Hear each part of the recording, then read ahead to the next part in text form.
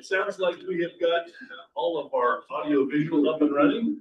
So let's call this second meeting of the Sublette Antelope Migration Corridor to order.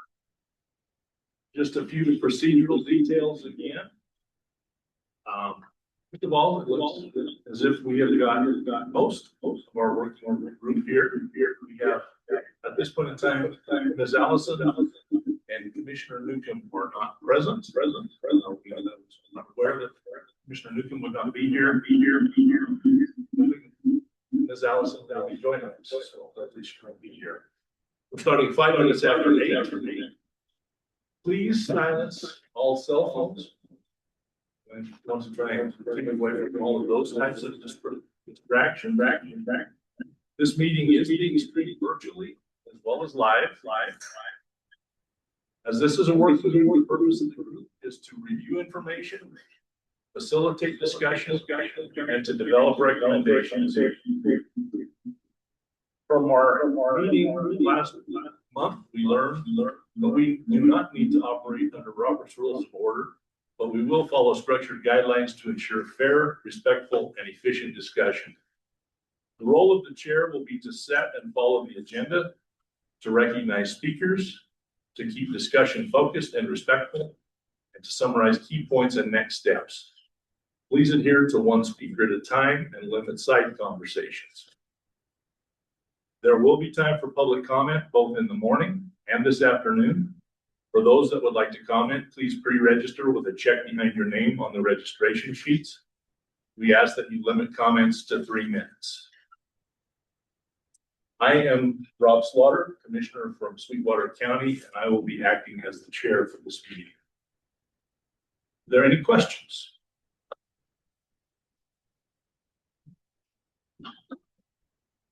What's heard? Make sure everybody's awake and has an opportunity. Good morning. Good morning. Yeah.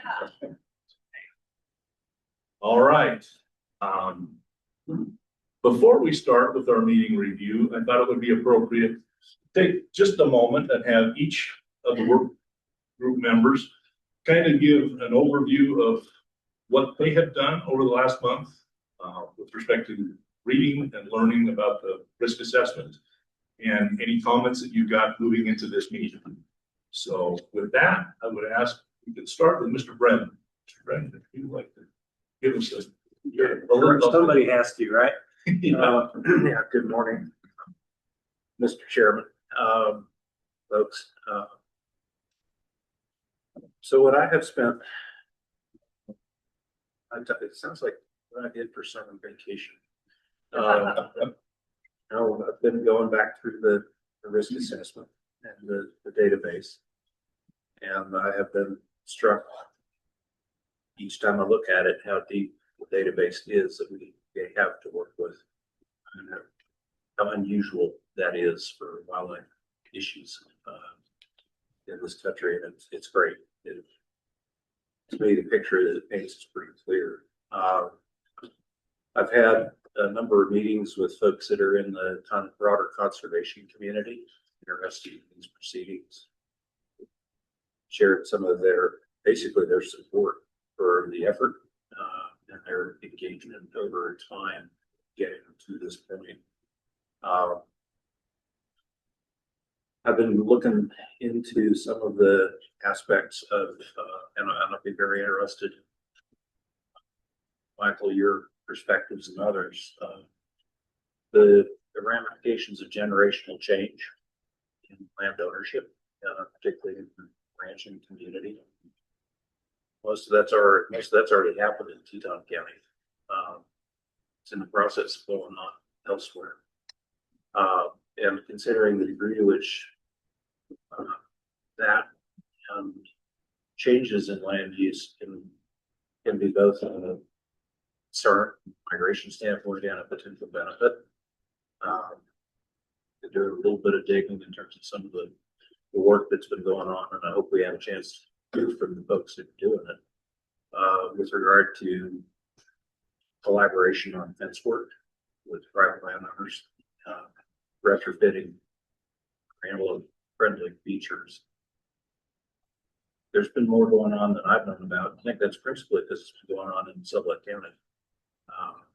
And I think that's really interesting. I think it's potentially very important part of what we're talking about here.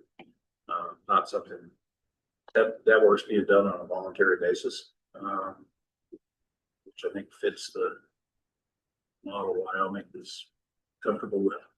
And I'm really interested in looking into the practical consequences and costs of doing that, and also the benefits on the wildlife front. So that's occupied a fair bit of my attention, sir.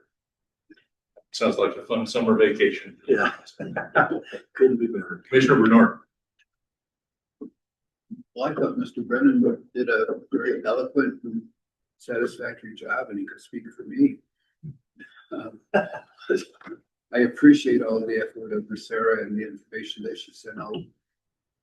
Tremendous amount of data, details, and gives a person time to pause and reflect on what's occurring in the magnitude of the antelope migration within the counties itself. And it's not a specific path, but it encompasses the entire counties that we're meeting on. And I couple that with the challenges of game and fish and how they're trying to adequately direct and protect one of our large resources. And this was a challenge for everyone. Gives me a lot of pause to reflect on Sublette County on a whole and where we sit within the future planning of not only the wildlife as a standalone issue, but in conjunction with the coordination of future development. That is devastating to the antelope, the deer, and elk, of course. It's very valuable, but I'm going to thank you. Thank you. Mr. Hand. Thanks, Chairman. Since the last meeting, been working primarily just networking with landowners, trying to disseminate some of the information that we learned in the first meeting, as well as some other information that's in the risk assessment. And they have a lot of questions. Landowners typically have a lot of questions, first off, about limitations and restrictions that this may have in their operation as a whole, not just on their public land permits or state land leases, but also potential impacts to their private lands. Just addressing that, what we learned and disseminating that information. And then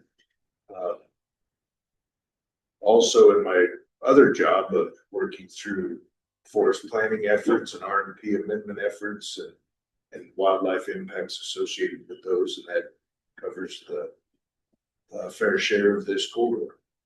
Have you been successful in allaying some of the fears that the landowners have with respect to the private things they are? Yeah, they understand it. There's some questions which I'll probably hopefully get clarification from today around some of their, if they're utilizing state or federal funding to do X, Y, or Z project, and if that does limit. I didn't want to speak out of turn, so I told them I had a meeting coming up. Perfect, thank you. Mr. Root. Good morning. I've met since our last meeting, met with the other trunk producers in Southwest Wyoming, as well as the other industrial representative on the committee. Had discussions. I think as far as mining in Southwest Wyoming, we don't have a lot of concerns other than some definition clarification and how it will be interpreted on just some different terms, because we, through our permitting process, we already have to recognize known corridors and deal with those as we're doing permitting. Now going forward, trona mining is going to change to right now we're all underground, not a lot of surface impact, but in the future it will be mostly solution mining, which will be more like well fields. So we have some concerns around that, even though it's not necessarily in this migration corridor of the south of Green River, but it, you know, everything has an impact, and there's corridors down there and core area for sage grouse. So, and then I guess others' concerns are just we don't want to add another layer to slow down permitting even more when we're already doing most of what's covered in the plan. So, Thank you. I've spent a lot of time working on trying to come up with our agendas and concepts for what we can look at over the next few meetings. Had a great opportunity last weekend. We had the Mule Deer Days celebration in Rock Springs, and there were several conservation groups that are concerned with migration corridors, along with game and fish there. I had the opportunity to speak with 7 or 8 different representatives there, along with several people from Game and Fish. I was able to also speak with Wyoming DOT, which is another resource and another entity that I think we probably want to return for before we get into the recommendation phase. I think the more I look at this, the more I see how in-depth it is. Then I seem to feel a little bit better each time I look at what our designated charge is from the governor. It's pretty specific with respect to what the governor's asking for us to do. And so I think because of that, it's something that we will be able to handle, and we can narrow the focus through just working within that charge. Other than that, just trying to prepare for this, figure the best way that we can move forward to ultimately our goal of finding recommendations for the governor. Sarah, would you like to say? Sure, thank you. Good morning. Between now or our last meeting and now, I've spent a lot of time working with Chairman Slaughter on what the meetings look like, as well as Jill and Martin to prepare for today. But in between the time of our meeting, we had a legislative session. So I got to see a lot of people from all over the state and who are in Cheyenne. And so it was a great opportunity to update lots of folks on what we're doing with the corridor and where we're at in the process of designation. So it was great to hear the interest from folks all across the state, not just people who are around the corridor, who are interested in the work that you're doing and the process. So I'm glad that there's interest and people are watching the work, and so looking forward to this meeting for continued updates to the public as well as the governor. So Yeah, I've been meeting with various conservation organizations, also met with Mike in those meetings, just kind of talking about like areas of interest, the support for this corridor, just kind of general overviews, what we're looking at here. I've spent a lot of time digging deeper into the risk assessment, trying to get a better understanding of these areas that I'm like not as familiar with as the Pinedale area. I've also met with just local people that I know and try and get an understanding of their support or opposal to this this corridor, that have like various, you know, are with hunting and conservation, ag, industry. So I've gotten kind of a good perspective just speaking with folks that I know in this community. And I've also spent a lot of time looking at the previous recommendations from other working groups to try and get a better understanding of the language that we will use in our recommendations and sort of what is expected of our final result. excellent, thank you. Sure, Marshall. So I pretty much spent a little bit more time looking at the risk assessment, especially in the northern part, because I'm somewhat familiar with the area I'm at, which is southern Suffolk County. But I did want to kind of familiarize myself with more of the northern areas and try to see what those impacts and what those deals are. I have talked with some local people in my area and around me just to get their take on it and their feeling. And I think it's somewhat positive. I don't think that they feel like they're threatened or anything because of the EEO, the way the language is written in EEO. So I think that is good. I do think it's gonna be tough to come up with good solutions. I do think it is. A good working solution. I I'm think, positive. I think the road is long ahead of us, but I think we'll get there. I'm hearing a lot of support from a lot of different areas. Mr. Bum. Morning, Mr. Chairman. Yeah, basically for Lincoln County, where I deal with 2 field offices in BLM and Bridger Teton. And the ranching community that I have that sits in between, as I use in different counties, trying to figure out what those impacts are on the industry. 8 of my top 10 taxpayers are in this area. That's industry, that basically fuels my county. And trying to figure out what I think what's been said in here, how that interaction takes place with the federal agencies, how that interaction takes place with the private. I'm a very huge fan. Fencing cures a lot of what we're looking at. Being very much a part of the Nugget Canyon, and then even this one coming up into here, and the impacts that has in basically funding. You got a lot of movement. There's a lot of moving parts with this thing. Coming up with a solution that we can match everything else going on. That's why, as a commissioner, when I've been at the legislature and we sort of talked about that, I got quizzed about this quite a bit. A lot of people in the state. For my county, you flip on the other side of the mountain, I've got the big one that's got the 105-mile go. What does the establishment of this corridor mean to the rest of the other projects that could take place? Because we could be laying the groundwork that's going to have to be followed by a lot of different things that go on in this state as it develops. Down in my area, the development's doing full board, and I sit in a whole different area where I actually live. It's got a lot of animal movement in it that really change from time to time. So trying to wrap my arms around it. What does it mean to industry? What does it mean to sit on all the Rock Springs RMP, Pinedale RMP? What I deal with them on there is the Kemmer RMP. In industry down there that was brought up in there, there isn't anybody that isn't coming to Wyoming as to how hard it is to come in. That's the number one question that you get asked, is how hard is it going to be to do business in this state?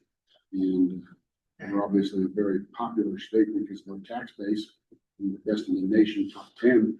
People that know.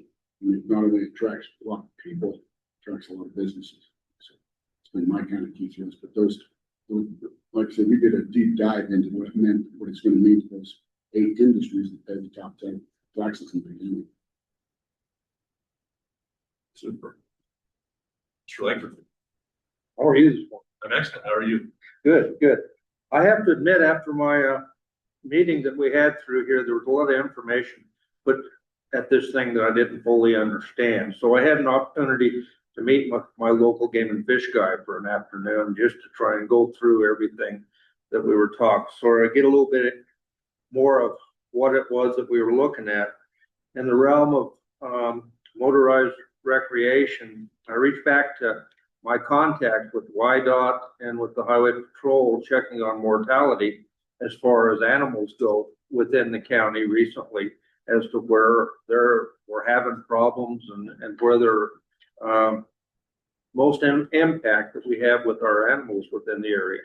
So I got information regarding that, and and also meeting with other ranchers out and around, trying to get an idea of how motorized vehicle affects what's going on within the corridor. So that's been my contact with it.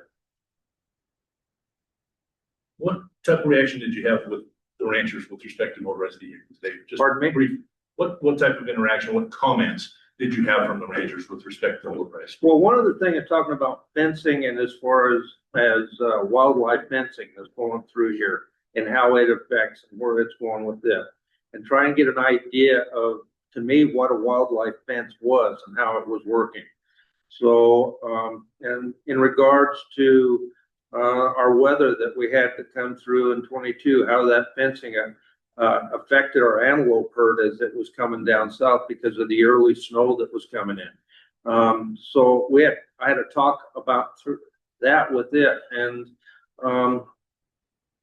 everything. I think education is more than what was coming down with here, but everybody seemed on board with, at least the people that I talked with. You know, that was another thing that I did, some of the literature that I was able to get at the end of their days. gave me information with respect to fencing and the different types of things that can be done with fencing. I hadn't seen some of the buckles that are used to raise lower wires and some of those things. It's interesting to me to actually be exposed to that and see all of the different methods. Lots of different ways that fencing can be used and can benefit. So I think certainly a little moving forward, that's something that we're looking at. Another one that I was really interested in that I didn't know much about, and learn a little bit enough to be dangerous about them, was the conservation easements and what talk with people with respect to the conservation easements and what are currently in place and what are planned, and what a great program that's like. So it was really nice to hear some of that. So, well, thank you all for your work to this point in time. It started with this meeting. We're already a little bit behind because of doing that, but I felt like it was important to hear a little bit from everybody at that point in time. So this morning, we're going to begin with a quick review of our last meeting. In the last meeting, we had our first exposure to Governor Gordon's Executive Order 2020-1 and discussed his charge for this local working. We also were given extensive information on migration corridor implementation, a herd overview, and the Game and Fish Department biological risk analysis. Our meeting goals were: 1, to review the governor's executive order, expectations, and 2, to gain understanding of the Sublette antelope herd and migratory behavior. I think we were successful in getting an awful lot of information at our first meeting. It's kind of like learning from a fire hose. There was an awful lot of information. So today we're going to be doing some review of those things. Our focus today is going to follow the guidelines of the governor's charge in concert with Executive Order 2020-1. Our goals today are: first, to evaluate how potential designation would interact with existing plans and land use. Second, to understand conflicts and compatibilities with a corridor designation.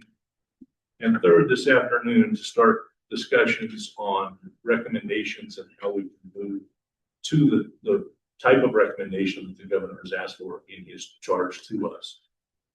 So without further ado, we'll begin this morning with Game and Fish presenting further information on identification and designation, with a review of existing protections and threats within the corridor segments.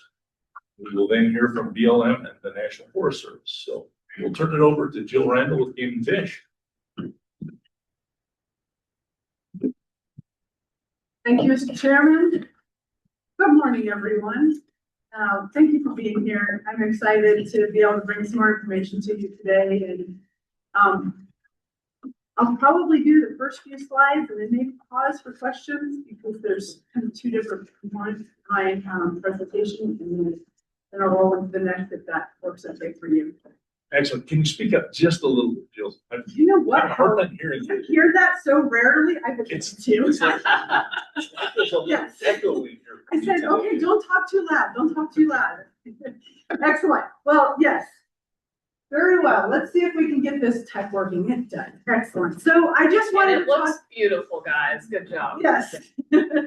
I just wanted to talk really quick again about the difference between designation and identification. You all saw this slide at the last meeting, but I really just want to make sure that everybody feels really comfortable with this difference. We've had a lot of questions and concerns from the public and our different stakeholders we reach out to.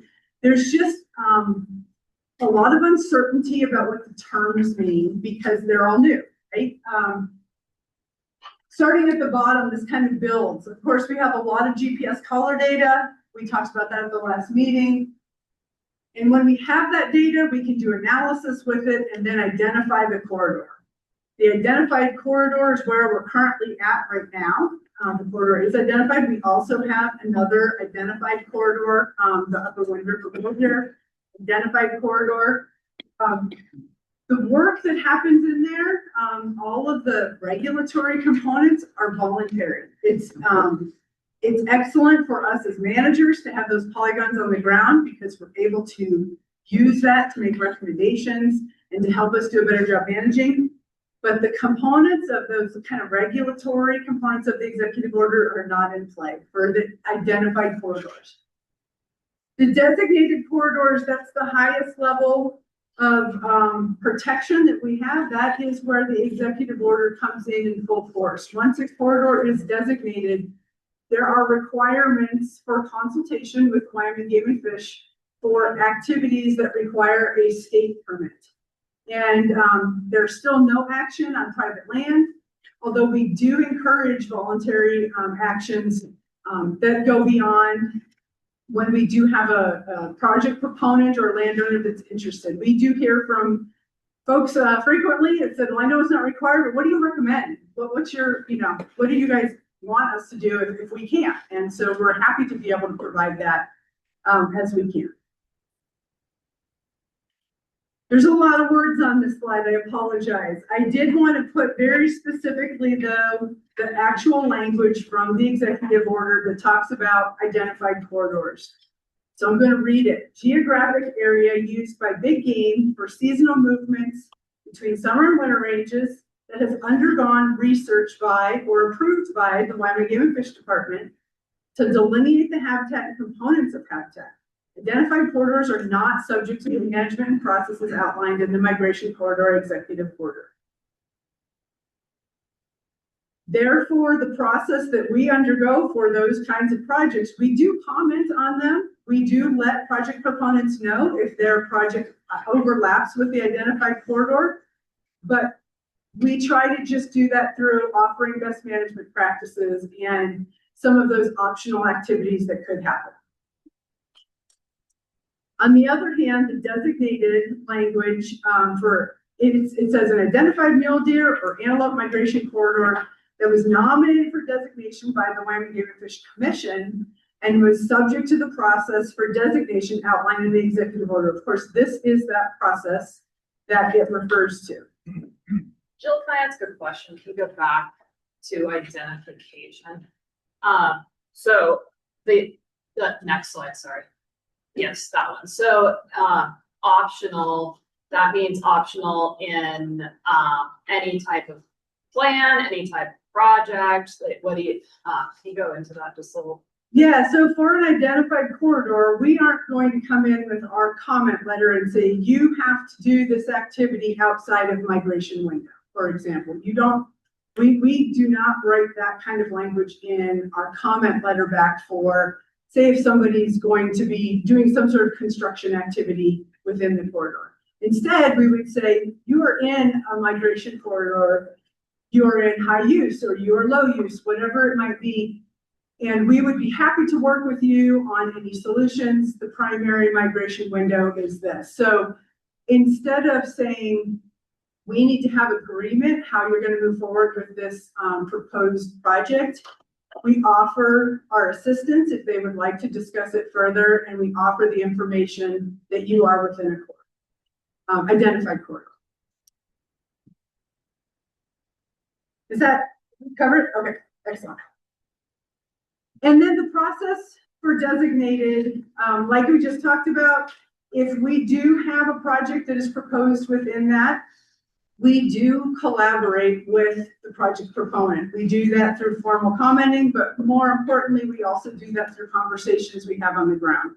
We work with, whether it be on, Federal Land Management Agency, the project proponent, we will work with them to try to come up with solutions that make sense for moving forward with the proposal, as well as ensuring the functionality of the corridor. So those collaborations and discussions are required. And that's something that we really value about the executive order, is that we have those conversations and try to come up with the best solution moving forward. Low and medium use areas do allow for disturbance and development, but it should be limited when possible. So again, we try to get everybody on the same page to what's reasonable for what we can do, particularly in low and medium use. The protections are much more significant for bottlenecks, stopovers that overlap with high use and high use areas. I want to pause there and just make sure everybody's feeling really comfortable with those two terms before I move forward. I know there's been a lot of, confusion. Yes. So the last part of that, human presence should be limited. Mm-hmm. Is that typically let's just pick the Sublette mule deer because that's been in action. Sure. Is that, is there a no human presence, recommendation or requirement given on public? I guess that. maybe No, I it's that missed- word should, that's important in there. So think something like, if a new trail is going to be constructed, a bike trail, we might prefer in these cases, if it's through a bottleneck or is a high use area, we would prefer they have seasonal closures on something like that. It's not to say you can't go out and do business like on the Antelope. We have, of course, a lot of ongoing work that has to happen for that gas field to proceed. And so there's no push for things like that. We do definitely try to look at new activities in places where it's feasible, but that word should is pretty important. It's not shall, very intentionally for low and medium use. Thank you. Okay, I'm going to keep on rolling then. I want to talk about some of these protections that were provided through the executive order if it's designated. So I mentioned bottlenecks, high use, and stopovers within high use. These are the components that have the most regulatory language associated with them in the executive order. I'm sure you all have read through that. You're familiar with that. This map does show of the whole corridor, that's the gray. Yeah, you can kind of see the gray in areas. All of these areas that have purple, yellow, or pink. These are bottlenecks, the pink ones. The yellow are the stopovers that occur within high use, and then what's underneath that is high use habitat, purple. We're going to talk about these a little bit more in detail here. So the bottlenecks. I'm going to refer to several components in the risk assessment. I know a lot of you have been through it. Just as a refresher, we do have Appendix B available in the risk assessment that talks a lot more about the details of these bottlenecks. That's found on page 132. So these are the highest, most important critical areas that we believe are threatened within the corridor. And so we do have the language in the executive order says no surface occupancy will occur. That's of course new surface disturbance, no permitted seasonal use. So that gets into, what you're talking about. We discussed about recreation potentially, but that's only during peak timing. So it's only during those windows of migration. We're not suggesting that you can't go and run a public race, like a running race through a bottleneck in July. No big deal. That's no conflict there to the functionality of the corridor. So it's really just the seasonality of that peak use of the corridor for activities. I'm not expecting you to read all of this, but I just wanted to remind folks on this table 26, which is found on page 107 in your risk assessment, it does break down for all of the bottlenecks, the different threats that we identified. Of course, they're not all the same for each bottleneck. There's different things that you'll see in here: habitat fragmentation, conifer encroachment, recreation is there for a couple of them, particularly in the north end. But we do have asterisks noting the activities or the conservation actions that the executive order could help with. So on that rightmost column, it kind of references those things. If we did have the corridor designated, which of those threats we could probably more specifically address with implementing the executive order. High use. So this is all the dark purple. So outside of that, you're in lower medium use. So all the rest of the gray footprint is lower medium use. Remember, the language for low and medium use is it is a lot of words like should instead of shall. So we try to do what we can in those, but really the teeth of the executive order is found in these areas we're talking about right now. So page 9 has a map, which is figure 3, and you can see all of that for each individual segment also where those high use portions are. Surface disturbance and heat use shall be limited to ensure functionality of the corridor and not cause migrating antelope to avoid or leave the area during migration season. So when projects are proposed in there, we try to work with the project proponent to allow for the multiple use that's out there in landscape, but still accommodate the needs of those antelope during the migration period. So that's very site specific as far as what we recommend. That's one of the great things about the executive order is that it's very case by case, very site specific. There's no one size fits all because it really depends on what is threatened on the ground right there, what use level you have, etc. And then these yellow areas are the stopovers that overlap with high use. Again, you can see the detailed information within each segment map or each segment section in the risk assessment. But in these areas, surface disturbance should be avoided. Permitted human activities during migration should be limited or avoided. These stopover areas, like we've talked about before, these are really critical areas for antelope to be able to refuel, to rest, to push through for the next leg of their migration. Because of that, we don't want to disturb any more habitat or fragment the habitat any further within those areas that are being used as stopovers.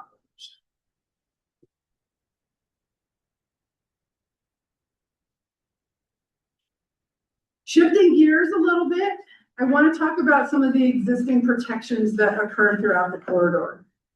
So again, a lot of this is available on the risk assessment, but I wanted to provide an opportunity to talk about it in a little bit more detail here.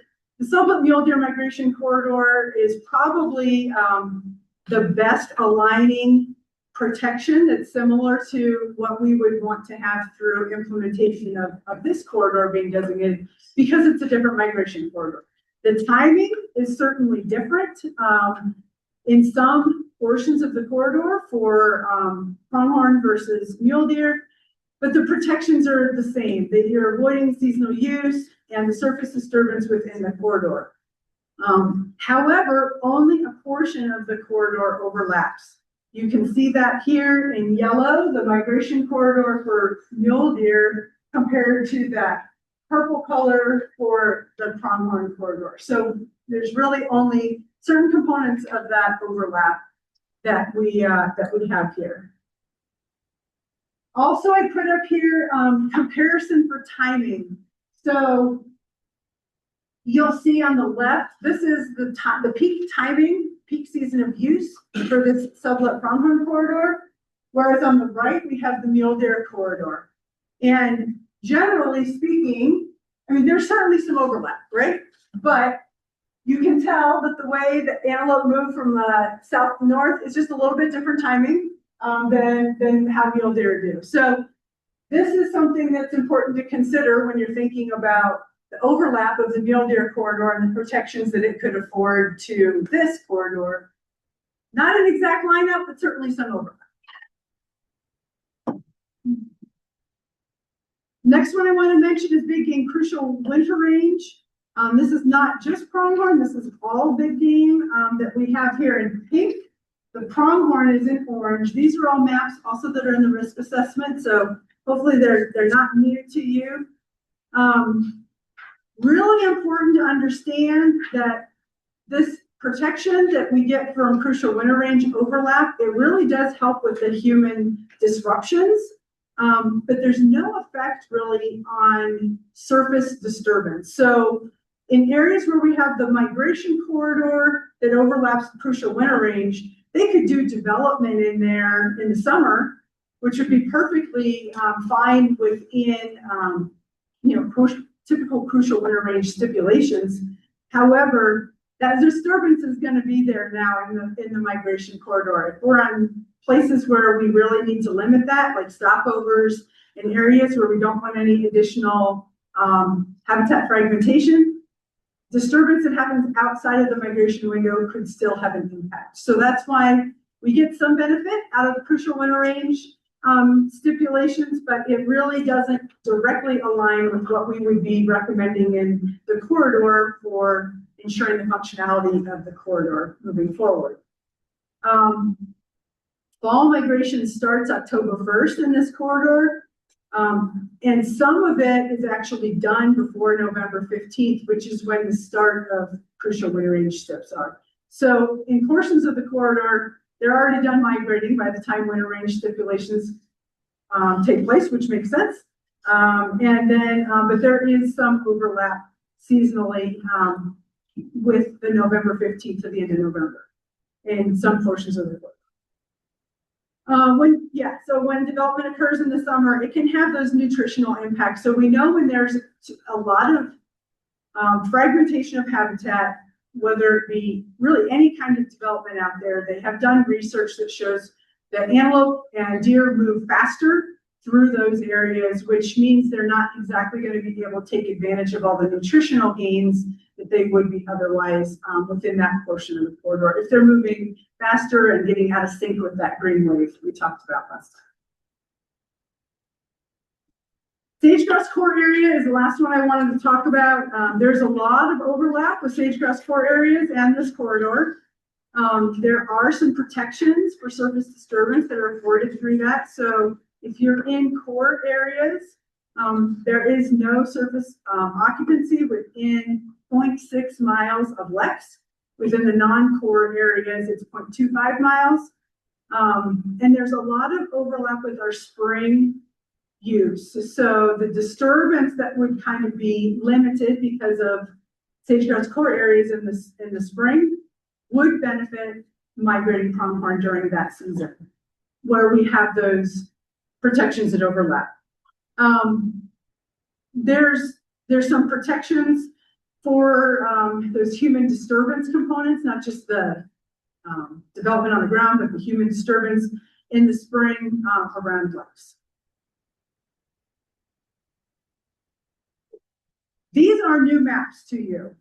These are maps I have not presented before. In conversation with Mr. Brennan, we have tried to answer some of those questions he raised at the last meeting about really looking at how these overlapping protections that we just talked about, sage-grouse core area, crucial winter range, and the mule deer migration corridor overlap and either provide the protections or not for what we need for this corridor. So I'm going to walk us through this map, or these maps. Bear with me, and hopefully I can help this make sense. I want to start with the fall one on the right, because it's a little simpler, a little easier to walk through. So the gray area, that's the footprint of the corridor that you're used to. And what I did and you'll see the timing up here, that is the peak seasonal use of the migration corridor throughout those different segments. What I did is I looked at those three components of protection: sage-grouse core area, crucial winter range, and the mule deer migration corridor. And there's two components to look at this. One is the footprint of overlap. And that's what the maps have that you looked at in the risk assessment already. You can see where that overlap exists. The component that you don't see in any of the other maps is the seasonality of how those protections overlap with the migration. So in the fall, we actually have quite a bit of migration that occurs in areas that are only partially, you'll see the number of days here, covered by those protections. So the light green area, this has 16 days of overlap with one of those other protections. So 16 days, so looking at this like October 1st to various end dates, so anywhere from October 31st to November 30th, of that fall migration window, 16 days are covered with some overlap. 17 days for this little bit darker green, 47 days for the north end of Mesa here, a little bit over by Finger Lakes, and then there's some dark green down here in this corner where the entire window of migration is covered, and I believe that's a combination of overlap with the migration corridor as well as crucial winter range stipulations down there. So this map is an attempt to show not just the footprint of overlap, but getting at the timing of it as well. So instead of saying just because crucial winter range overlaps with a big part of the corridor, there's still a lot of the migration season that isn't going to have any protection afforded by it. The same component is over here for this spring map. Obviously, a much larger percentage has covering, has some coverage. And that is due in large part to sage-grouse core areas. The overlap there, as you saw in that original map, is pretty extensive. And so some of these areas, either 31, 46, or 61 days, that's the entirety of that spring window of migration. Several areas do have total overlap with timing.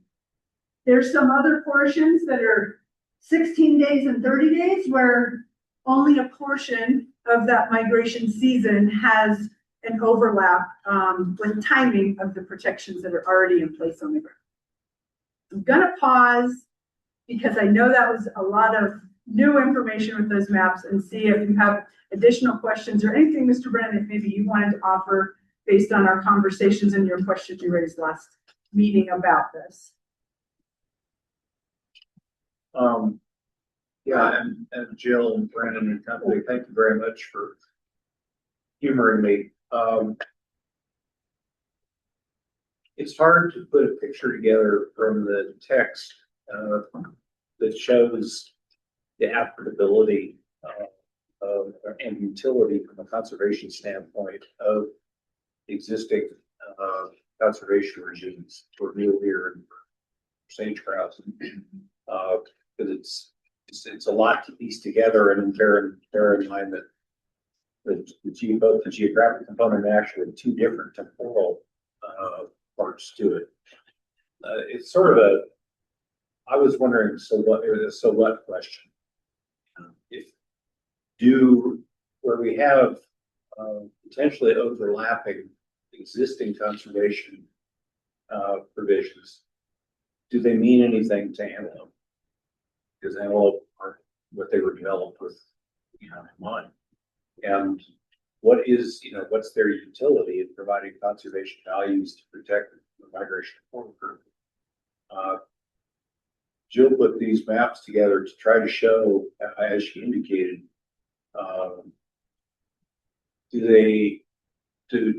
when and where do sage-grouse core area measures actually benefit migrating antelope?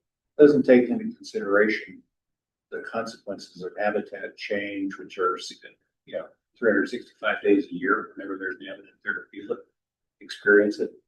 But it does give an idea of what's out there. And I think that's important from the standpoint of one, the last thing I think you want to do is duplicate what's present on the ground. You don't want to conflict, at least unconscious, but without knowing it, what's on the ground from the standpoint of conservation. That's permitting consideration. How do these pieces fit together? But you also don't want to assume that there is protection provided by measures that, either because of their location or their seasonal relevance, they don't do anything for the species and for migration movements. And I think these charts, these help in trying to assess the degree to which everything's already covered. We don't need to worry about anything. We just go away. It's not actually, or where do you not have conservation being provided that would benefit the migration corridor? So that's what these are an attempt to demonstrate. It required boiling down an awful lot of information into a simple graphic that was understandable, instead of having about 17 different colors and different styles of hashing and all the rest to show all of it. I asked if it's possible to dumb this stuff down so that I could understand it looking at it. And this is any failure in understanding on my part, Jill, is my fault, not yours. But this is an attempt to do that, which is why I'm using a heat map. And it's important to push past the others. There's color up there, and that's all means the same thing. It does, and the heat map type approach is what attempts to do that. So I hope that this is helpful in pulling things together. and getting an overview. Because the hardest kind of problem to solve is one that's really, really simple, the answer to which is really, really, really, really complex. Because you can all understand what the problem is, but you can't understand the degree to which it's solved, complicated, or exacerbated. I think this is probably a work in progress. I think to really assimilate it requires going back and looking at the individual sections in the risk assessment, just to get a sense of how they fit in there and breathe life into what these colors really mean. But that was the concept behind this, both from the standpoint, and I think it's helpful, or trying to address the question is helpful, from the standpoint of helping us understand the degree to which there is conservation values providing what we're supposed to be talking about here. That's directly responsive to the governor's request of the committee. Evaluate existing measures and see the degree to which they do or don't fit the charge of dealing with the corridor as a whole. Then also to explaining it, once done to the general public. So this is a first shot at that, and I really appreciate Jill and Brandon and Cheyenne's willingness to noodle around with this and try to provide us a tool that helps both in diagnosing the current dynamic and where if there are holes in conservation, where are they and when are they? This is complicated because you got a seasonal applicability here, right? So two very different pictures. We might not even be here, if it was, let's just look at spring or let's just look at fall, but we have to look at both. So I hope folks find this helpful in looking at it. I've got the benefit of their patience with me and several hours in walking through this. This is all new for folks. So I'd encourage each of us, and myself included, to really spend time trying to figure out, well, what the heck does that really mean? Let's go back and see the degree to which it's grounded in the risk factors and conservation benefits identified in the risk assessment.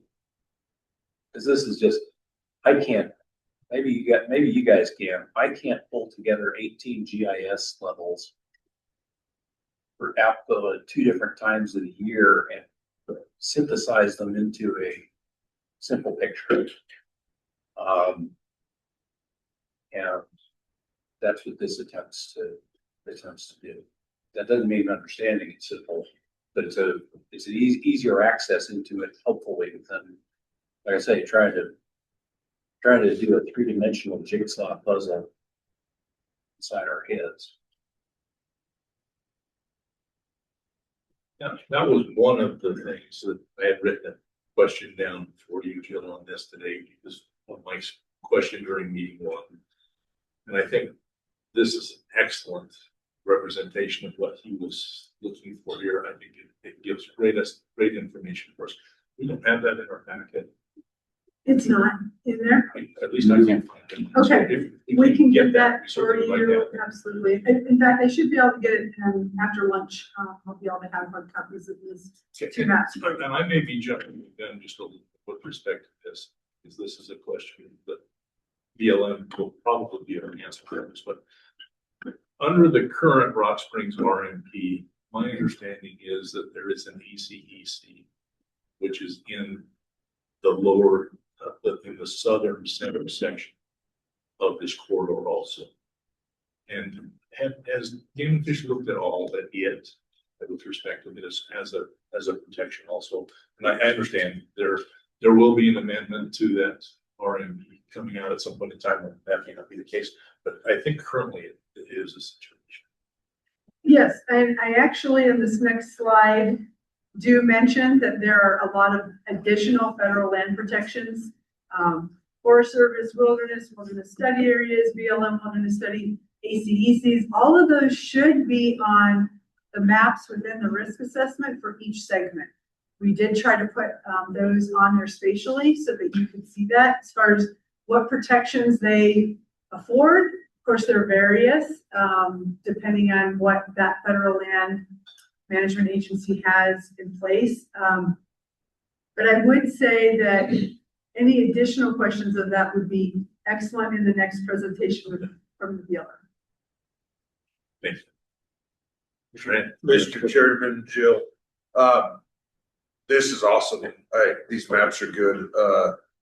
Just to get to Chairman Slaughter's comment, I think, it probably is a pretty good lift, but adding those to this, each RMPs and forest plan, which is only one, to see what that looks like for overlap, to kind of take it whole picture, would really help myself understand all the layers, you know, that's in our drive to look at as well, because there might be, the map probably look a little different and might pop out those areas even more that are crucial because there's not additional you know, NSO or timing stipulations set forth by those federal land management agencies that would help.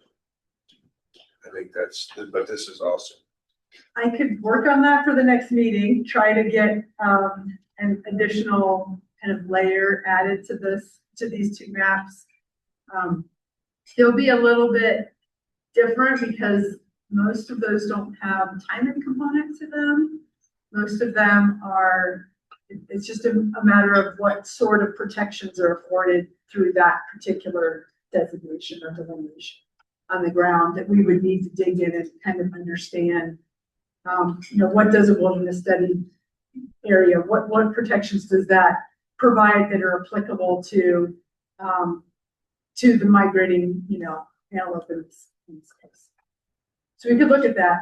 It would be a little complex, but we could get something together for the next meeting if you'd like. I think that's a good ask. I'll let the chairman ask it so you don't knock me over the head. Still after guilt this if you meeting. would do that. Commissioner Clark. Same subject, because like in your projections where they have the same from March 1st, April 30th, where in there is it under winter skips? What's it under with the shed hunting closures in the entire lower southwest area of this one there? Where does that show that when I deal with BLM? We don't have anything on these maps relative to antler hunting. But that's a total closure clear to May 1st in there that shuts it all down in there. So how does it has to have an effect in what you look at in migration, right? Isn't that covered with winter range? Is that covered with winter range or not? I'm gonna actually ask either Ross or Brandon, Sean, one of you guys. Separate, I mean, yeah. Okay. Outside, that's together. But they can still be out there hunting coyotes You're gonna or be out there things like recreating. that. You just can't pick up. Just can't pick up. Not down my area. That's total gate lock off closure down there. You got the whole area is signed off in there till May 1st. So non-motorized, but you can go out there afoot still, at least in the Pine Hill RMP. I don't Can't do know it about down the where I'm Cameron. at, in the Rock Springs. I mean, in the Cameron. I thought it was all motorized. Are you sure that the areas that we talked about up in the large country and stuff like that, all of that is not motorized? Is that anything, Patrick, that you're able to address, or do you wanna get back to the group on that? Yeah, I guess right here, the season closures, it's about 60% overlap in the season closures that you're talking about. That are from January 1st.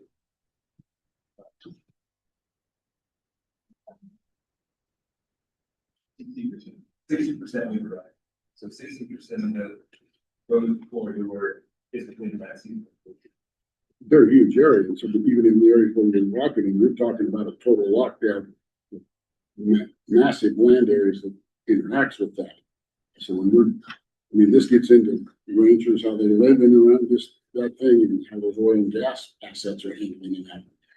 That's why I'm asking. We can look to see if that's something we can also include in the same request that you've already got here. I think If we you could could look probably. at that, Jill, I think that would get that. if we could have everything, so it's just a Course, right? global view. Hey Jill, I'm not gonna ask you to make another map. But I would like some clarification on something from a couple slides back. So when you speak about, the high use areas and surface disturbance and human disturbance, that's shall be limited.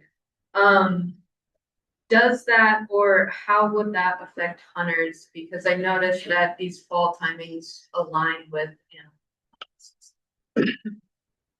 We view hunting as something that is, that recreation is compatible with our needs for managing the population and consistent with what we need to have for protections that are out there on the ground for the corridor. We don't see a conflict there. Okay, thank you. Chairman Connor, Jill, thanks. Great slides. So something on the slides, the two maps there.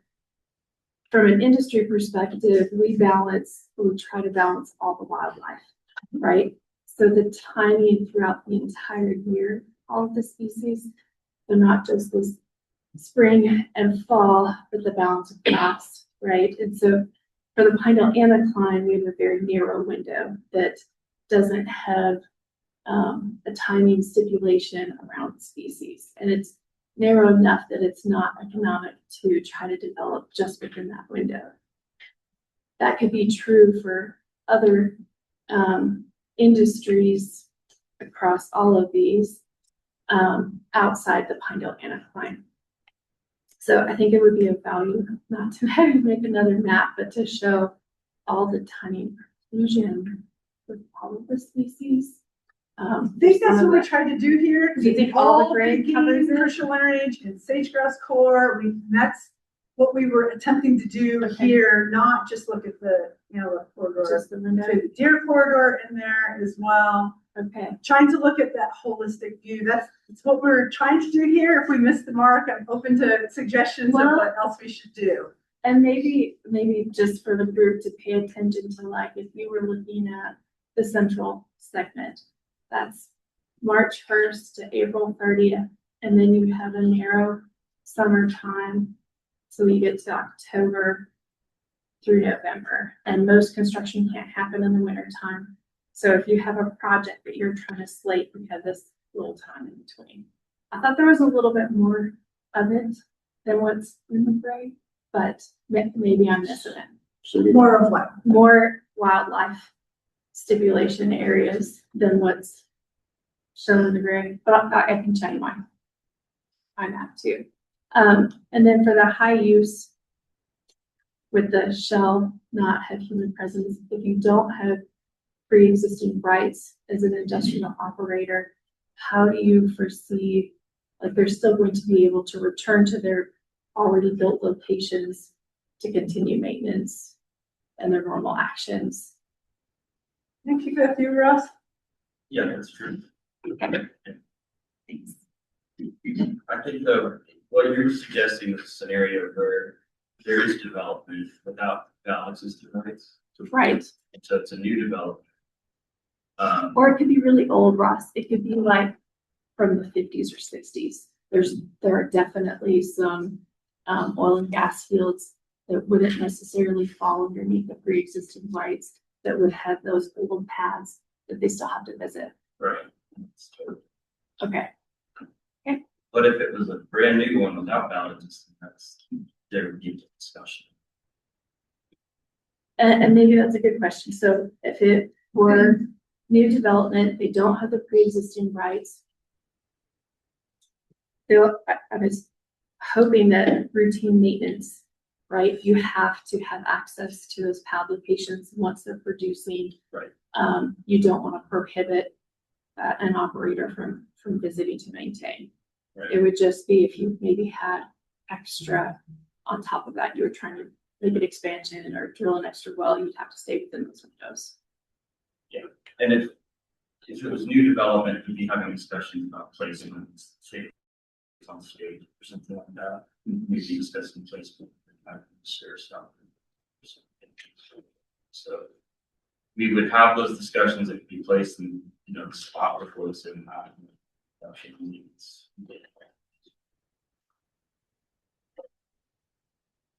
If I may, on some of the new stuff, the window's just flat not big enough. When you're drilling 19 to 21,000 feet for re-injection wells, you can't do it inside of a window. You can't. So it prohibits developers from coming in or even adding on. Exxon Corporation, 19,000 new spruce. We're going to be putting in 2 at 19,000. You haven't got enough time to drill and go between the slips. That's all there is to it. Yeah, and again, I'd say like case by case discussions on the specifics of the location and specifics again.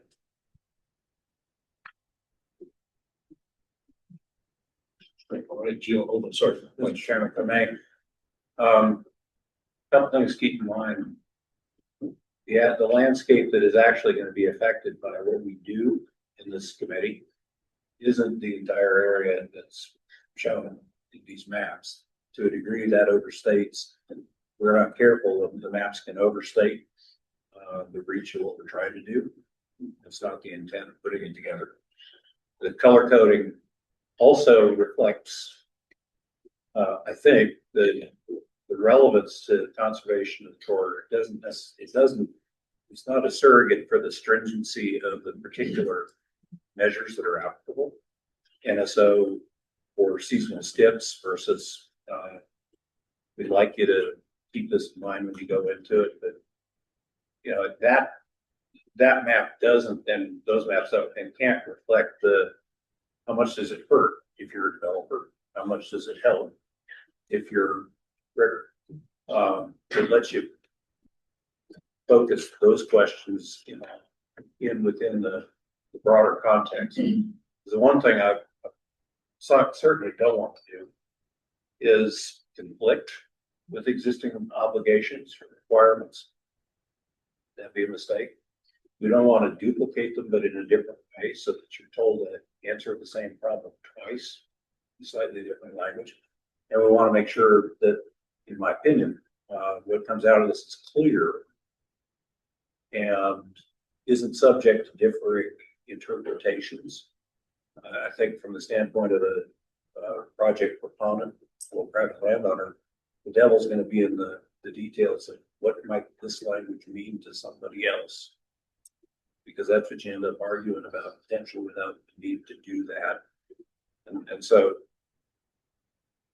finding the tools to make the questions as obvious as possible so that the answers can be provided in language that is as clear and uncontrovertible as possible is what this is all going to be about, in my opinion. And then you get down to, well, what does it mean when we say we should? No, that's the subtle art of encouragement or whatever you want to call it. But that's the vehicle through which this will be expressed. Those are the vehicles. We prefer it. Here's options. We don't want you to do it. You know, that's where the rubber's really going to hit the road in terms of the language. And these maps don't do that. That wasn't the reason they were developed. Right, Jill, we better move on to threats. Yes, we already kind of hit on this, so I'm not going to dwell on this. There's additional protections that are out there, particularly associated with federal. And then additionally, with regards to private land, there are a lot of landowners that have voluntarily already put conservation easements on their property. And in most cases, those will limit surface disturbance, prevent development, but there's no limits on human activity. That is, you know, it is what it is. We're not upset or whatever about that because private land is not directly affected by any of the regulations, of course, in the executive order, but there are additional conservation components on the ground out there in the form of conservation easements. Okay, talking about threats. So some of the threats are very localized and site specific. Other threats are much more widespread. So you can see table 26, that covers pages 106 and 107. We really try to boil down the threats into a table. Instead of many pages worth of narrative, we tried to boil it down into a much more simplistic table. Designation can really help prioritize the conservation work that we do and hone in on where we're going to put our funding to mitigate these threats. So some of these maps you've seen before, roads and highways is certainly one of the big threats. So direct collisions cause mortality. Some of our highways do limit access to seasonal habitats. We've done a lot of mitigation and a lot of conservation work already to try to help with this threat. The Trappers Point and Dry Piney wildlife crossing projects have been completed within this corridor. They're relevant for helping pronghorn get across the highway safely. There's a lot of gates around Farson, north of Big Piney, southwest of Boulder, where we open those seasonally. And those are really excellent for helping to facilitate kind of a pathway for pronghorn to just shoot across the highway and not get stuck in the right of way. We've also done some right of way fence modification work with whiteout and adjacent landowners. Another current threat, fences. I've heard this already mentioned today. I think everybody's in agreement. Fences are pretty rough on our pronghorn out there. There's definitely direct mortality that happens, but really limiting access to habitat is probably their biggest, the biggest impact on this herd. There's also that kind of intangible, like energy expenditure component. If there's a pronghorn heading up and down this fence multiple times, does that end up contributing to that pronghorn dying a month later? Super intangible things. Fences are tough. I mean, I don't think anybody's in disagreement on that. But we have done a ton of work with landowners, with our federal land managers to try to do fence modification work throughout this corridor. Just in this, I would say, vicinity of this herd unit, last year alone, we modified 32 miles of fence, and we have plans and funding in place to double that next year. It seems like the only limitation we have on this is funding and capacity with contractors. Our interest from landowners and our federal land management agencies is abundant. And so great opportunities to continue to do conservation work here moving forward. This map is new for you. This is also directly in relation to what some questions and discussion we had at the last meeting. So what I have here, these lines, this is the line data that we use before we make the polygons. So this is kind of raw data, if you would. And I only isolated this to animals that used this Antelope Alley area west of the town of Pinedale. That's right here. So you can see there are questions about where do those antelope, go? Where are they heading? For the vast majority of them, they come from somewhere wintering on the south end of the mesa or incline and head up towards North Cora. They don't have a real long migration according to this data set that we have here. Again, a small subset of the whole data that we use for the corridor. But something I wanted to show you, we have in this graph here, it shows the number of individuals that were collared that went through Antelope Alley. So basically crossed the highway there by year. So 2005, we had 5 individuals. You can see it varied anywhere from 9 individuals. At the high point, again, just collared individuals. It's not saying only 9 individuals went through there, it's just from our sample set. But after 2016, we have not had a single animal that was collared go through the Antelope Alley area. So in our data set, since then, of course, we talked in the last meeting about the additional development that has occurred there. That's some data to kind of back up some of the discussion we had about how the use level has changed due to development in that particular part of the corridor. The conservation actions that are in place really lie in the hands and the decision space of county planning and zoning for a large part. That's something that we provide information to the counties, but that's their decision space. That's their authority to be able to set planning and zoning for residential development within the county level of decisions. Jill? Yes. If I may, I'm sorry, just real quick, get you, Commissioner. With respect to, well, Commissioner Bernard, I'll let you go ahead. We look at the numbers with a high of 9 and a low of 1. That's out of how many colors?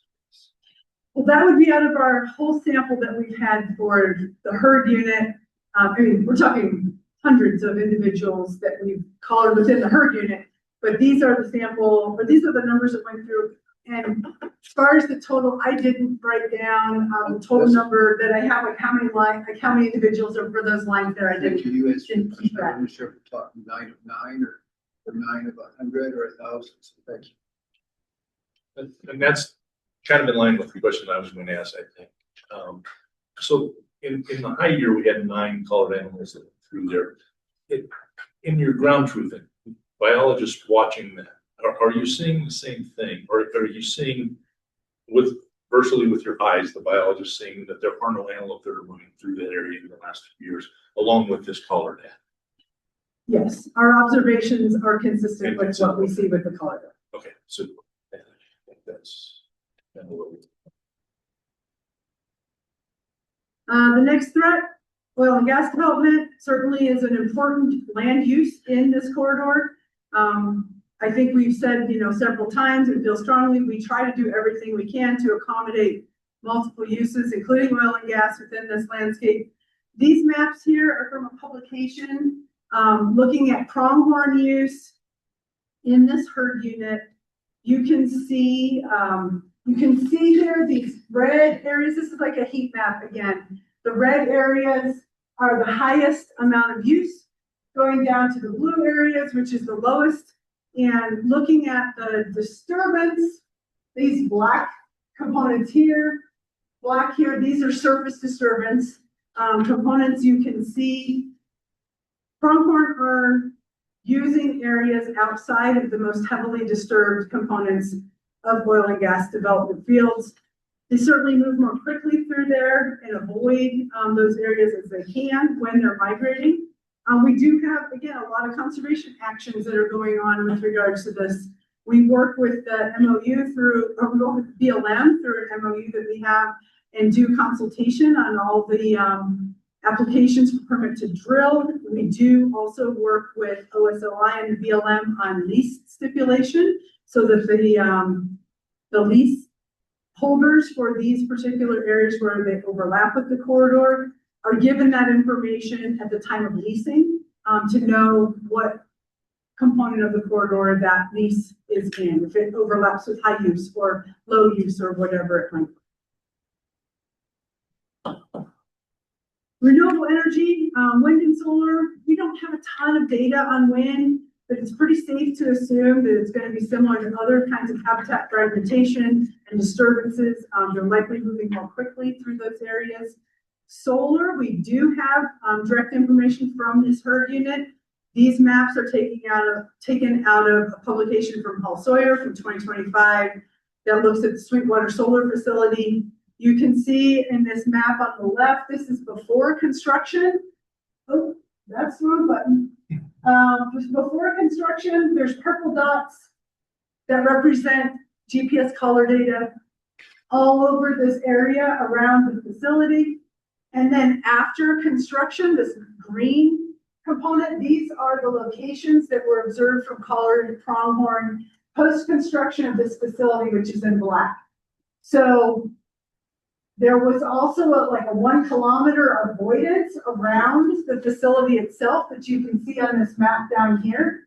This map here shows the highest use areas opposed to the top one that shows all the GPS color data that was collected as that study was being implemented. Siting is critical for these. We're not saying that we can't have them out there. We're just saying we can put them in a bad spot. It can have a big impact. If you put them in good locations that don't overlap with highest use components of the corridor, then we all kind of have the win-win situation that we're looking for, to have the uses on the landscape in locations that don't have such a huge impact for migrating antelope. Different components of mining, churn and gravel sand. there's a whole variety of different types of mining use. The above ground facilities, of course, they have roads which can impact movement and available habitat. There's an increase in demand for gravel that we've witnessed in the last several years. A lot of these facilities are only running seasonally anyways, because that's when the demand is for them, not all of them, but some of them. The same kind of component we just talked about, just citing them is really important. And figuring out that site specific recommendations, those case by case kind of discussions that we get to have if we have a corridor that's designated, those conversations are in play and they have. Recreation. I think everybody around here probably knows that there's been a significant increase in recreation throughout the West. It's not specific to this corridor. That's not specific to this herd unit or anything like that. In many cases, the public land regulations are just not keeping up. And however, we lack a lot of science. I think I mentioned that at the last meeting. Don't have a ton of data and science on impacts of recreation on migrating antelope or migrating wildlife in general. It's been one of those kind of gaps that we honestly just don't have a ton of data on. So we have to apply, kind of our best thinking caps on a lot of that. And working on site-specific recommendations is kind of how we do that. Citing new trails appropriately is really important. And in cases where we have new trails, those seasonal closures to avoid a lot of conflict and disturbance during those peak seasons of use is generally what we try to do for mitigating recreation impacts.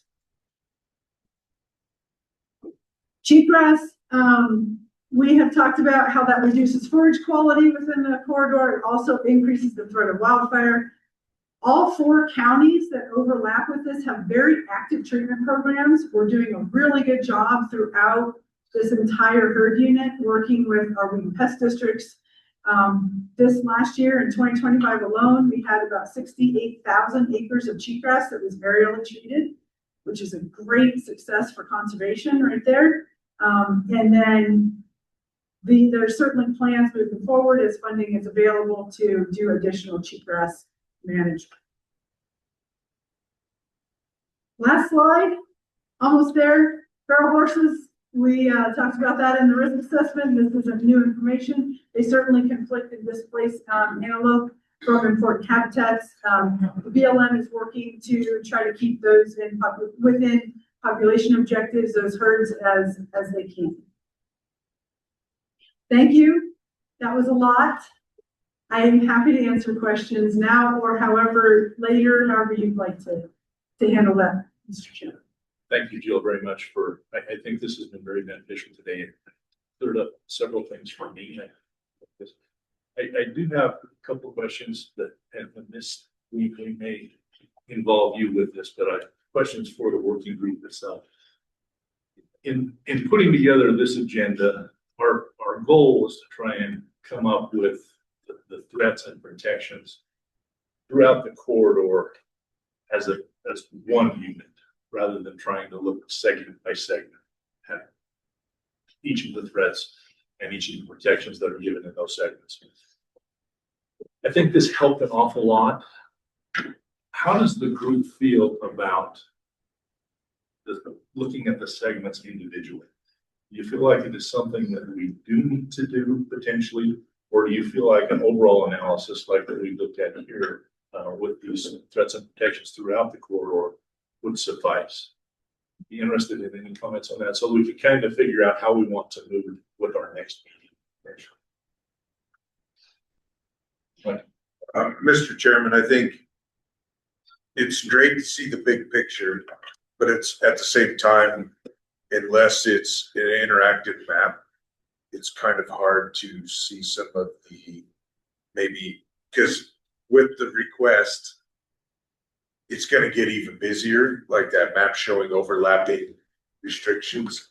And if it's a crucial point in time that it could get blurred out with all the color, that there's an actual area within a specific segment that we might miss and not be able to look at and conversate as the group. but it could go, I could see it go either way. Probably an interactive map over a fixed map would alleviate some of that to still look at the big picture, or just have individual talk about it as individual segments. Well, the concept is obviously, I mean, we can get so deep into this that it could take us 10 meetings. And we don't want to do that. I don't think that that's the government focus. But I do think that it may be a situation where we need to look segment by segment. And some of the segments may not need a lot of attention, but some of them may need more than what we've gotten through this. So I just, once again, kind of want to get a feel for this group before we, kind of move away from this and determine how we're going to move forward next meeting. I'm absolutely of the belief that we're gonna have to look at the big picture, because winter of 22, in the drought right now, you can go into any of these areas right now. And how that affects that migration, especially in the winter of 22, should speak loudly to everything we're gonna talk about. Because I'm on the bottom of this barrel. Trust me, in 22, everything's down in the back in the street or in the winter. That's all there is to it. So how that affects them getting there and the ability to get there. Around Kemmer, where I live right now, Round Mountain, just outside these 10,000 feet, when you get a big snowstorm on them, they're gonna come outside of that corridor and they're gonna come through Kemmer, and they're there now. And that's right where they're at. And that's because it's dry and there shouldn't be eating water. And so, but you can have the specifics like Mike was talking about, you were talking about, and I think we'll have to zero in on them. But we've got to come to the recommendation, I believe, has to deal with something that deals with that big picture. Whatever happens, you and I in county planning, we deal with 100-year floods, BLM deals, Forest Service, every agency in America deals with what is the big picture impact of anything that takes place. And the big years when you're in a drought right now. Some of the numbers you're showing on the 9 and the 1 and that, I would put doubt in that too. They don't need to do that. They're not moving right now. I mean, we're already got a habitat going on this May, June habitat where I live right now. They're not going to move. They don't need to. They don't want to. And so, but I think that we've got to go big picture at the end of the day. The recommendations got to take that in from where I sit. I think ultimately we have to do that, but I think we may have to look at some of the segments individually to get to that part of the country. Once again, just wanted to see if there's any consensus with respect to that point. I'm not sure how to do it. We're talking big picture where we've got specific use conflicts. Those are going to be specific. Those are going to be location specific. And the overall. We're going to get around to. I mean, we're going to have to deal with it one way or the other. We're organized however we want. Fine conceptually with pulling big picture down as you were asking. But when we talk about conflicts, these conflicts, we have a specific location in mind to which those are relevant. We've got to be clear about that. Because most of the use conflicts to our county don't apply in Teton County and vice versa. So I think we'll need to be precise in our language so as not to confuse things. Thank you, Commissioner. Thank you. Piggyback on Mr. Brennan here. It comes to when we look at the overall migration route, are we going to address just the migration route south as a standalone? Or more importantly, do we also need to address the development surrounding the migration route? Teton, Sublette, Sweetwater are much different. Once I went through and read your presentation, PowerPoint, and a couple of comments you made, they're interested in potential of future commercial development. And from at least my perspective as a commissioner, is I'm more interested in the migration route as far as preserving the asset and trying to complement that with the development. And so there's a huge difference between potentially, and I'm not saying I fully understand what's occurring on either side, of course, but we focus on just the route. Are we looking at the picture where it addresses location specific items? And I think obviously we're going to do that. This one have to help you for the picture.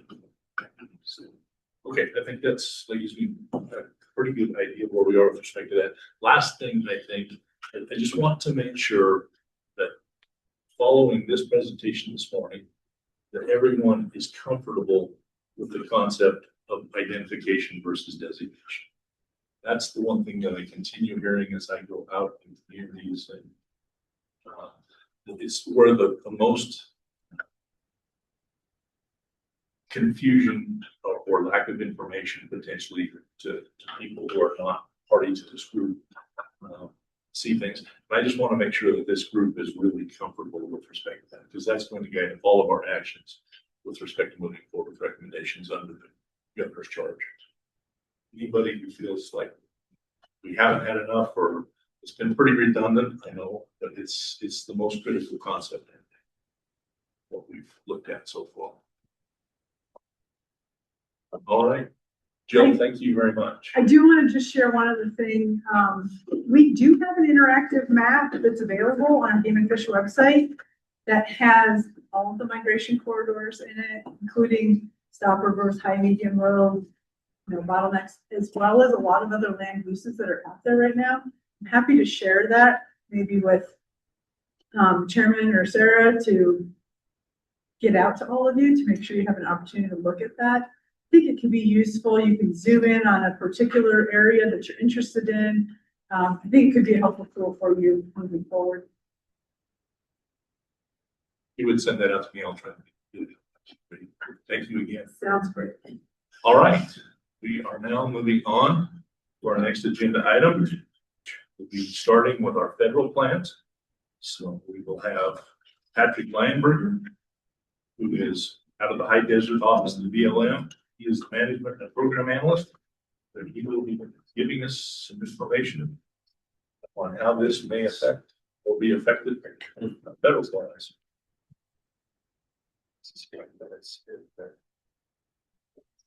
Yeah, I'm sorry.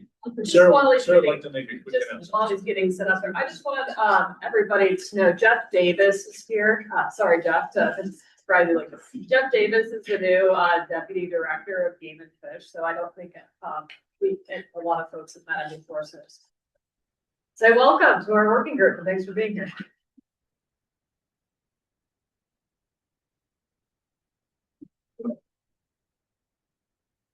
We'll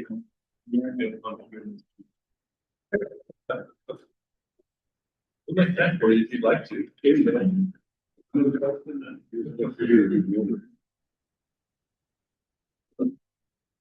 All right, there's a handout going around that has actually quite a few of the numbers that you were just previously discussing about breakdowns on some of the protections and how they overlap with the corridor. Thank you for having me today. I'll be giving an overview of the Sublette Antelope Migration Corridor and how the BLM approaches management and planning within the existing and future corridor designations. My goal is to walk you through our current policy framework, discuss which field offices are involved, review existing protections, and outline what the potential designation would and would not mean for local uses. With that, we'll go ahead and get started. So, what are the key regulatory authorities and policies that guide how the BLM can manage migration corridors? I'm so sorry.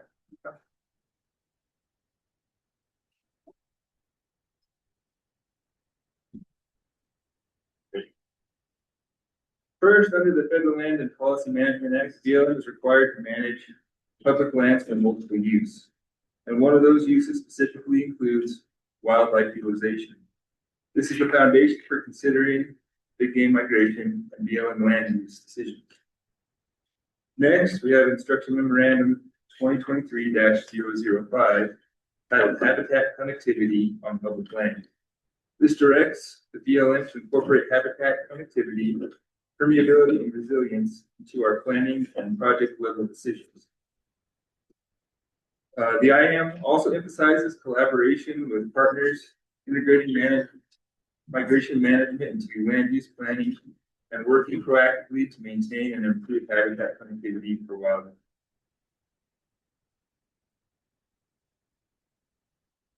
The proposed migration corridor occurs within 3 BLM field offices, the Rock Springs, Kimmer, and Antelope offices. Each would manage their portion of the corridor under its corresponding resource management program. We've already had some pretty good discussion on this, but I think it's important to highlight that there are many other protections already in place for wildlife, such as sage-grouse PHMA, big game crucial winter range, and designated special management areas like ACEs. All of these existing protections indirectly provide benefits to the migration corridor. These existing conservation measures help maintain habitat quality and reduce disturbances across large landscapes. I have provided the summary handout that highlights existing and major protections and how much of the current management frameworks already contribute to protecting corridors. Excuse me, Patrick. Yeah. If I can interrupt you for just a moment. We've lost connection for the web on this. Yep. And we'd like to see if we can connect the link with, so that our virtual world can see the presentation also. Absolutely. So if we can just we'll take a 5-minute break while we do that. I hate to interrupt you. I want to make sure that everybody has the opportunity. Let's just an opportunity to do this.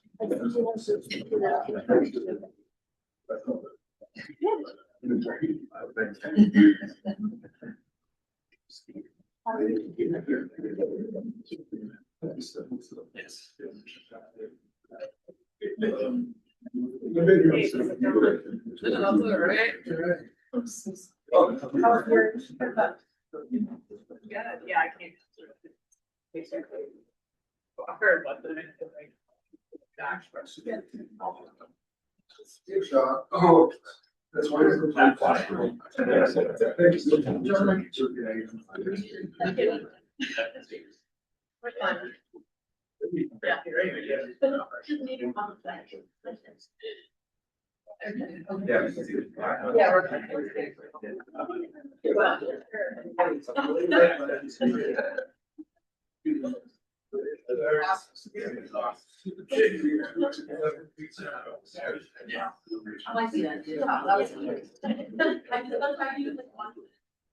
Yeah. It's too short. Everybody needs a little. That has to be. Oh,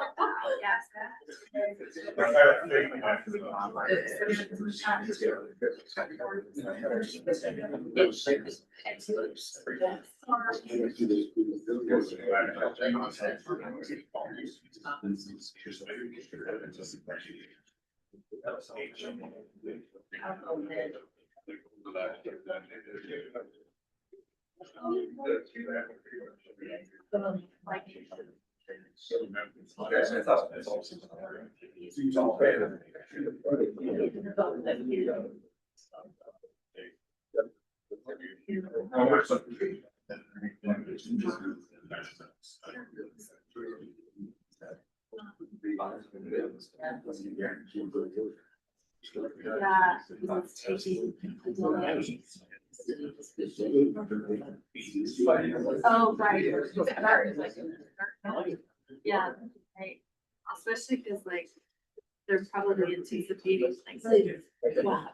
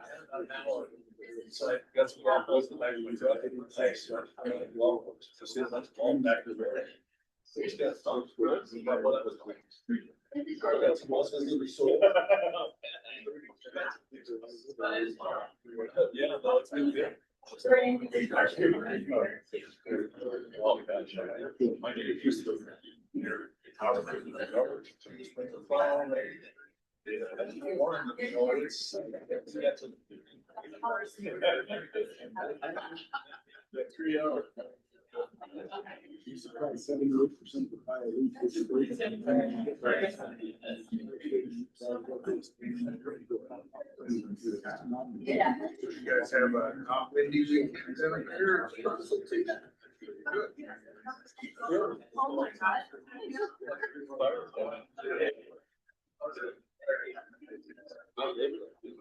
All right, let's go ahead and get started again. Sounds like we have connectivity. I also was informed that I probably need to speak up a little bit, so I, along with Jill, will speak a little louder in the future. No, it's not a problem that I have. All right, Patrick, we'll get back with you. Once again, apologize for the quick break there. So I guess where I left off, I think one thing that's important for this group to discuss during this process, and then doing that is, are the existing protections and restrictions of each RMP occurring at the correct time and location to protect antelope migration? I also wanted to point out that the acreage calculations include all land ownership in the handout that I provided, and the breakdown of acres by ownership is included in that handout. And also those numbers, I did not include the two eastern, the two eastern sections here.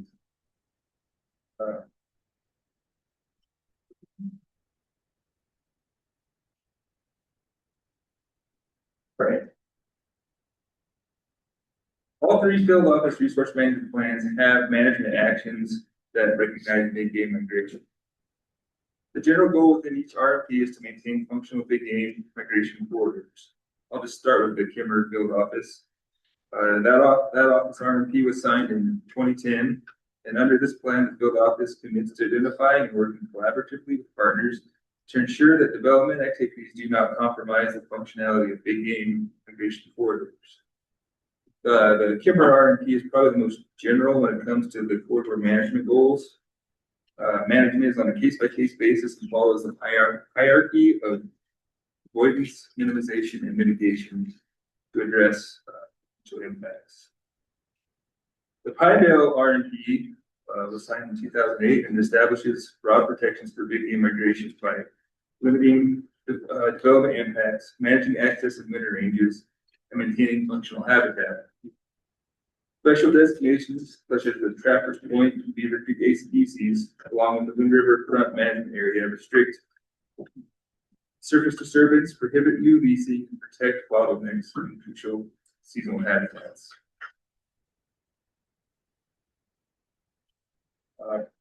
Projects within or near migration corridors undergo a case-by-case review and potential siting stipulations and/or possible offsite mitigation to address habitat loss. Finally, the Rock Springs RMP was signed in 2024 and is currently undergoing a targeted amendment focusing specifically on updating special management designations, including ACECs within the field office. Because of that ongoing work, the ACEC information that I included in that handout may change as the revisions progress. However, wildlife-specific protections are not part of the amendment, and this includes the controlled surface use restriction applied to designated migration corridors. So within that RMP, they have a controlled surface use stipulation that says designated corridors, and it reads restrict surface disturbing activities unless the operator and BLM arrive at an acceptable migration corridor conservation plan for avoidance, minimization, rectification, and/or restoration.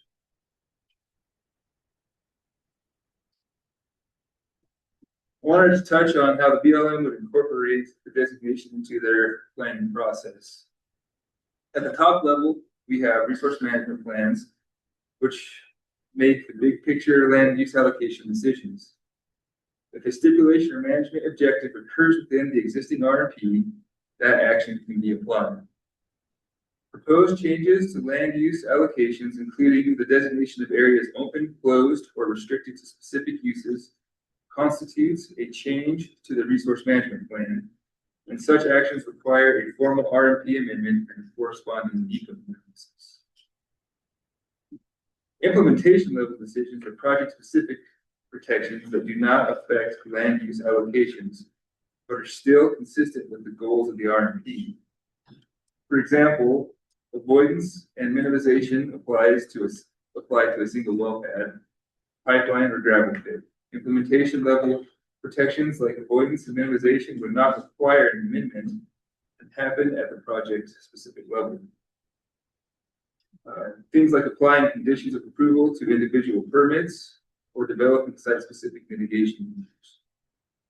These tools allow the BLM to address corridor considerations directly during project review while still operating within the existing RMP framework. Currently, all three RMPs would allow for implementation level protection with the corridor.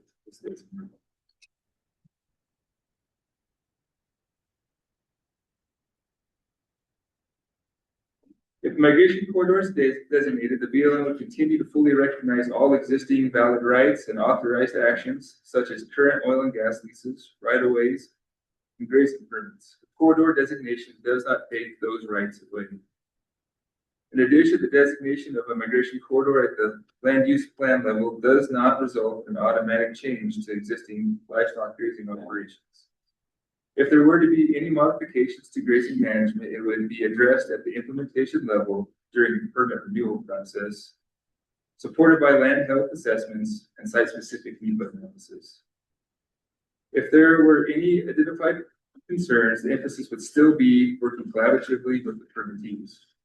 This might include things like range improvements, or possibly grazing rotations that support both livestock operations and forklift functionality.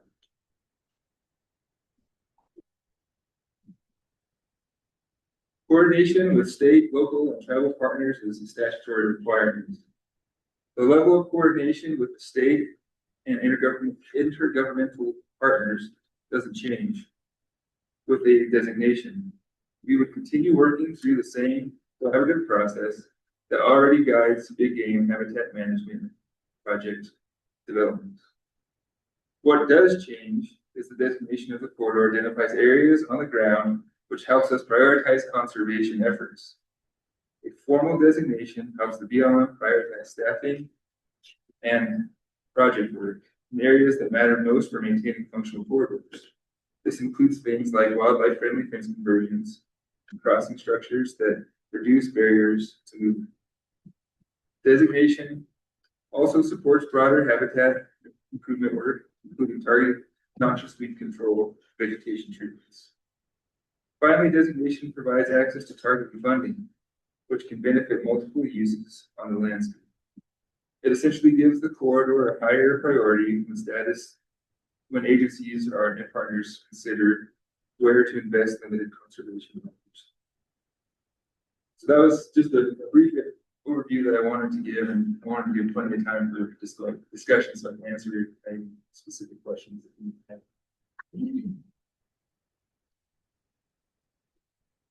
Any questions?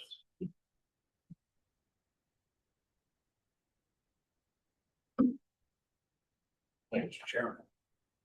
Crystal ball question. Yes. You said current plans don't preclude doing football operation and so forth. Talking about also got plan revision going on. And perhaps more skeptical look at the use of ACECs, so forth.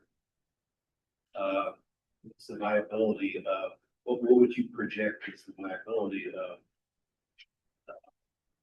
and collaborative interaction? Is that the plan going forward? There's a lot of big picture politics being thrown around. Yes. You got the Army stuff here.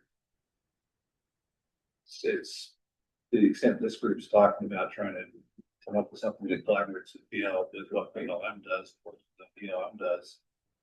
Very much a moving target. Probably on both sides. Yeah. Can you speak to that? Yeah, so I think the new rock spring RMP is a good example of that with the designation. The language we have in there, we worked with our partners and came up with the designation. Basically, it has to be a designated for those CSUs to be applied to that. And it would be a similar process. I know I don't have any idea when the new RMPs or if those are processes are ever going to start for Pinedale or Cameron, but during that we would do the same thing where we work through the process of being fun and coming up with what those protection groups would be. As far as the ACECs go, right now I think on there about 3% of our current ACECs overlap this year, so it's not a very big area that there's.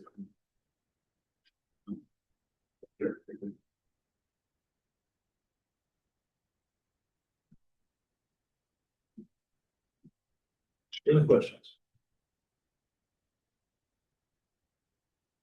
All right. Any other further questions? So Patrick, thank you very much. Certainly appreciate your time. Helping us to understand how working with our federal partners is going to integrate this working for it. So I would now ask that our Bridger Teton National Forest representative, Randy Griebel, who is the ecosystem staff officer and acting deputy forest service supervisor, morning. Enlighten us a little bit on the Bridger Teton. Right. Jill, did you have this on there? Y'all get a copy of these notes, all right? So it's all in it's 4 pages, it's all in here. I will go through this. Oh.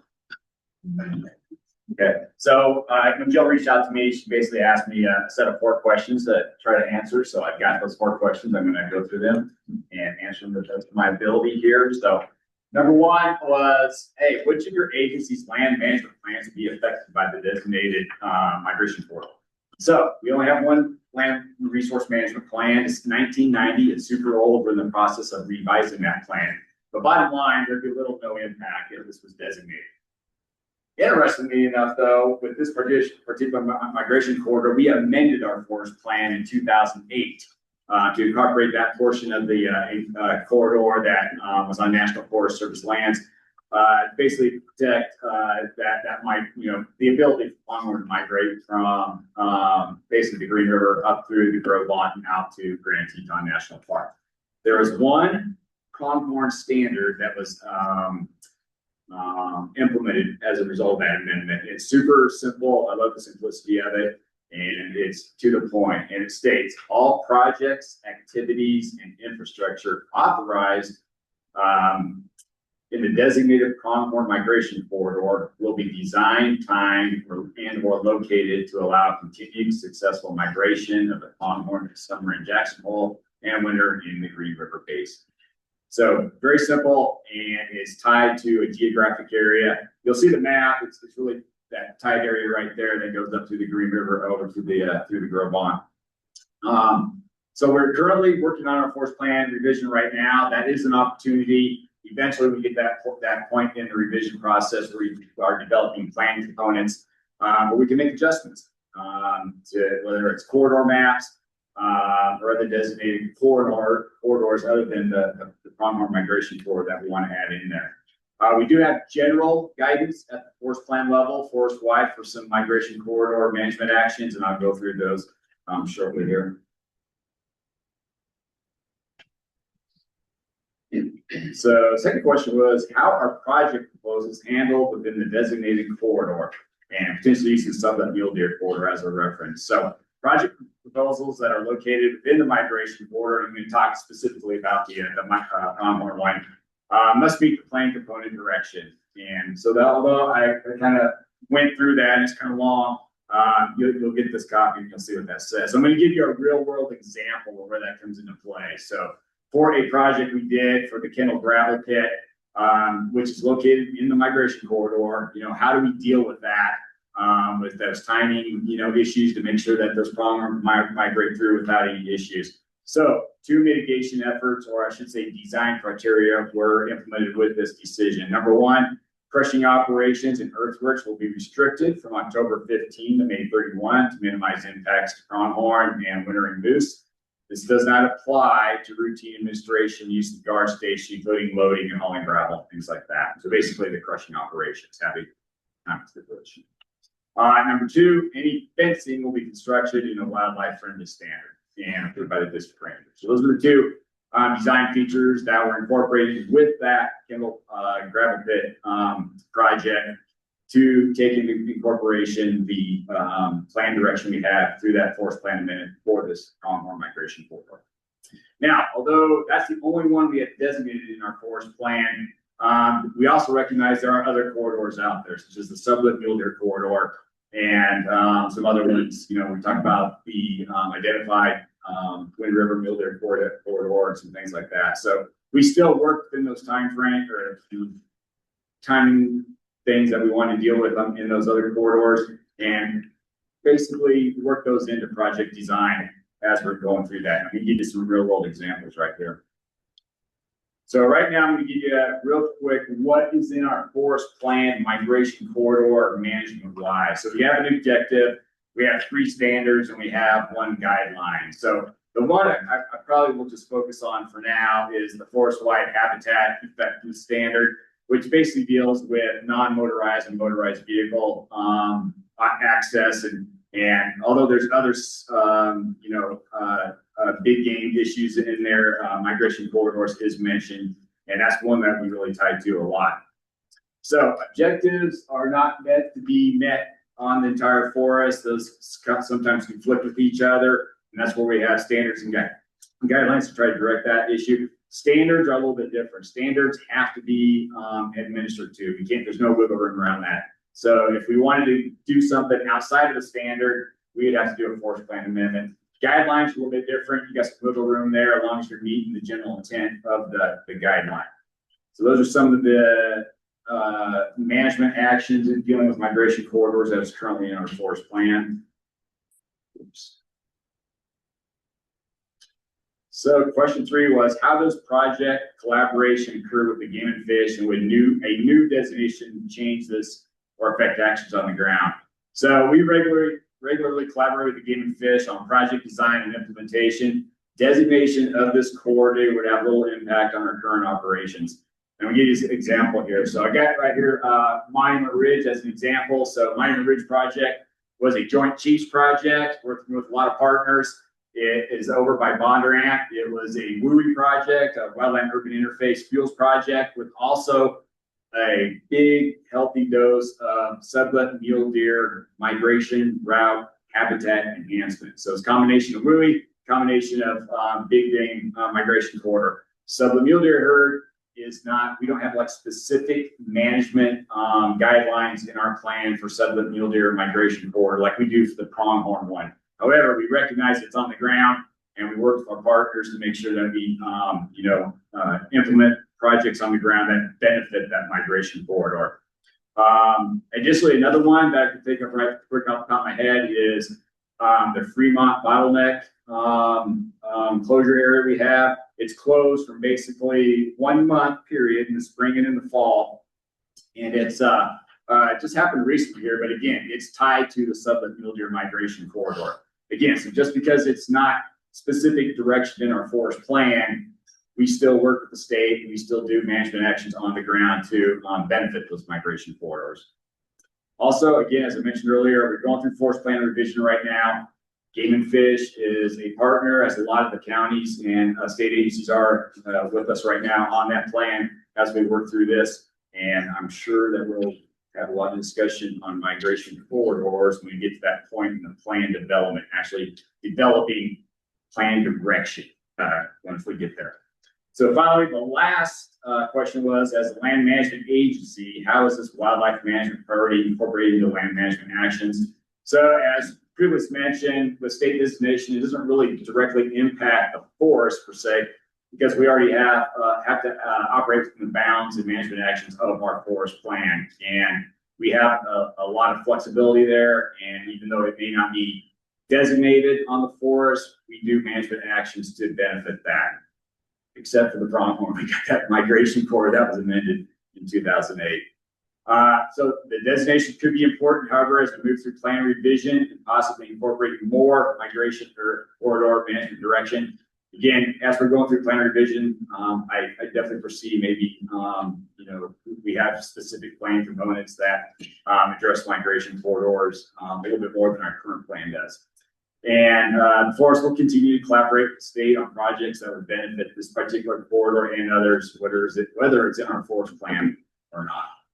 So that was quick, but I'm happy to answer any questions for the BT. Well, I think the timing is really beneficial. We're working on the forest plan currently at this point in time, and if Yes, we do come up with something, it is. that can incorporate it within the forest plan potentially. So, questions for Randy? How differently do you look at identification versus designation? We don't.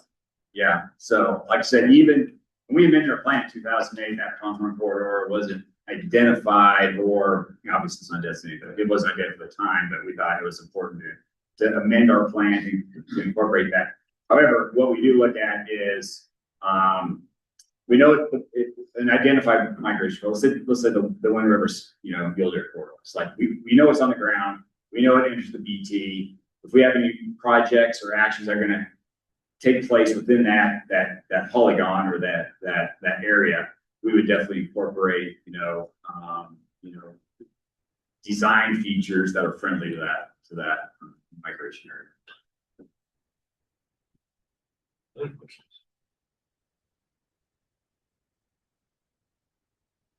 All right, Randy, thank you very much. Appreciate it.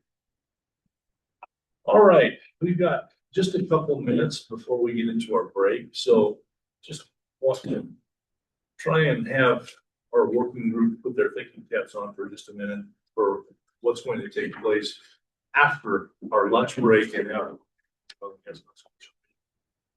We're going to start talking or having more discussion around the concept of designation.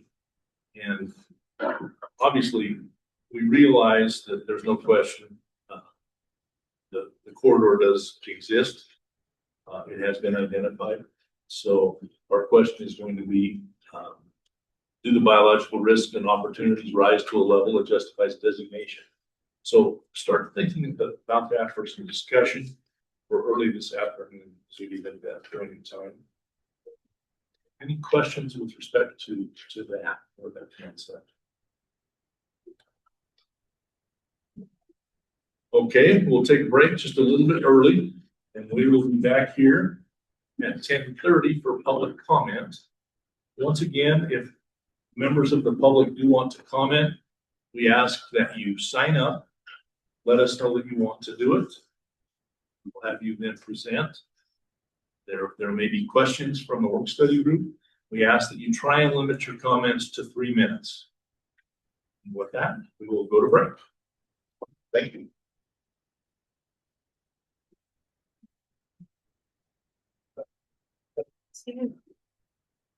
So once we get your information,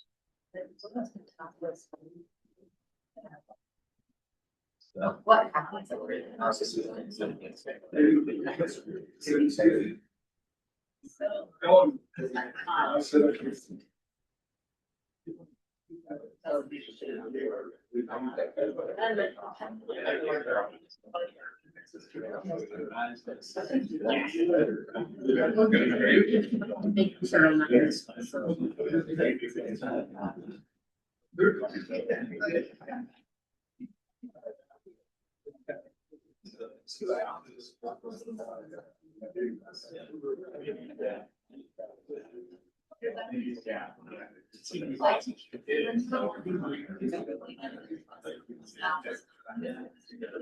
doesn't seem like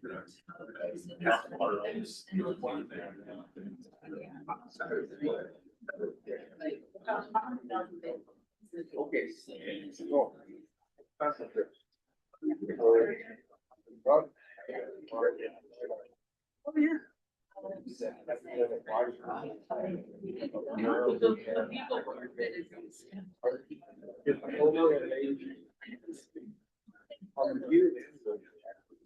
Right? It's almost like moving. Yeah, well, It's crazy. 5 years there is 67 acres.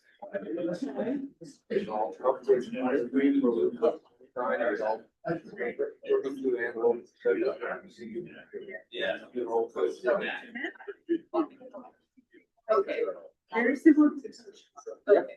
You say, somewhat kind of like work for the world first. Yeah. We don't get yours to the analyst if we do. But I mean, just places where they were dead. And. Yeah. So that was sort of, I don't think yeah. Well, that is interesting. I mean, the proportion here is not surprising. So that's. So I think my perception is that technical, they've done the test, so here also see that they did not. That means, yeah. But, yeah, it's interesting. Yeah, a lot of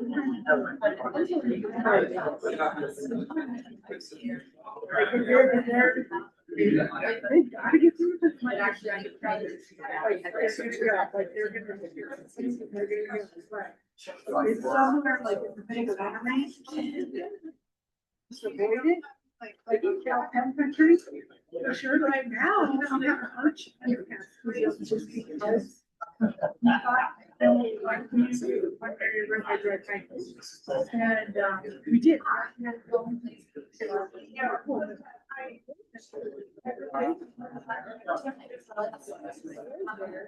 Well, we had the hydro.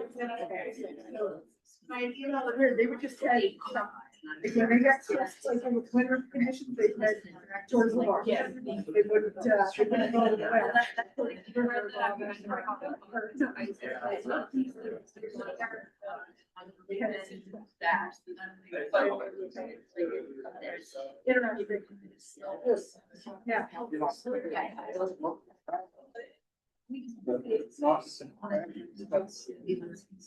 Yeah. Especially supporters. Yeah. Really important.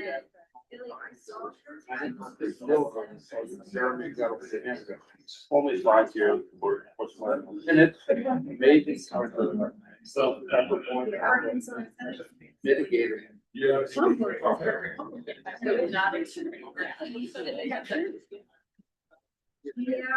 Yeah, and a lot of those like that are down, most of the Daniels, they get around. Then down the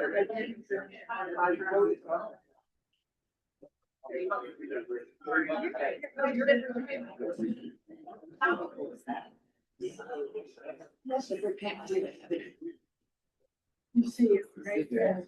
And those gates, I think, are really good there. Those kind of, goes out and works to make sure those things are open so they can. That would be, I feel like that would be. Okay. Appreciate it.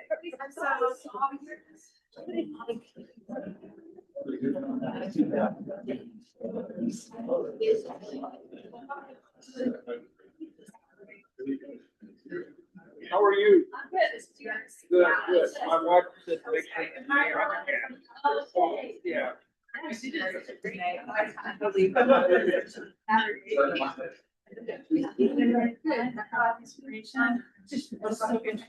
Well, I was. Yep.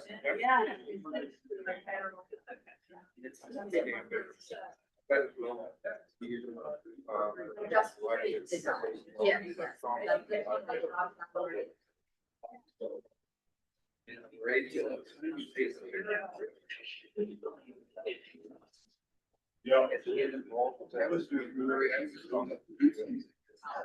Well, I know, but I texted you last night, I should have said, you're ready to take it, right? You got it? That, thank you, that clears things up. I was. Did you get it? I did, well, sorry, it's not like. Guidelines.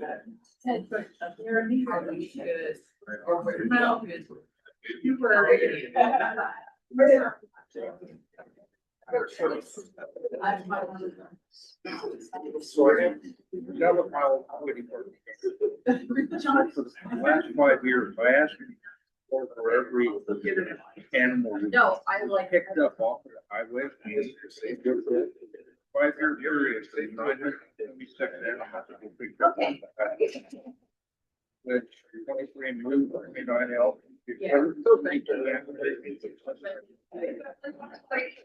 Well, you. With it, so I just went back 5 years on it, but instead of looking at the crash reports of it, because not everybody reports.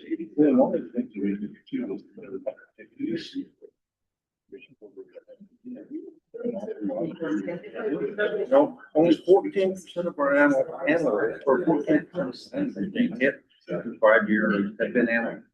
Yeah, so they're not getting in the realm of things from being, and look at where they were getting hit at. Conflict. Yep, so you look at milepost, you know, this was during 21, milepost 8. This was go into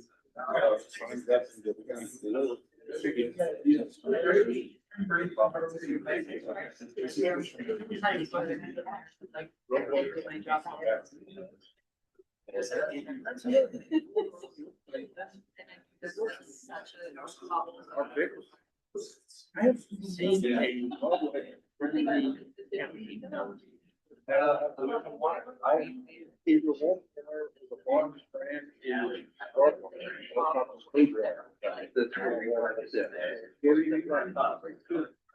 I really like, I see more. What is a?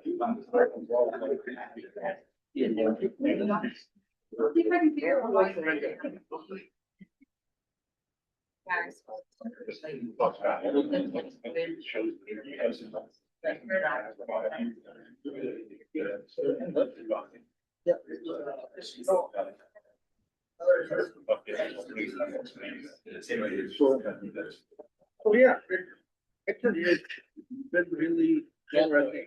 A lot of this stuff. Way with my head. I understand. Get it down. I'm still trying to figure out what motorized recreation. In your question, I would really look at each segment. Each segment is and the stuff is going on good because it's, you know, you we can get rid of that stuff that comes down the drain, you know. Because I never. They've got that, but you get into it. They're how they get compensated with it. And you know, get one of the things that I mean, I never really understood. They start doing what they really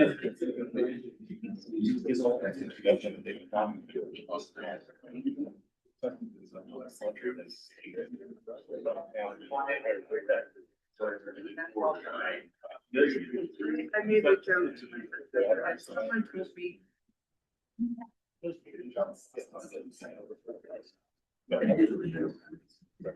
It's that power.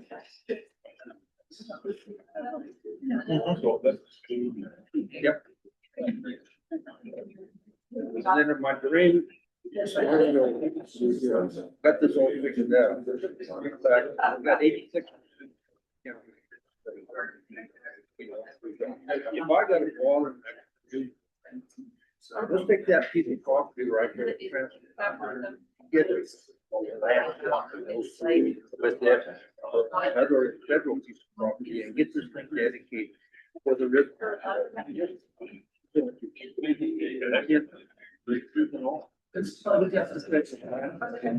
Yeah. Fine. That's where some of this stuff comes from. That's it. I know, I'm so sorry. I feel like it's, I don't really even, I think they were this over even. Yeah, for everything.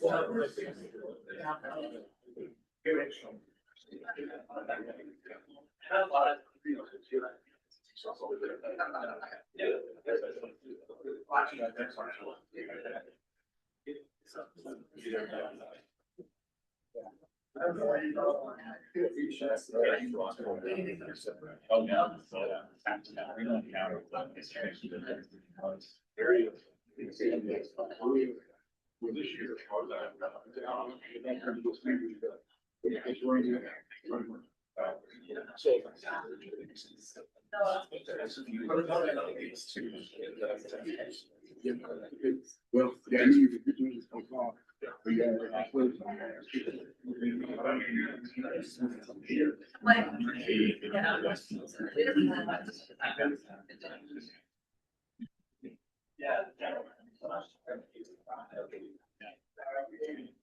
That was something that.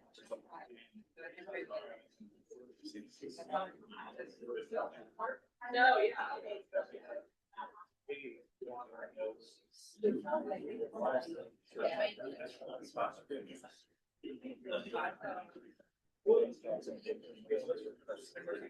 Yeah.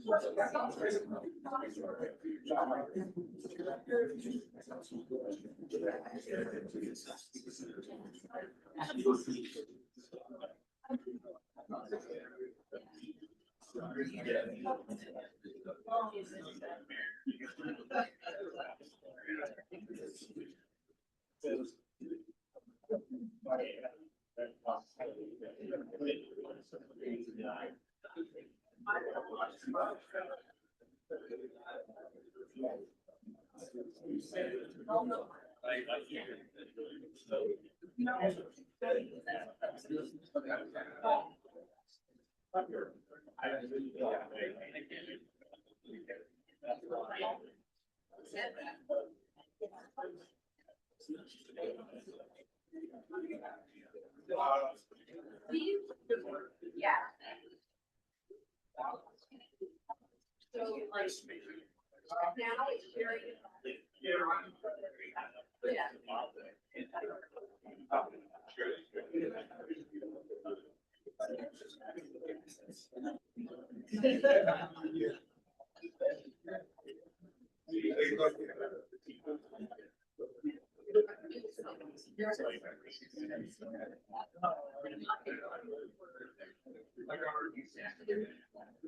Yeah.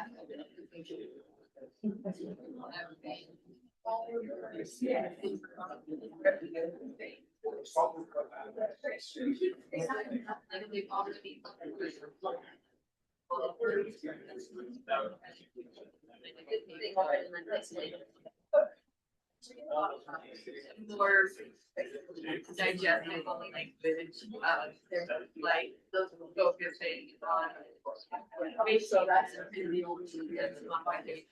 Herbicide, whatever.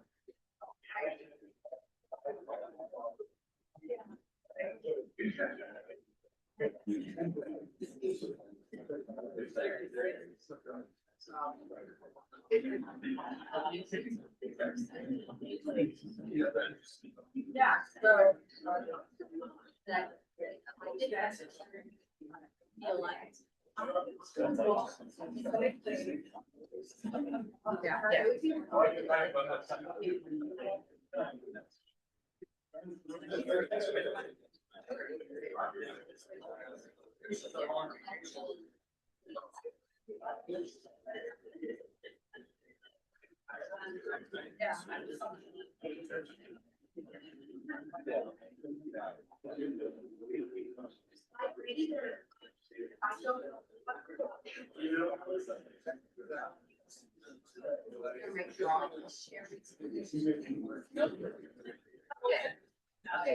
No, this is all super helpful.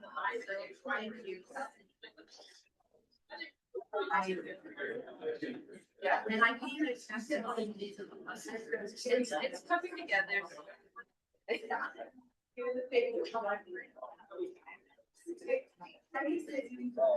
Yes.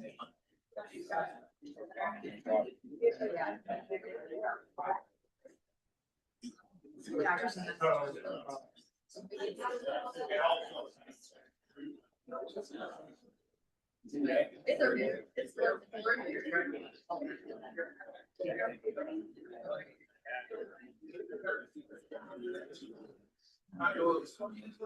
yeah. I got one. Where dogs?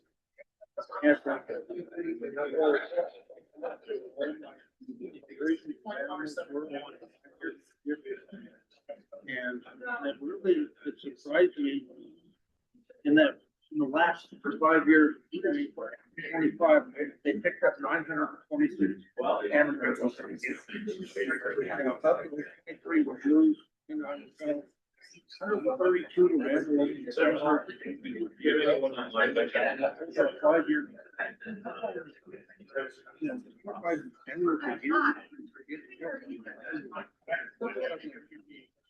They take care of each other. It's really surprising.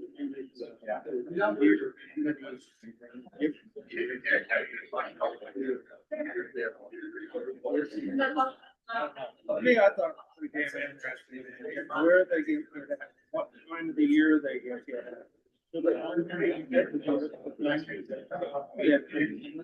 You always have these from there, I guess.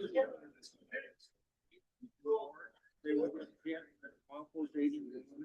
Before they were getting picked up. There's this final year. You know, this was in August, and this is on, up at Moore, Red, with it, and. You did, so.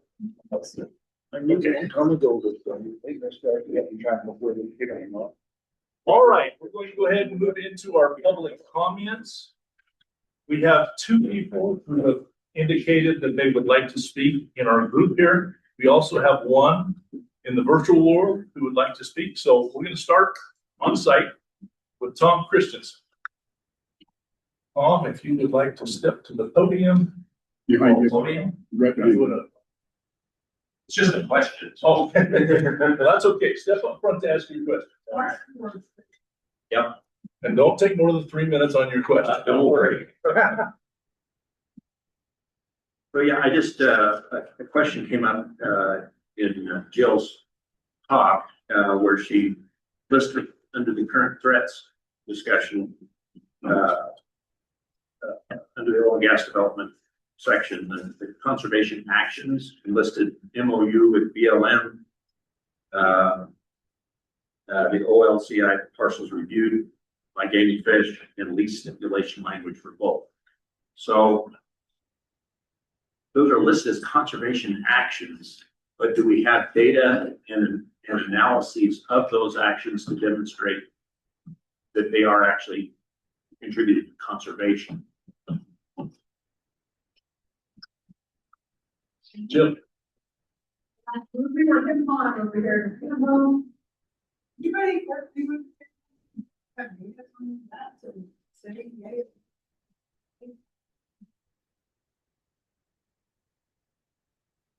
There's a lot of head shaking. We don't have data to say how specifically it's affecting conservation. Is this something you can look further into, Jill, or is it just something you don't think is data? If you talk about like stipulations and things, having stipulations, you said the amount of pressure, amount of development on the landscape, their certification, the research that you have, showing impacts that result from development things that can infer, you know, some level of protection or quantifying those protections. Mr. Ham. Mr. Chairman, Ross, or anybody, I guess, bringing up, Tom brought up about the MOU for APs. Have you seen success in relocation or adjustments of those pads with that MOU? Or is it kind of a formality that doesn't benefit the ground? And maybe that's what the question is. Yeah, I can't think of an example that we have. I mean, at this point, it'd be the bag, new year, or subsequent year, right? Where we've had that MOU, you know, be triggered for review. I can't think of the kind of what it's happened. But part of that, you know, it's valid existing rights, right? A lot of stuff not valid existing rights. So we guys, you know, can't think of. All right, sounds like we don't have a opinion answer. All right, we have Jared Becker. Once again, please limit comments to 3 minutes. Sure, thank you. Thank you, Chairman. Jared Becker, Greater Yellowstone Coalition. Really more of a comment in relation to the work that you're doing. I appreciate all the time and commitment that you guys are spending to think within your interests and also share across your respective interests. Something that struck me about a week and a half ago when I was driving down to Rock Springs and passing through the barge and driving by the Dry Piney Crossing project was the fact that there were pronghorns sitting right next to one of the crossings. And then today, as I was traveling down from Teton County, there were mule deer sitting at both Trappers Point and up by Daniel at the crossings. And so I asked Jill just for some numbers, but here locally in the 3 or 4 counties that are influenced by this pronghorn migration corridor process, You have over $5 million invested at Nugget Canyon in wildlife crossings and fencing. Trappers Point over a decade ago, $12 million invested in that process or that project. Dry Piney over $15 million invested in that crossing project. And now the South 189 Kemmerer project at over $37 million of wildlife crossings. It's an amazing investment that has been put forward by the federal government, the state, and other partners to make sure that this isn't just a passive migration, that we're actively managing and participating in making sure that these animals have a future on the landscape. And then you add in the enormous investments on habitat treatments, whether it's cheatgrass or other fence modifications happening in the Evergreen Fence Initiative efforts of private landowners. It's really incredible. So I just ask that, on behalf of conservation, that you think about the investments that are on the ground, how inflation has impacted those investments, but also how future investments may work to make sure that these animals have a place in this landscape for generations to come. So really a comment more than a question, but I really appreciate all of the time that you guys are putting into this and recognize that this is a complicated topic. And unfortunately, I'll have to step out this afternoon. So I just wanted to add that comment today. So it's maybe not specific to the conversation in the moment, but something to consider. So thank you all. Any questions or comments from this perspective? Thank you. I appreciate your comments this morning. You very well stated and addressed the issue. Because we have a significant investment in the antelope migration. And I have to question with your statements, the phraseology of should rather than would, because we're taking and spending all of this on the phrase should, which leaves open a huge gray area. What are we really investing in? A wish, perhaps? And that's my comment in support of that statement. Anyone else? All right, thank you. Thank you. All right, and now online, we're working on, I see a grimace. Yeah. We have John Carter. John Carter had raised his hand. I did message him and ask him if he was making hands, so I'll allow him to talk in case he hasn't just seen the comment. Maybe you want to speak to him. I'm not sure. Or I'll leave it up to you to make a decision. Mr. Carter, if you are out there and you would like to make public comment on this issue, we would certainly like to hear your comments.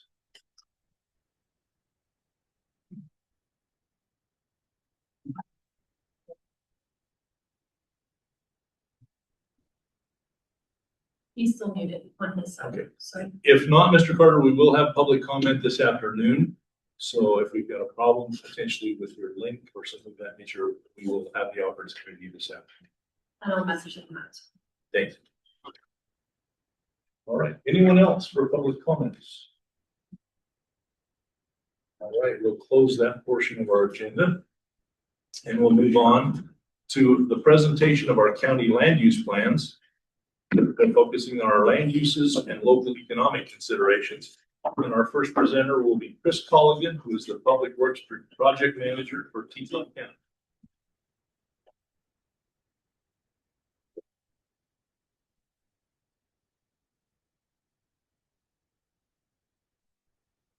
Sorry, I had to get a drink before I started here. Thank you for the opportunity and the invite, Mr. Chair and committee. Really important work that you all are doing here. So it's a pleasure to be here today. And I was asked by Commissioner Newcomb to come down and talk about those two topics that Chairman Slaughter mentioned, the impacts to our county regulations and the economic impacts to our community. First of all, I'm not a planner, so I'm a wildlife biologist by training, but I am in our public works office working on infrastructure. So I work on wildlife crossings issues. I work on some county planning issues with our Forest Service partners.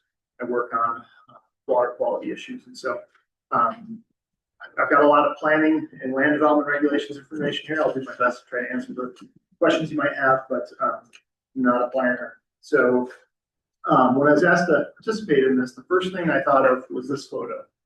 And this photo was taken by a good friend of many of ours in the room, Mark Goki, used to work for Wyoming Game and Fish Department. And I knew of this photo just from years of working with Mark, and it reminds me of the importance of this discussion for Teton County and pronghorn in Teton counties. Because every pronghorn that's ever been photographed, or nearly every pronghorn that's ever been photographed in Teton County, in Grand Teton National Park, migrates through this corridor. And so if you think of all the visitors that come to Grand Teton and see wildlife, this photo really just kind of sets that stage of how important this discussion is. So start from the beginning for our county and our community. That starts with our vision documents and our comprehensive plan. And the community has had a comprehensive plan adopted since 1978. It was updated in 2012, and it gives us really direct language on what our values are as a community, and establishes one of our highest values at ecosystem stewardship. And there's good principles that are included. I'm not going to go through and read all of this, but it identifies that we have direction to manage for wildlife movement and wildlife corridors on private lands. And so our planning, from the top down, is this funnel of our comprehensive plan, and our community's vision is for the community to plan for and have conversations around how to manage private land and wildlife movement, and wildlife corridors.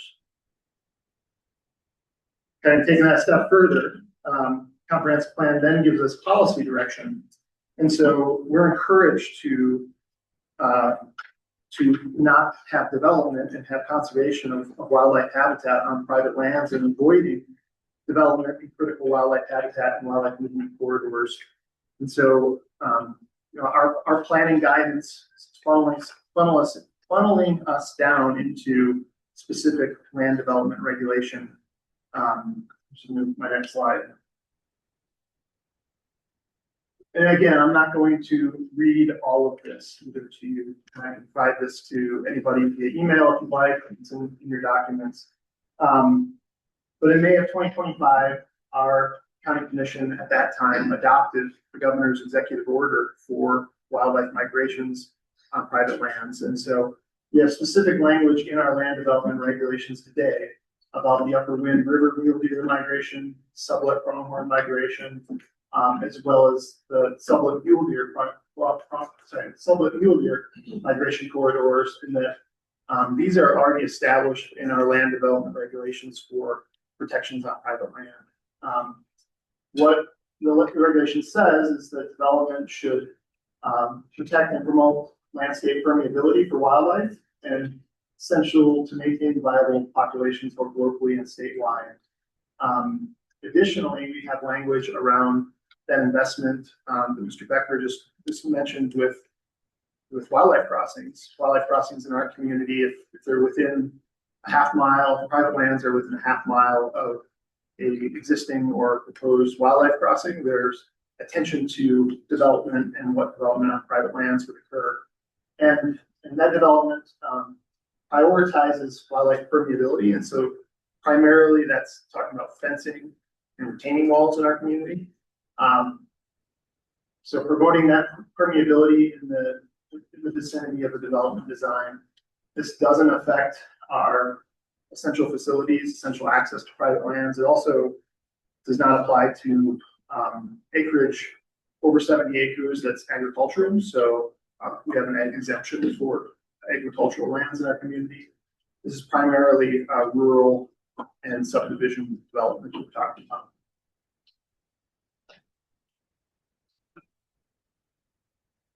And I pulled a few maps. This is the Upper Wind River migration corridor and the Sublette mule deer migration corridors. And you can see where they overlap those private lands in Teton County. We're the destination for a lot of these migratory animals. They end up on our land, so we're kind of right at the ends of all of the maps. It hasn't really impacted that many private lands to date. And so with the identification or designation of Sublette pronghorn, we'll be updating this map, and you'll see a similar impact. It doesn't really touch many of our private lands. Our regulations, however, did leave open the expansion to other research that comes out on wildlife migrations. And we know that if it was expanded to include mule deer, moose, and elk in Teton County, we'd have significantly more of these spider webs going across private lands and a lot more impact than this current discussion. So what does this look like for a private landowner if you fall in one of those parcels that's highlighted with the aerial overlay and crosses over with migration? What our regulations do is that it would require first a desktop analysis. So a private landowner would go through a desktop GIS analysis, or they would have a consultant do this on their behalf. That desktop analysis would say whether or not you're in the migration corridor, or if you're in crucial winter range designated by game and fish. If you're in high value, high tier wildlife, we have natural resource overlay as well. What that does is it triggers an environmental analysis. And so private land development would have to go through an EA process, which is very similar to the conversations previously with federal land partners, in that it would impact site. And it wouldn't prevent development per se, but it would initiate a conversation on how to site development in a way that allows that permeability to continue. The other thing that triggers is PRC. So we have a plan review committee. So if a parcel has an EA and it goes in front of the county commissioners for decision, there's a plan review committee that's established, and that means that we have comments from Land and Game and Fish Department. They're invited to comment on a project.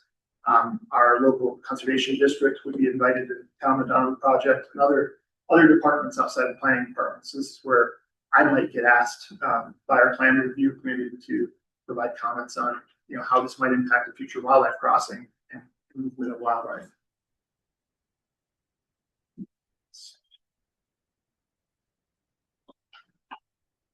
So, like I said, the specifics of the Sublette pronghorn. This is I steal maps from Jill's website that she mentioned. It's a very helpful resource. This is the upper Jovan Valley primarily, and relatively few parcels, private land, are impacted. 97% of Teton County is public lands to begin with, and so more of the questions of what this designation would do apply to our partners at Teton than really many of our private lands. A number of these private lands up here in the Jovan Valley are also agricultural exempt, and so there's great work that happens with them on a voluntary basis on wildlife friendly fencing. That's probably our biggest issue. On the economic side, going to dig in here a little bit, and this is some recent data from Grand Teton National Park. And so, like I said, all of the pronghorn that anybody's ever seen in Grand Teton National Park are coming through this corridor, coming to Grand Teton. And we have a very, very active wildlife watching ecotourism business. In Grand Teton National Park, we have over 69,000 visitors annually that are coming in to participate in wildlife watching with these companies, and their gross revenue is over $9 million. Annually, we have over 4 million visitors to Teton County. This is coming from our Travel and Tourism Board in their annual report, and they generate more than $1.74 billion in travel-related spending. This contributes to local jobs and local wages, and consistently observing wildlife in Grand Teton National Park is the #1 reason why visitors are coming here and participating in these recreational activities. I did want to share a quote. I reached out to one of our ecotour operators and business owners, Taylor Phillips, who owns Ecotours. Sorry, I'm gonna get it wrong. Ecotours Jackson Hole, I believe. Jackson Hole Ecotours. Thank you.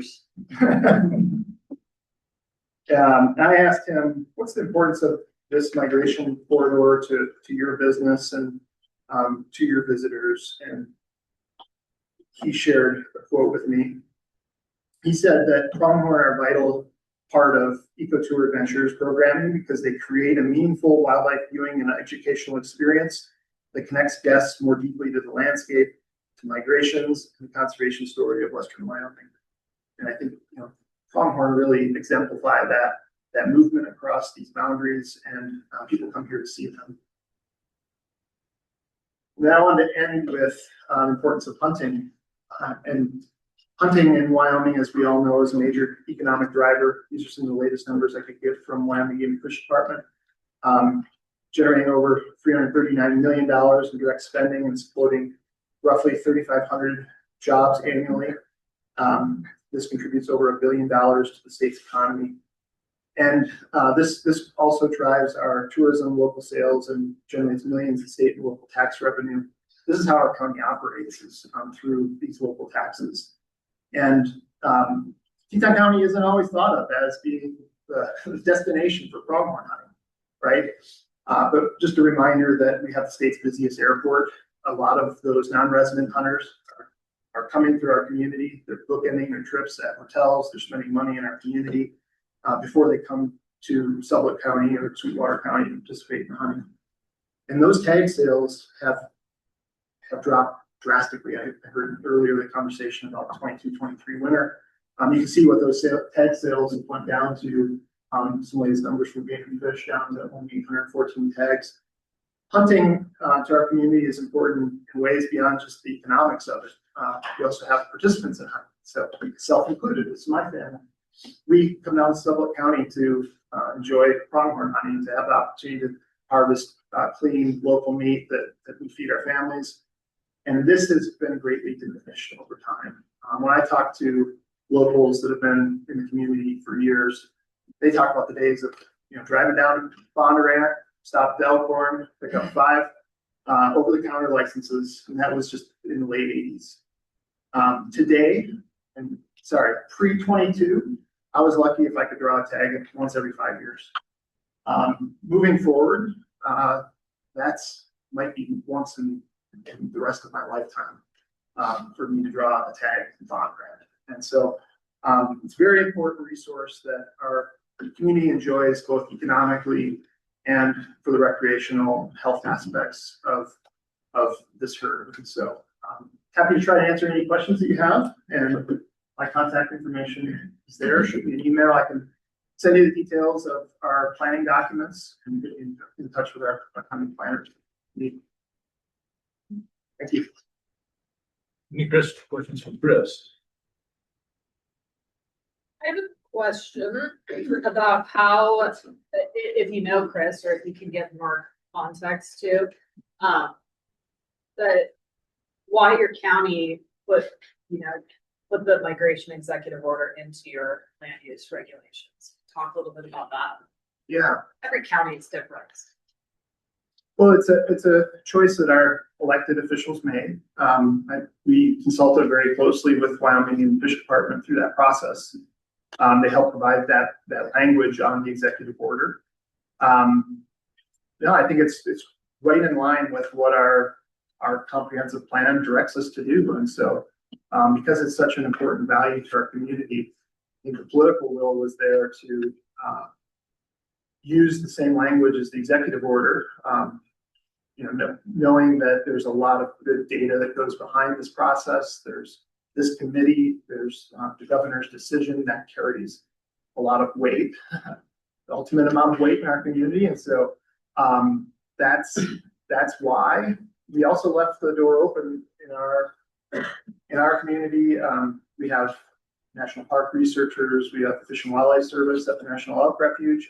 They all collect data on wildlife movement. And so if an entity were to bring forward as a robust data set and process, we could use that to do the same thing as the executive order. That's particular to elk and moose because they're not covered in the executive order. And elk and moose migrations are probably, in our community, they're probably the most visible and the most impactful on private land. So Allie and I on the break, we're kind of discussing what that would look like if somebody does bring that forward, does that analysis and what the process would look like. But it would have a lot more impacts to some of these decisions on private land. But we already had wildlife friendly fencing regulations. And we also updated our regulations to include retaining walls recently. So these are things that are already in our plan documents. The executive order lets us kind of laser focus into specific locations and try to regulate where the knowledge is there. Does that answer the question? Yeah, that's super. Thank you. Chris, Teton County's governmental reach relative to Teton County's land base is not totally dissimilar to the land base we're talking about in this migration corridor. Relative to the federal. Yeah. Any experiential practical pointers how to effectively engage coming from the county, in this case with the BT or others, and game and fish. Local land. That's a great question. And maybe going back a little bit, one of the things that we've had, and I think I read the news in Sublette County as well, and I hear the same things. Everything is a migration corridor when development is proposed on private lands and a neighbor's involved, right? And so a neighbor is going to say, well, that's the most important migration corridor ever. The executive order really gives you something to focus on and gives you the legs to say, no, we're not going to worry about it here. We're going to worry about it here where this great data is available. And it's the same thing I'd say for working on public lands. We have recreational issues. We don't have oil and gas leasing that's happening here, but almost anytime you talk about closing a trail for winter range protections or migrations, it's somebody's favorite trail. And so you can't go about that without the backing of this data set to make justification for what actions you're taking. We're a cooperating agency in the Bridger Teton's planning process, and I think it's going really well with local agencies giving data and giving our input on how to use that migration data for land planning. And we'll see what that comes out, what the ultimate outcome of that is. But I think that we have confidence that we're working really well with our federal partners. Hey, Mr. Chairman, what sort of number are we looking at for antelope in Teton County? Great question. I think on our lowest year, it was 19. That was after 22. 66. 19 in the park. Our high is about 700. 700? Yeah. And so that winter of 22-23 was devastating to the movement that we see in the number of animals, from about 700 to 66. Thank you. Chris, you have the mule deer corridor designation in place. Would there be redundancy here with respect to a designation for the antelope with respect to that? And would that being the case, is identification sufficient for what we're talking about, or is designation a tool that would definitely help, you think, for this specific? So there's not a lot of overlap in Teton County between those existing designated and identified corridors, both Wind River and Sublette mule deer. For you could go to slide 6, I think it is, or slide 5.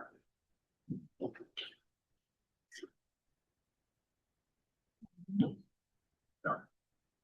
So it really fills that gap between Sublette mule deer to the south in red, and in yellow is the Wind River. It comes in right in the middle there where it says Grove Run, which is where there's not a lot of overlap, particularly in Grand Teton National Park. Now, the difference between identify and designate for our regulations, it would be treated the same. Our LDRs we're applying those to any identified or designated migration group. I think where maybe to emphasize this much as I can. And I think what this body is thinking about is how much it impacts outside of our boundaries. And so, we know that all of the rest of the year, the side of the 60 days or whatever Jill's slide said, these animals spend in Teton County, they spend outside of Teton County. And ensuring that migration can get to Teton County based on what your decision to identify or designate has on the other parties involved is probably more important to this discussion than what it would do with Teton County's regulations. Excellent. Thank you. Anyone else? All right. Thank you very much, Chris. Our next presenter will be Ruben, who is the Planning and Zoning Administrator for Sublette County.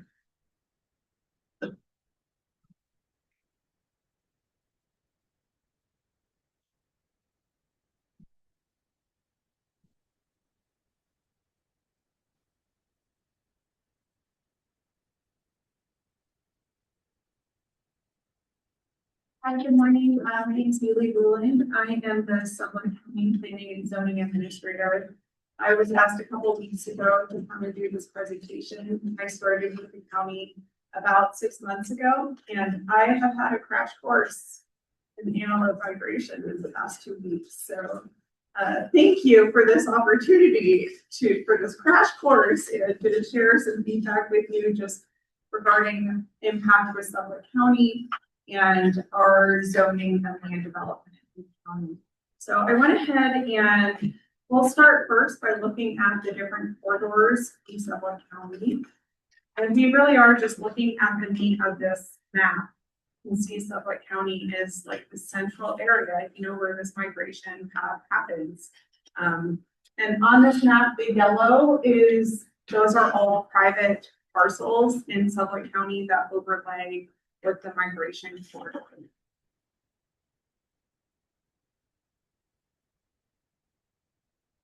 We can see just from looking, this is the full overlay. And we can see that the Kelpet foothills and the east of 191 sections, those are the most impacted private lands in Sublette County towards the northwest of the county. From looking at the study, there's an 82% overlap with the mule deer migration, big game, crucial range, sage grouse core area, and the winter concentration areas with this corridor as well. And then we'll narrow down next into the medium use. And again, we can see that there's the majority of the private land impact. The majority of the impact is towards the north area. And there are a few yellow areas that, depending on development in those areas, those could have significant impact on the corridor and like the percolation through the corridor. And here is the high use corridors, again, with the yellow showing the private land. And majority of this is zoned agricultural, and these are mostly ranges. There are maybe a handful of other land uses. And then these are stopovers.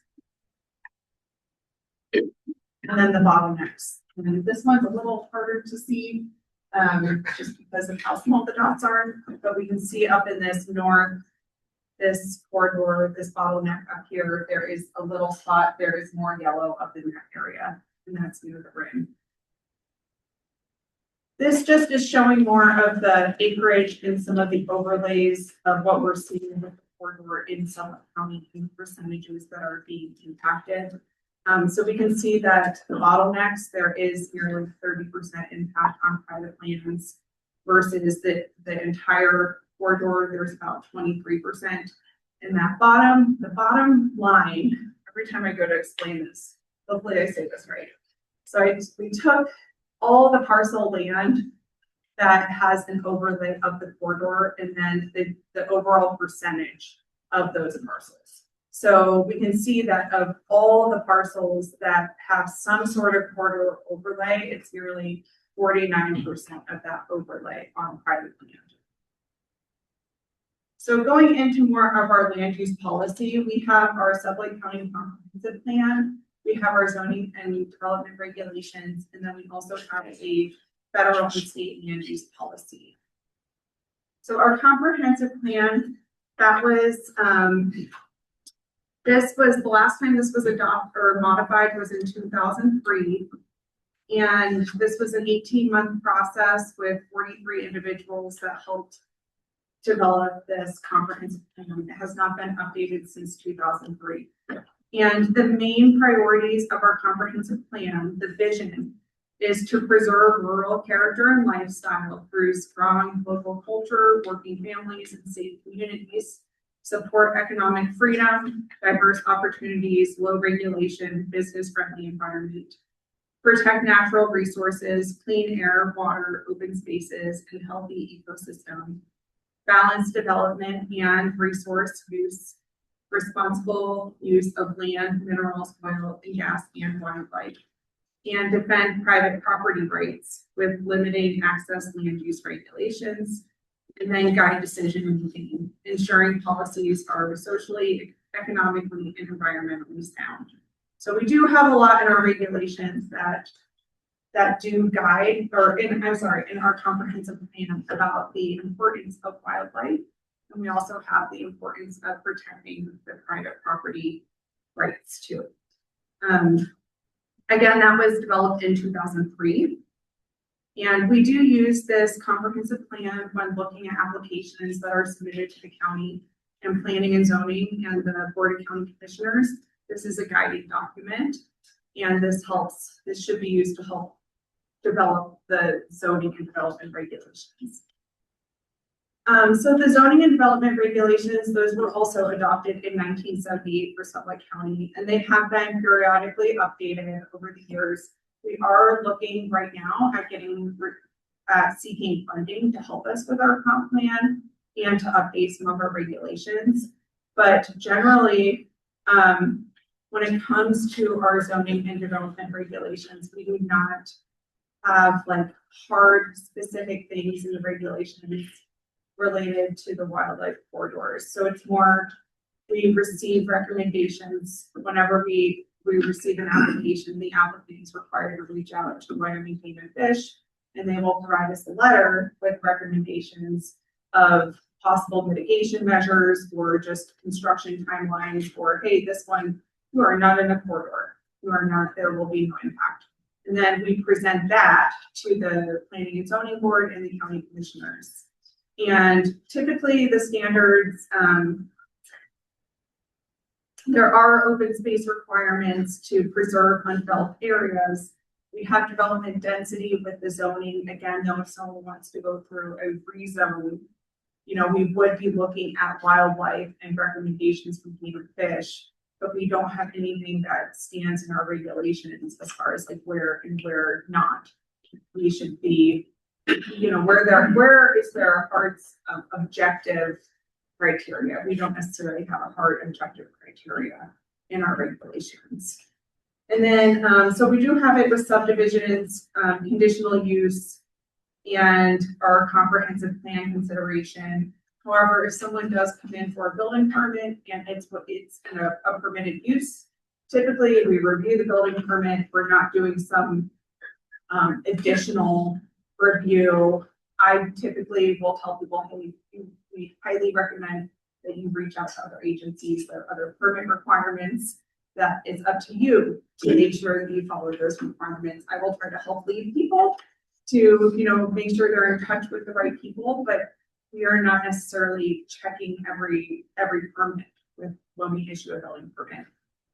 Typically though with subdivisions, you know, there's a state statute about the fence out with new subdivisions, and most people are very, I think that's something that comes up with almost every application is fencing.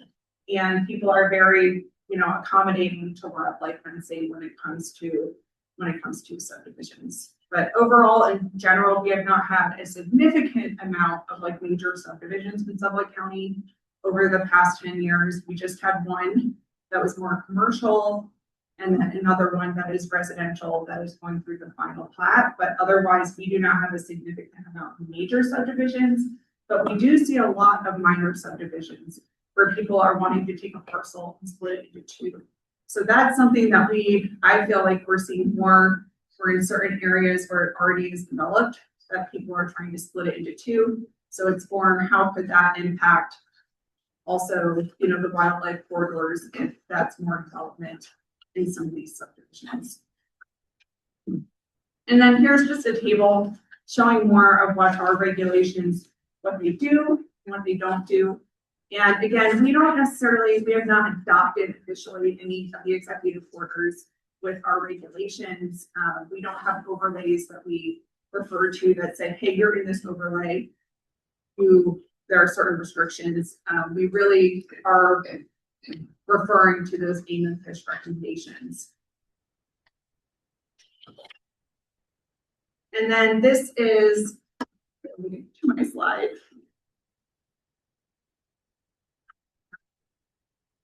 I think just the overall impacts to the corridor designation and the type. We do have it addressed in our regs, and there is, the county wants to be working towards protecting wildlife and protecting private property.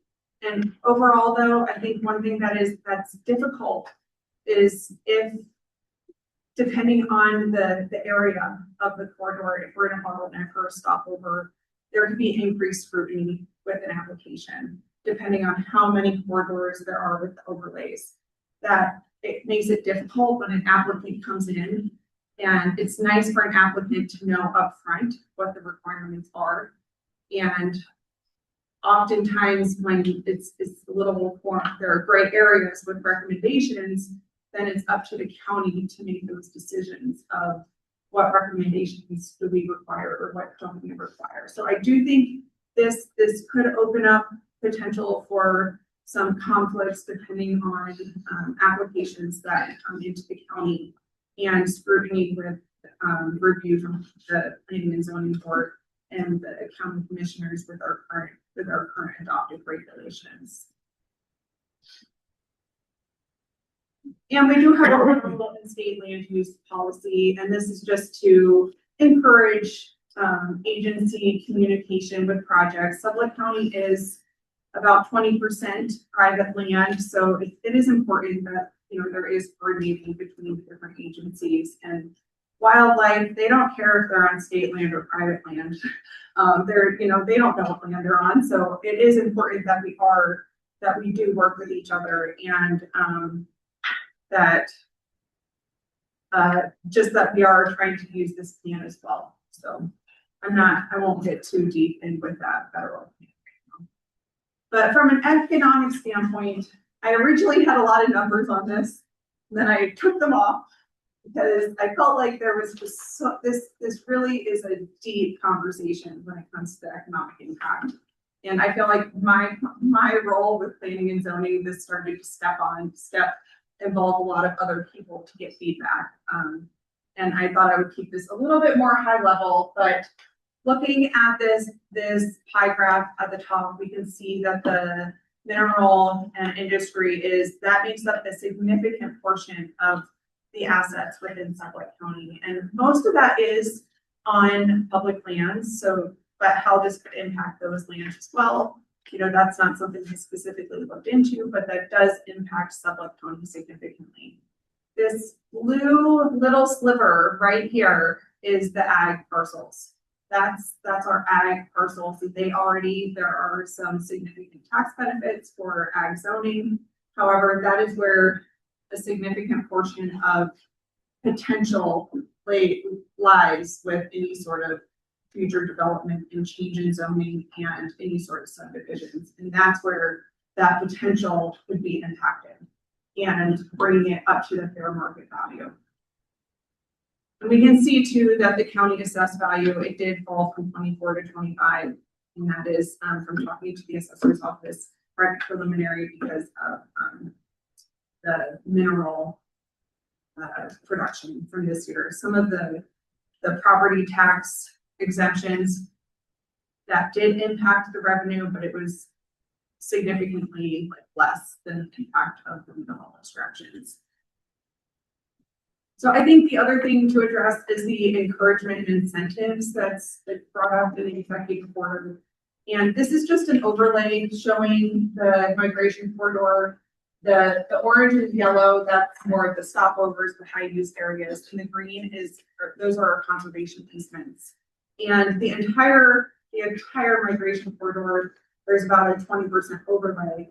However, the conservation easements are typically, that's not something that it's voluntary for a landowner to choose to do that. And the county's we're not even involved in those discussions. I received a phone call maybe a month ago about a potential property for a conservation easement, but they were very, they did not want to disclose the property, but it was more because of its proximity to town limits that they told me. So typically we're not involved in these conversations, but what are ways to encourage and incentivize landowners to protect the corridor, and not just through our regulations, but how can this be something that possibly, who is the one that's going to incentivize this? Is will be the coming from the federal level, the state level, or counties expected to be involved in this as well? This is just the general key takeaways. The county, we do consider wildlife migration corridors. These are often fairly big conversations when development comes in, but I think it can create some controversy just when reviewing applications. And our regulations, they do lack specific direction, and I think just that's something that the county could work on down the road, but I think it would be helpful for the counties to have support as well to understand. I'm not a wildlife expert nearly. I don't know many people on our the county commissioners who would also consider themselves wildlife experts. So I think having that support, and not just like the resources, but the funding, resources, people to be involved in that would be important. Implementation challenges. We unfortunately, like when it comes to the economic impact, we also don't know what private landowners are going to do with their land. Oftentimes people have a plan in place. Some people may already have a long-term plan in place for their property, and they might be in this corridor, but we don't necessarily know what their plans are. And it may have to come at the right time for them. So, but potential impacts, just greater uncertainty with permitting, increased scrutiny on development proposals. There could be conflicts with just the private property and just the wildlife protection. How do we find the middle ground on that? And the path forward, the county is looking at, we are looking at updating our regulations and our comprehensive plan right now. We applied for a mineral royalty grant from the state to help fund that. However, this finding funding that's specific towards regulations and comprehensive plans, I am absolutely in shock by how kind of the lack of support for that, and just trying to find ways to help us make sure that we are in compliance with state and federal requirements, and just new topics like this that we may need to update our regulations to help developers and help all of us get on the same page. Well, thank you. Any questions?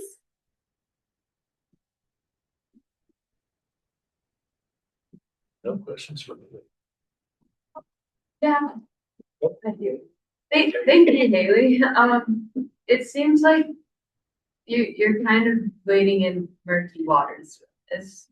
And so I understand that the corridor designation doesn't directly impact private lands, but it seems like you're seeking some sort of guidelines for how to deal with private lands that are like new or existing in the corridor. So is this something that your regulations can be based off our recommendations, or is this something that we could work on in the language that we provide recommendations. I guess this is a question for everyone. Because I don't actually.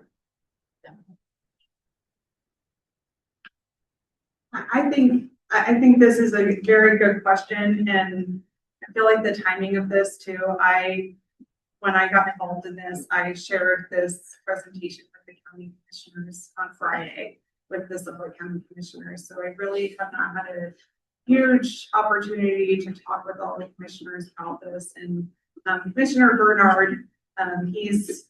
Is that my address? Yeah. Thank you. In Wyoming, we're blessed with independence. And when it comes to private property, we as a commission support the individual property rights.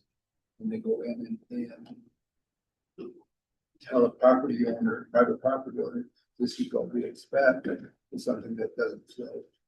We can make suggestions to that individual. But I think the door opens more when that large ranch or property is sold to a commercial or residential development. At that point in time, it opens a different door from a rancher to go into multiple purchasers, if that makes sense. So you buy that occurring, I think that we can get more of that adherence to the migratory bank, if that makes sense.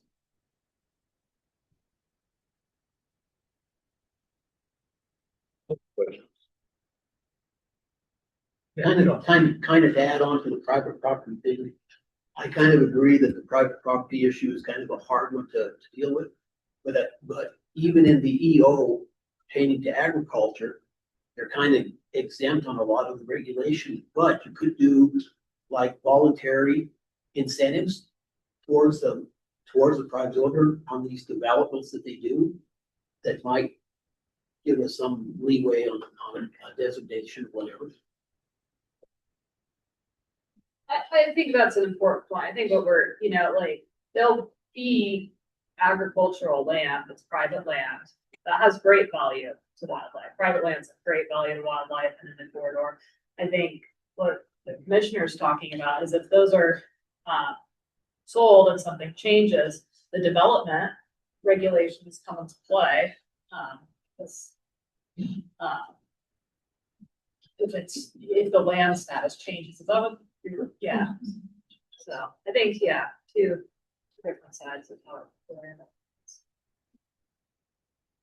But couldn't you still do the same incentives towards even the development to make it appealing to them to have some type of a benefit to the development if there was a, I don't know, I guess it's some of the stuff we have to consider in this, but if there's some kind of incentives towards that development project to them, that we as a group could come up.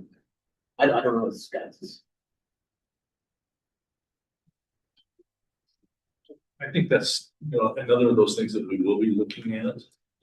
I want to go back just because Mr. Bernard, I had asked the people who were putting together these presentations for the counties to try and include some socioeconomic data. And the reason for that being in the governor's charge, in the third section, he's charged us to review impacts of all restrictions on development and use of lands encompassed in the proposed designated corridor. Consider county plans, BLM, and Forest Service plans along with recreation plans. And then the first charge is to make recommendations concerning the consideration of socioeconomic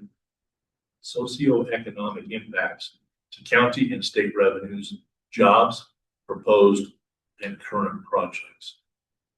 Could you speak to that at all, or am I jumping the gun again here?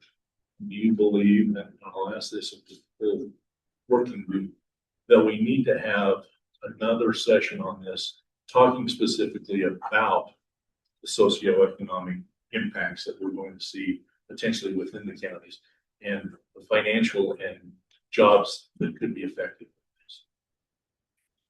I wrote two things together there and apologize. Absolutely, I would say. These counties, 4 counties in the Southwest, 33% of the entire state's budget. 25% is one county up in the northeast.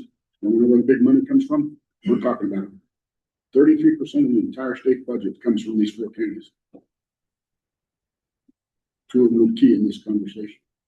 The three of us, excuse me. I lean towards that's certainly where we would be. And the purpose for having the land use directors talk about this was just to bring up the concept that there are certainly associated economic impacts, and that those are things that are going to be critical to our ultimate recommendations. Any other questions then for, yeah. I think a similar effort to value the conservation resources at stake is essential. Absolutely. It's easy to measure costs. It's easier. We also have, we've got Teton County was bragging on the rest of you guys in terms of the economic values generated by Antelope here in particular. If we're going to do getting into economics invites cost benefit analysis. I think it's essential to have the best information we can with regard to both the value of the resource sought to be protected and the consequential costs of resource protection. It's interesting that you bring that up. I had a conversation with another person about this issue, and the comment that they made was, it's easy to find people who will speak for industry. It's easy to find people who will speak in favor of conservation districts. It's very difficult to get an antelope to speak in favor of an antelope. So that's part of our charge also, is looking at that resource. So certainly. If I can suggest that one of the really difficult balance is where your conservation program is based on we like you to, and you should, as opposed to you must. I think we got to be careful about translating aspirational recommendations into prohibitions impacting economic. And those conversations will have to be done during our conversation deliberation or our recommendation deliberations. Yeah, Trent. Yeah, Mr. Chairman, I just kind of to tag on to this, I think bringing up that although I think a lot of people in the room or in this part of the world would say that it hasn't been perfect, but if you look at the most, let's say from 2000 to current time and development of primarily 2 major gas fields, but then also some down in Lincoln County, it is in the forefront of those developments, and albeit nobody I think can say it's perfect and it's worked both ways to the best of the ability. I think it has been in the forefront, and there has been, specific to agriculture, a lot of opportunities to develop and live in coexistence with industry and making sure wildlife are taken care of as well as the livestock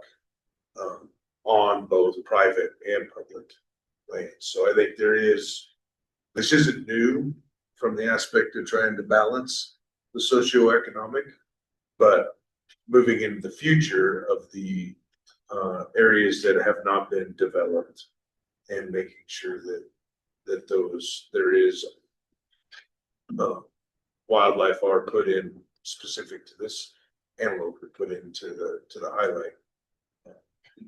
But I think there is ways to do that, and we can learn from what's happened in the past. Build on. Chairman, All right. Yeah. just a comment. I think it's sort of revolutionary what Game and Fish has done with their mapping and publicly available mapping, and that's going to help drive what the general public or a county commissioner can help review. So, I think having the data previously having to be shared with GIS shaped files to entities or agencies creates sort of this bottleneck of its own. A lot of the review process for different species that we experience as the general public, you get a map like what we're looking at on the screen, and for a landowner or someone else to look at it at a resolution that really highlights exactly where that is has been challenging. And we've seen that a lot with ELM mapping. And so I think our game and fish has done a great thing by making that publicly available, and it should just keep helping county commissioners or making good decisions. There's timing. All right. All right, Haley, thank you very much. All right, our next presenter from Lincoln County, Stephen B. Allen, who is the Chief of Staff in Lincoln County.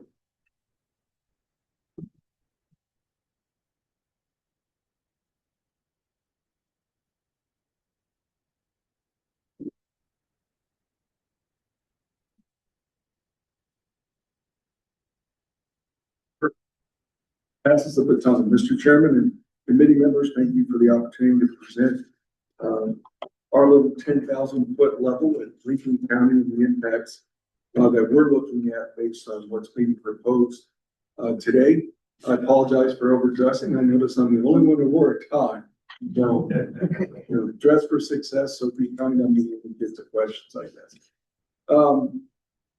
Certainly the goal here is to be informational, to more specifically stay away from anecdotal, so that you kind of get more of some good data points to understand how Lincoln County's going to be impacted here. Now, it's going in the right direction. So I also agree the Game and Fish's website is great. You can layer this to death. Oh my goodness.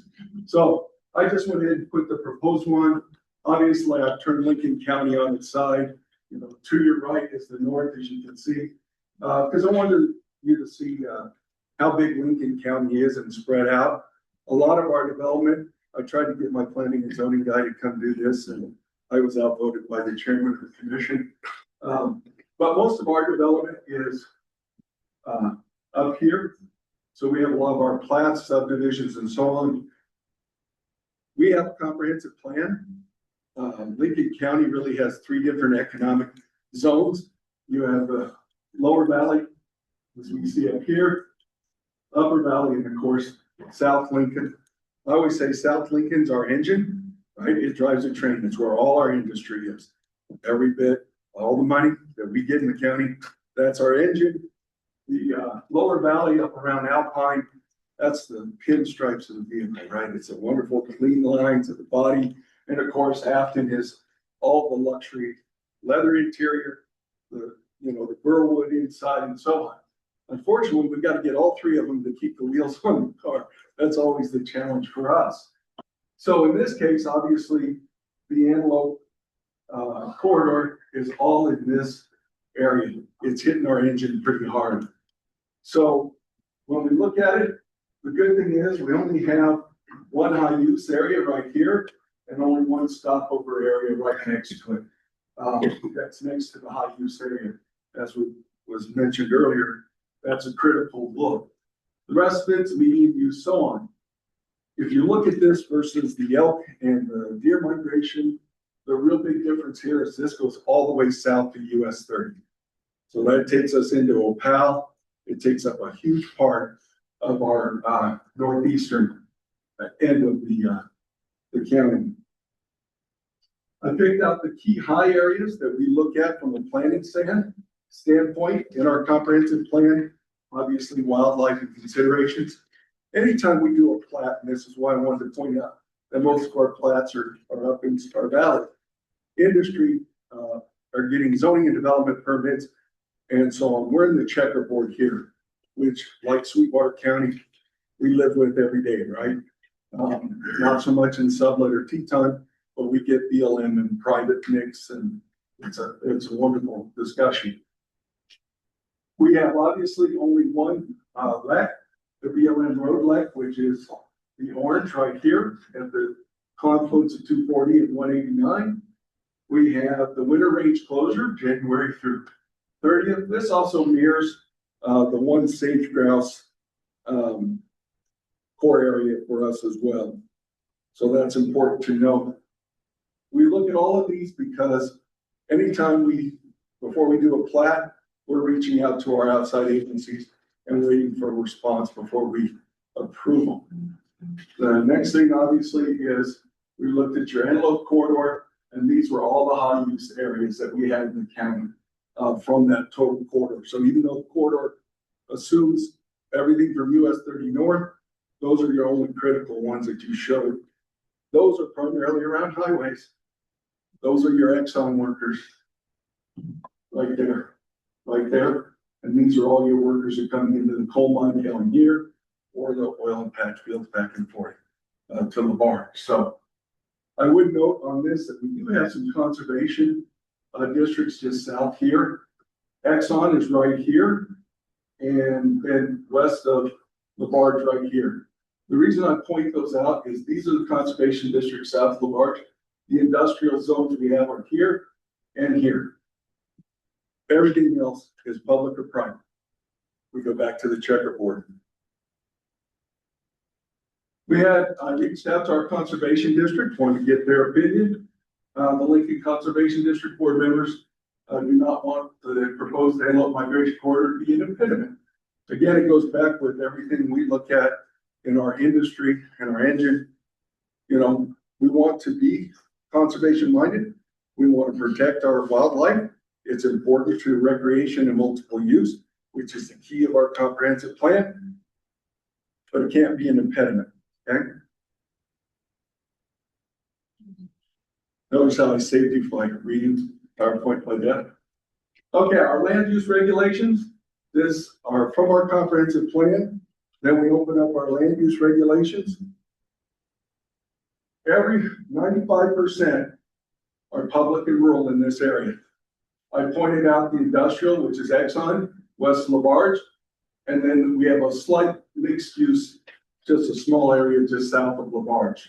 The uses on all of those are conditional, residential, temporary zoning and development. Means they can do anything on those lands. We really adhere to private property rights. What does the private property right owner want to do? That doesn't mean we don't reach out, as I said previously, outside agencies for input. That is important. But multiple use, hunting, fishing, recreation, industry, we want it all, right? I did say 95% of this whole area is public and private.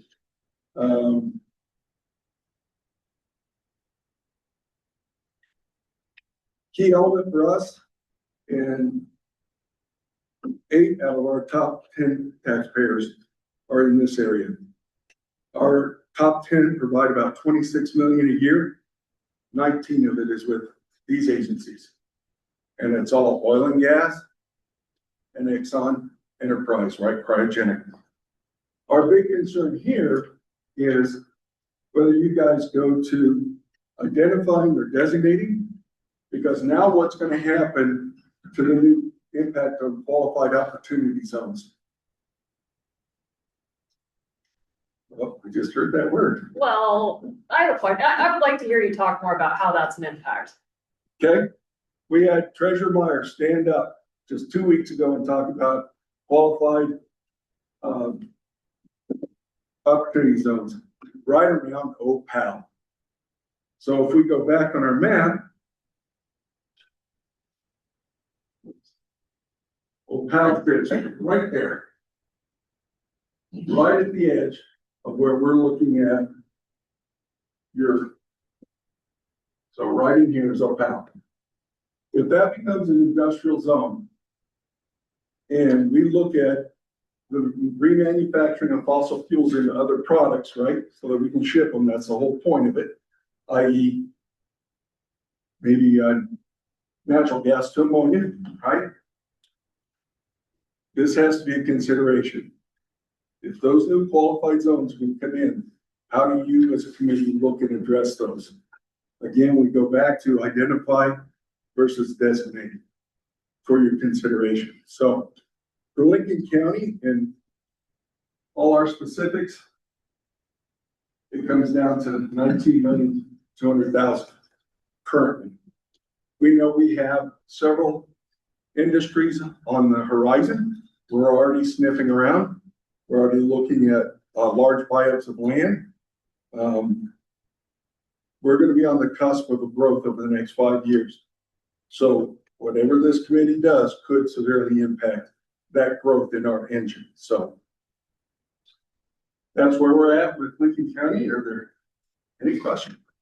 And I made mine short. I was told only 7 slides, so. Yeah, but you were told 15 to 20 minutes. Oh, well, I figured the questions would cover that. All right, any questions for Mr. Allen? No, I'm going to say one thing. Steve, I apologize for not letting you know about the tie issue. I did wear a tie to our first meeting. The governor and I were the only ones who wore ties. So I did dress down slightly for this, but better to always dress above rather than. Mr. Chairman, I always wear a tie for you. I appreciate that. I've heard that line too, so. Mr. Conley, anything that you'd like to add from? No, just that we're in a development area down to, he didn't touch even on the 5 other industries that want to build down there. And one of their key questions is, how much time is it going to take to get permitted? Up against the BLM regs, up against the possibility of this. That's their number one question. That's all there is to it. And that timing and how long it takes, we're the home of big industry. So we can get home to the Opal Turn Hub and Exxon, they're number 1 in the world in what they do. Sweetwater, number 1 in China. We're home to 5 number 1 products made in America in southwestern Wyoming. That's big business to Wyoming. It's jobs, a lot of jobs. There's 5 industries coming in. It could bring as high as 2,000 workers in the next 5 years. If they can't build, they won't come. So there is to it. And that's going to be part of our discussion, certainly.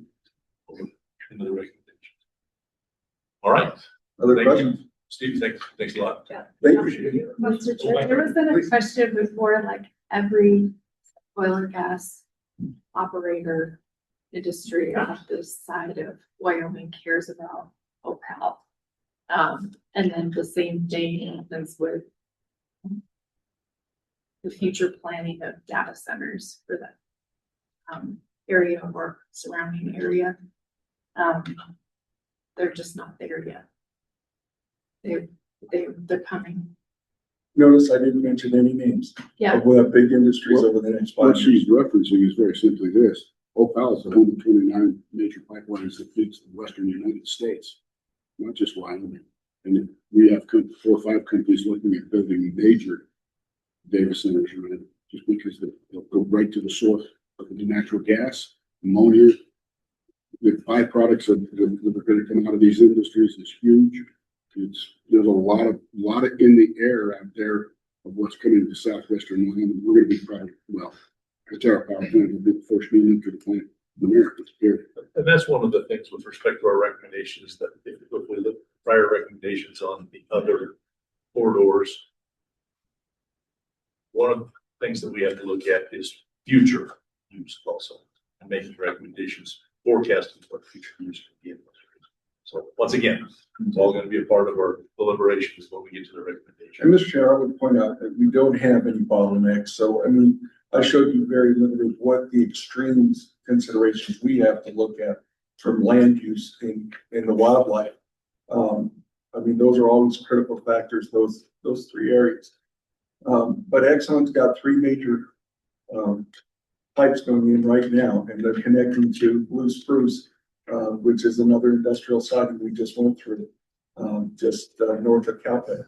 And we're only portions of 3 of them, the Calpet, the Southwestern, and the Bottenell areas. So, you know, be careful, because what you might do for east of 191 may not fit what works for Lincoln County when we're looking at our industry. I think that's the big message. All right. Yeah, Dave.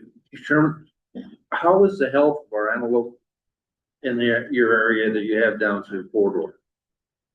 Well, I noticed the decline from 2023 to 2025 overall, but I can tell you what I see when I drive US 30 every single day, and they are huge herds, huge. I mean, I was going out to the Justice Center just inside Cameron, to Chairman Conley's point, and we had 100 run right across the road, then decided they didn't want to be on that side and ran right across the other side. So, you know, it helped me out for about 20 minutes waiting for them. They're coming back this year, mule deer and Antelope, this is anecdotal on my part. I see them, they're up there. But I'm not a wild biologist like Teton, so I don't do head counts. So mine is just observation. I can touch on that just a little bit.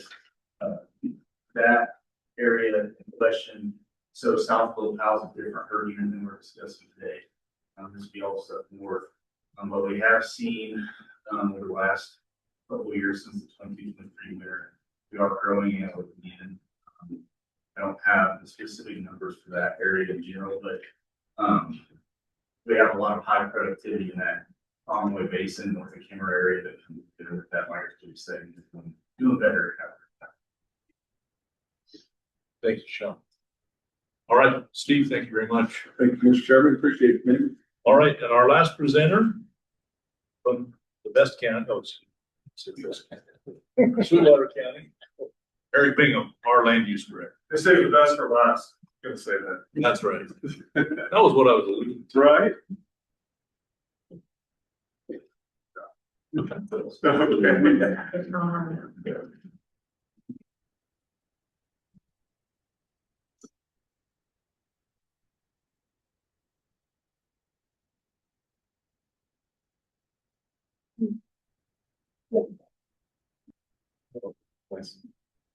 Morning, everybody. So we'll take a different kind of perspective here than the speakers that preceded me. So I'm going to talk a little bit about our regulations, how they work, and then I've got a real life example. Sweetwater Solar, identify the elephant in the room where things kind of went wrong. So we're going to discuss conflict areas and balancing interests, and Stephen already described private property rights and things like that. So we're going to talk a little bit about that. I'm going to go through these slides because I didn't get the memo on the 15, so I'm a little over, Mr. Chairman, so I'm going to move fast. So I'm also in charge of economic development in Sweetwater County, and so I get tied into a little bit of that and some of those permits that come through. So when we're trying to balance in Sweetwater County private property rights, economic development, wildlife sustainability with some of our plans, and then the long-term land use plan. So some of the conflict areas, and we're going to talk a little bit about this with Sweetwater Solar, were fencing barriers, highway mortality, some of that occurred with that project, rural subdivision growth that's starting to hit our county, energy infrastructure and mitigation options include wildlife crossings and fence modifications. So development considerations when projects intersect these areas. We review corridor locations, the bottleneck areas, stopover habitat, seasonal migration timing. We have some of those when we go through the NEPA process that we've gone through many times on big industrial projects, such as whether they're a trona mine or whether they're a solar farm, wind farm, and such. So again, why is this important to the planners? And is because we influence where the subdivisions, we make recommendations, roads, fencing, energy development. Just for a fact, when we were going through the resource management plan, which we're still going through, 55% of Sweetwater County's revenue comes from oil, gas, and trona. So it's a large, years ago it was about 16.8 billion. So it's a lot of huge economic impact to Sweetwater County. That's what drives our economy. We have some plans. We have a federal lands and resource plan, a zoning resolution, subdivision regs. We have a comprehensive plan, and then we also have a growth management plan. That growth management plan goes around, basically it's an area that encompasses around Green River and Rock Springs. That's where we promote infrastructure growth, and that's where the majority of our growth for residential is. So our Sweetwater Federal Lands and Resource Plan says that we shall work together to manage and conserve game populations and their habitats, corridors, remove barriers along these corridors in a manner that respects private property rights. So that is directly from our current Federal Lands and Resource Plan. And where that comes into play is, so that's the plan. The zoning is what implements that plan through regulation. So zoning can consider wildlife during conditional use permits, which we're going to talk about Sweetwater Solar, large industrial and energy projects, some of our big trona mines, Project West, Pacific Soda, and then coordination with Wyoming Game and Fish. So what we did is we've done a few, I mean, reading this whole thing, but we went through our regulations just not too long ago. And we had some inconsistencies between solar and wind. We have very extensive wind regulations in Sweetwater County, probably 20 pages of regulations. And then solar, we also have pretty extensive regulations. And there were some inconsistencies between the regulations. One thing, and I'll go a little bit deep in the Sweetwater Solar, is we have some issues with that and with coordination with some of the state agencies. I'll get a little bit into that. One thing in consideration when you're going through your recommendations is, and I think this was mentioned by some of the planners before me, is use by right. So when we have in zoning, we have charts and we have zoning. And so when you go into an industrial zone, it'll say, hey, an oil refinery is a permitted use. Well, that's a use by right. So when someone comes in for a permit, their expectation is that they are going to be able to establish that in that zone. So that is what a use by right is, compared to a conditional use, where conditional use is more of a special use, where you'll allow that use under specific special conditions, like with the Sweetwater Solar Project, as an example. Subdivision, just to bring this up, is the legislature passed a law a couple of years ago on fencing requirements that hasn't impacted Sweetwater County yet, but is a little problematic when it gets into areas where they're adjacent to grazing and requiring someone to put in a fence because they're building a residential subdivision. So that can kind of fragment things. Unintended consequence with this statute, Sweetwater County did oppose this as it was going through, but it does create another issue, and we're required to follow as a county the state law. So some of the tools, I think someone mentioned a little bit about what are some things you can do. Of course, there's the wildlife friendly fencing, but cluster development is an example of where you can do a property bonus. So somebody comes in on a 40-acre parcel and they want to do higher, denser lots, which tend to be more economically viable, and also for the developer to make more money. You can have them create smaller lots, but then they put another area into a conservation easement. And so it's just a way of where you would allow possible wildlife movement around that. So that's something we were looking into, is cluster development, although we don't have that right now as a tool, but it's something that counties can use. It's allowed by statute, corridor buffers and road access requirements. So we are the largest county in Wyoming. We are 10,500 square miles. Apologize because my wildlife or my corridor map didn't make it in here. This is Sweetwater County. As you can see, we have a lot of checkerboard, especially that goes through the I-80 corridor. And so that becomes very interesting when you get into development. Most things go through the NEPA process because they abut public lands.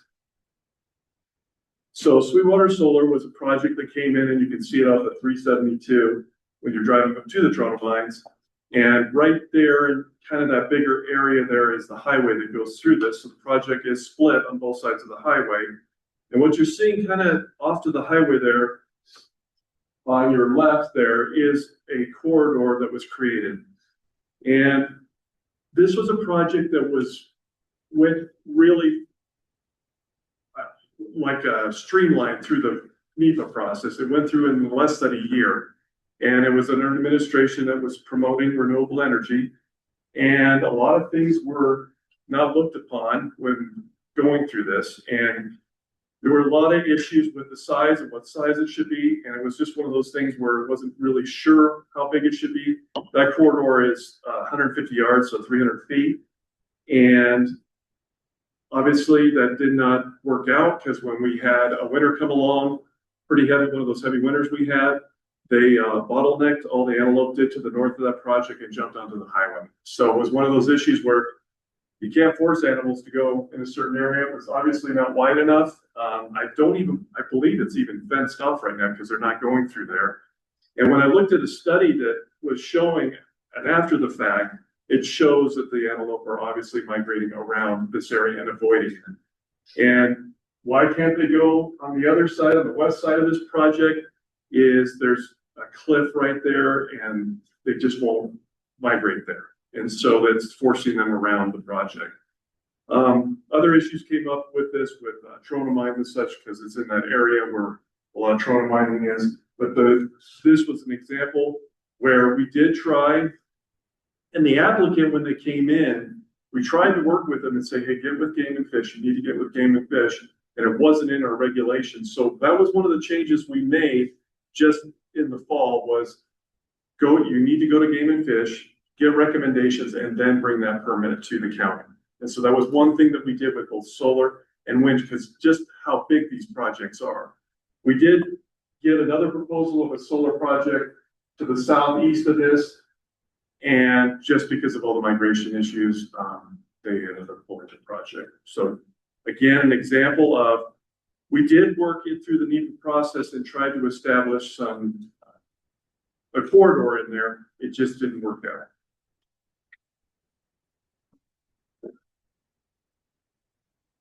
Yeah, so migration corridors are scientifically documented.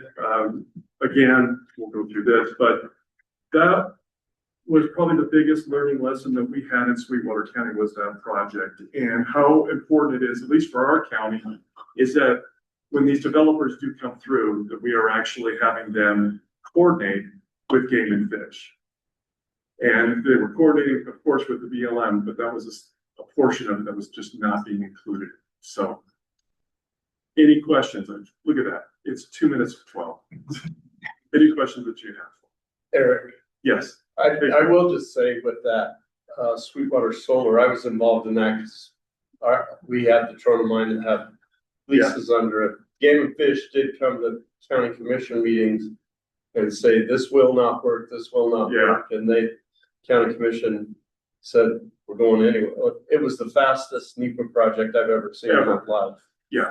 And, but Game and Fish was proven right in the end when all those antelope got slaughtered. Yeah. There was a lot of name in vain, and just because of that. You weren't there. I wasn't there, but you said slaughter. Oh, I'm sorry. That was not intentional. None of the current commissioners were there. That's not. All right. So what happened with the BLM? Why didn't, I mean, the BLM consults with Game and Fish? They put it on a right-of-way permit is what they did to fast track it through. And I don't know, there was something going on behind the scenes that nobody understood to fast track it. Yeah, well, right away still makes sense, but, okay, sorry. Yeah, I'm almost thinking it was less than a year. I've never seen a project. Maybe it was a little bit over that, maybe a year and a half, but I've never seen a project that that fast. This was a result of that. So. Right. Other questions for Eric? All right, I'd like to thank all of the county personnel who presented for us today. Excellent information. Everybody was great to work with. Fortunate to be able to get together and kind of put an outline together of what we would like to see that this group would benefit from. I think that each of the presenters did an excellent job with respect to that. Any questions moving forward before we leave at exactly 12 o'clock to go to lunch? All right, we will go to lunch, and please be back here at 1 o'clock. We'll get started again. I could see you were looking at me. I was not about to ask a question that was below your precisely. Well, we did such a poor job with clock management last time. I felt like it was really important.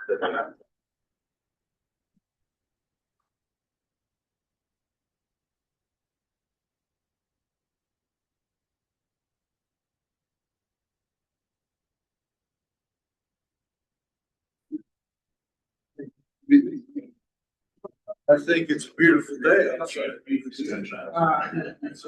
Yeah, I had to take a call. It was amazing.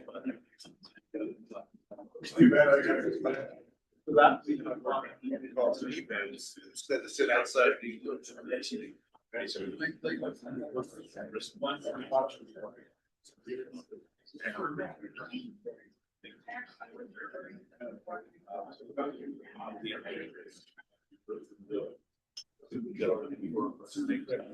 this Dalton?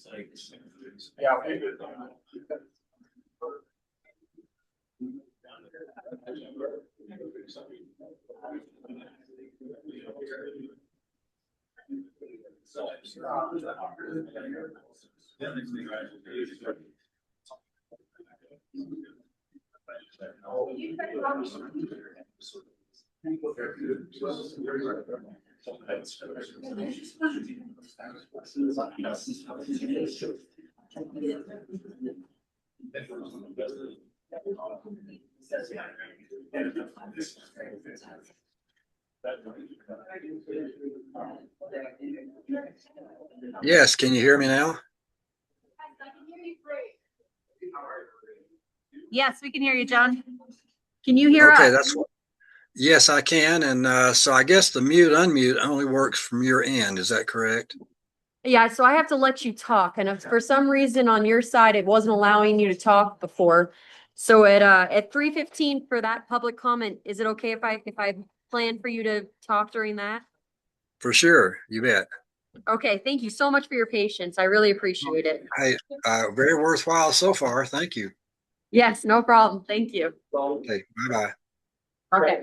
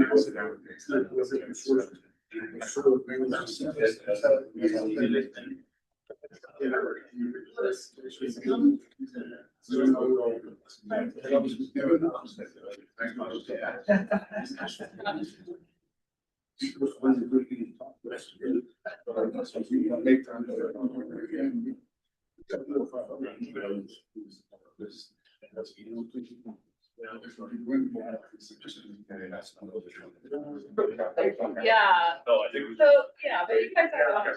No problem. No problem. Hey, thanks. We sharp. I know. Just for you. You know how you're gonna dress. Yeah. One step higher.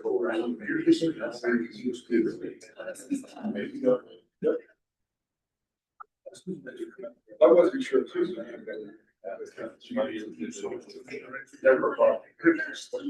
Never is. Well, good luck on the road.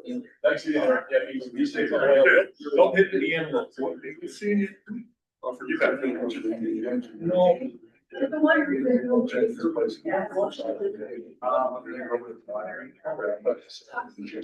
Oh, absolutely.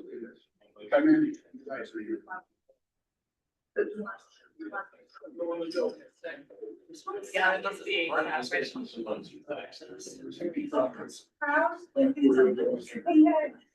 I'm not busy for me, so I'm gonna try and hunt you guys down. Probably be 10 minutes until, but I'll. Yeah, it's just an hour. That's. I never. Okay.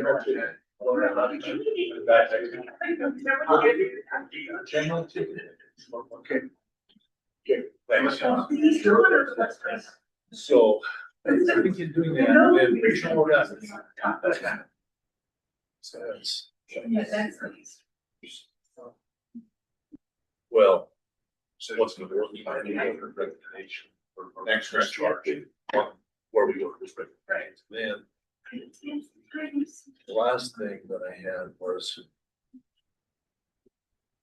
Right, yeah, you're exactly right. Asking the group if there are other groups. that- Chris. Don't leave. Don't leave. Okay. No, this is. Should reach out to state house. I mean, I'm. You should reach out to DOT. Because I talked with Jim Hayden, something, I said it's necessary. And ask God. That's what we. The whole of it. I The think whole so. shoulder of things. I think that is all districts. It's just. Somebody like to do that. Okay, well, if we can go, that's fine. Okay. But John was very. Yeah, I think those are, yeah, I think why that's pretty. Uh, Just would be interesting. I finally got Jim's phone numbers yesterday. Yeah. So I haven't answered. Oh, gosh, I never tried. Sure. I mean, I was like, this is close to the front. It's so good to learn. Well, someone's to see that. Exactly. So, and I'm like, I want to understand, I mean, too. Where this is how much more. It can be. That's what I know. Here's the thing. First, like, the lot of questions. I don't care. I always. Yes, I mean, Yeah. I understand. You know. Yeah, so I'm like, it's very. Sweetwater So. Yeah, that's pretty fun. Yes, that's for sure, so. Are we on mute here? No, I can do that. Okay.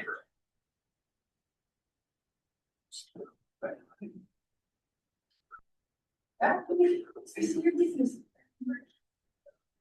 At the end, I got an email last week with a 5 follow-up questions.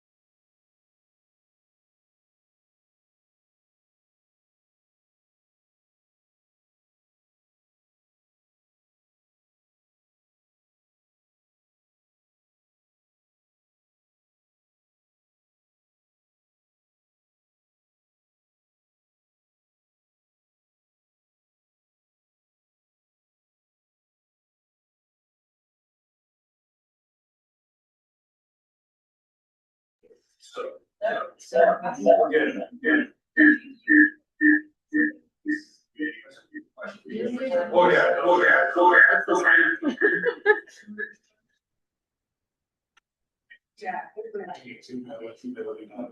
I don't know if Brandon's free. She's like, there it is.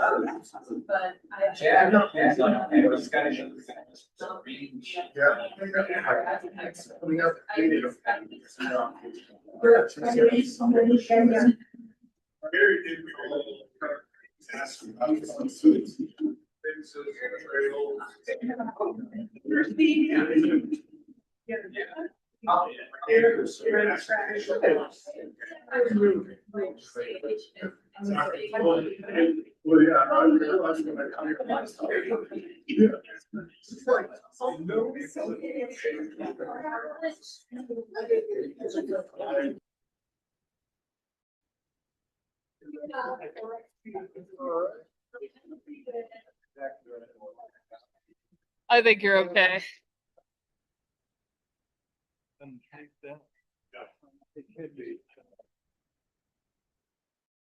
Band table. So that this is closer to that. Keep the projector in the middle of it. Because this is the only cord. And if this thing.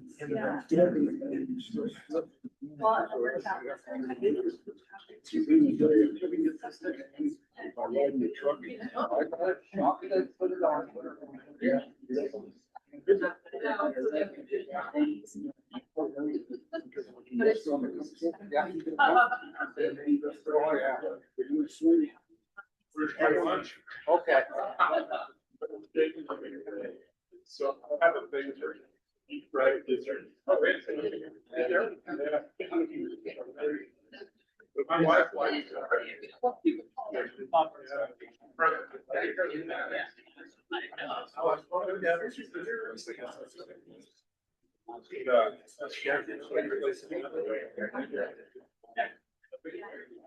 yeah, should take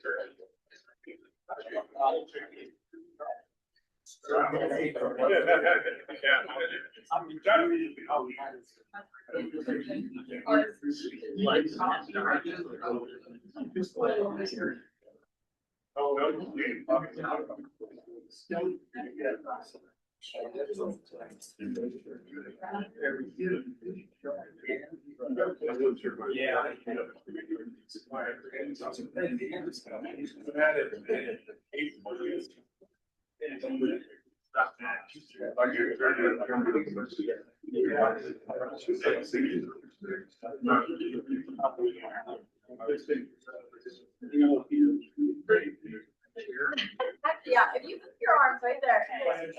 Yeah. I'll put you dead.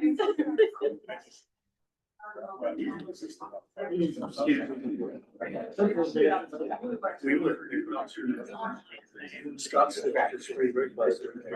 You know, we expected this to be. It was 105. Yeah, I say that. is extreme ball games. Yeah. Two of us are every two, right? Which is good for us. Yeah, yeah.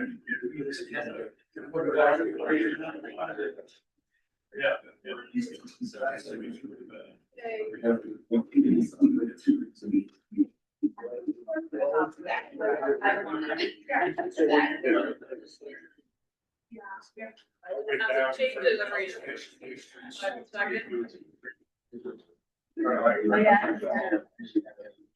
Yeah. Yeah. Yeah.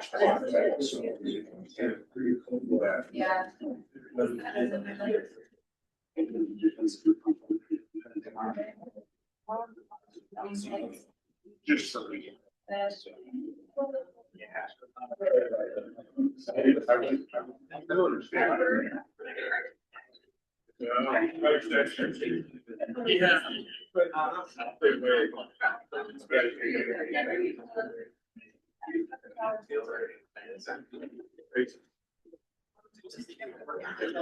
Yeah. Well, Yeah. So that's.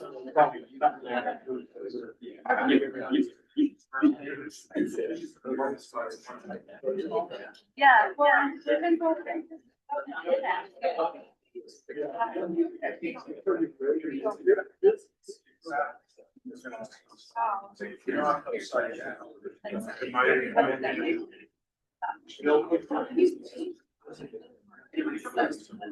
And you're talking about tar.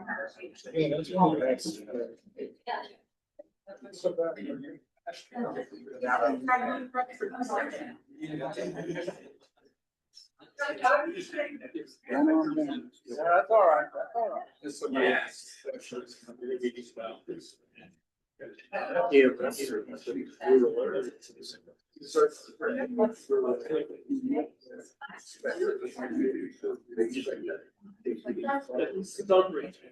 So maybe.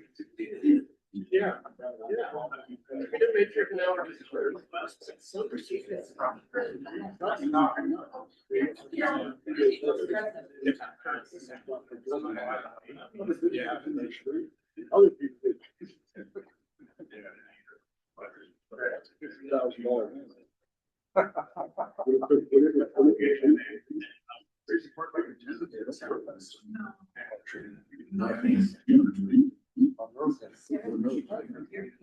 Thanks.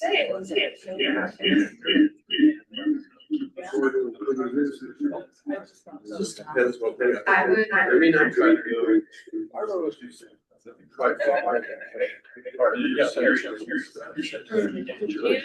All right, let's go ahead and get started. We're just a little late. Yeah. Yeah. Thank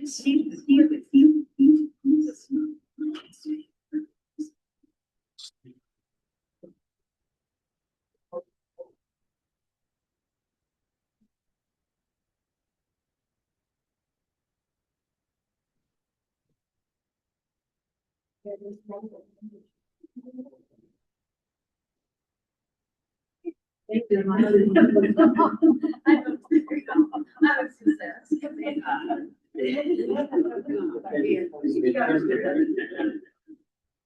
I think you.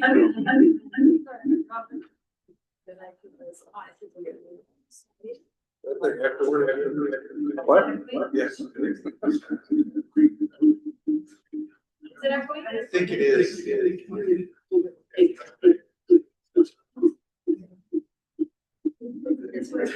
All right, welcome back from lunch, everybody. Let's go ahead and get started. Our first presenter after lunch, oil and gas conservation, Joe, our natural resources program manager.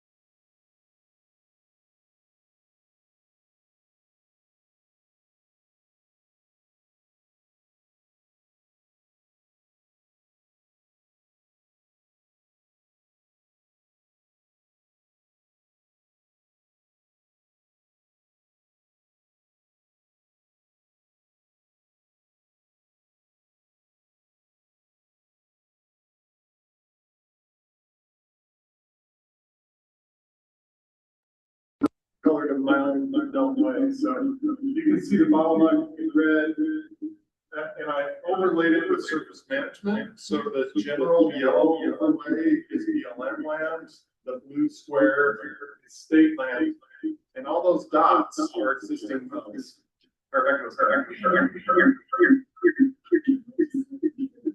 Here, I thought that was just the echo of my.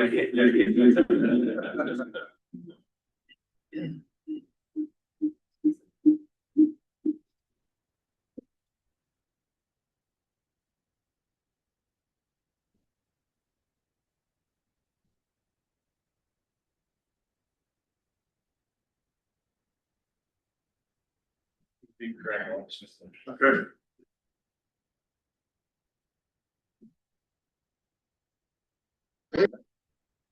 Do you hear an echo? Anybody hear an echo? Oh, we're good. Okay. Back to echoes. Okay, so the dots are all existing wells. And so that kind of frames, you can see the uncolored part is the private strip running up the river. So we have a really unique scenario where there's wells on private land, there's wells on state land, there's wells on BLM land, and there's wells inside the bottleneck. And so as I describe how this occurs, you can sort of just think about this as my convenient nexus of all things. Looks like we have some bad location data that we occasionally have because that well is not in the river. We did not permit a well in the river. That was a bad XY that happens in our system sometimes. I didn't even notice that till now. Okay, so the commission in the process, somebody submits an application for a permit to drill. And when we receive that application, we process it for all sorts of things. And our jurisdiction is on all permits, regardless of if they're federal, state, or fee. We have to issue a permit for everything. Our permit is for the well. We do not permit roads, pipelines. So think of the pad. You essentially, mostly our regulation ends at the pad. That's not totally true because if somebody had a spill or something happened, we can cover that too, but we don't permit roads or pipelines. That's the really major thing to know in this realm where we're talking about the nexus of the EO. We also dictate downhole, what people can do downhole, which is generally referred to as spacing and density. So in our main charge is to prevent waste and protect correlative rights, promote orderly development. So in that charge, we dictate how close wells can be downhole. We do that through our commission has hearings and we issue orders. The reason that's important to you guys is that's how we deal with valid existing rights. So valid existing rights is run in the migration corridor EO, very similar to how it's run in the sage-grouse.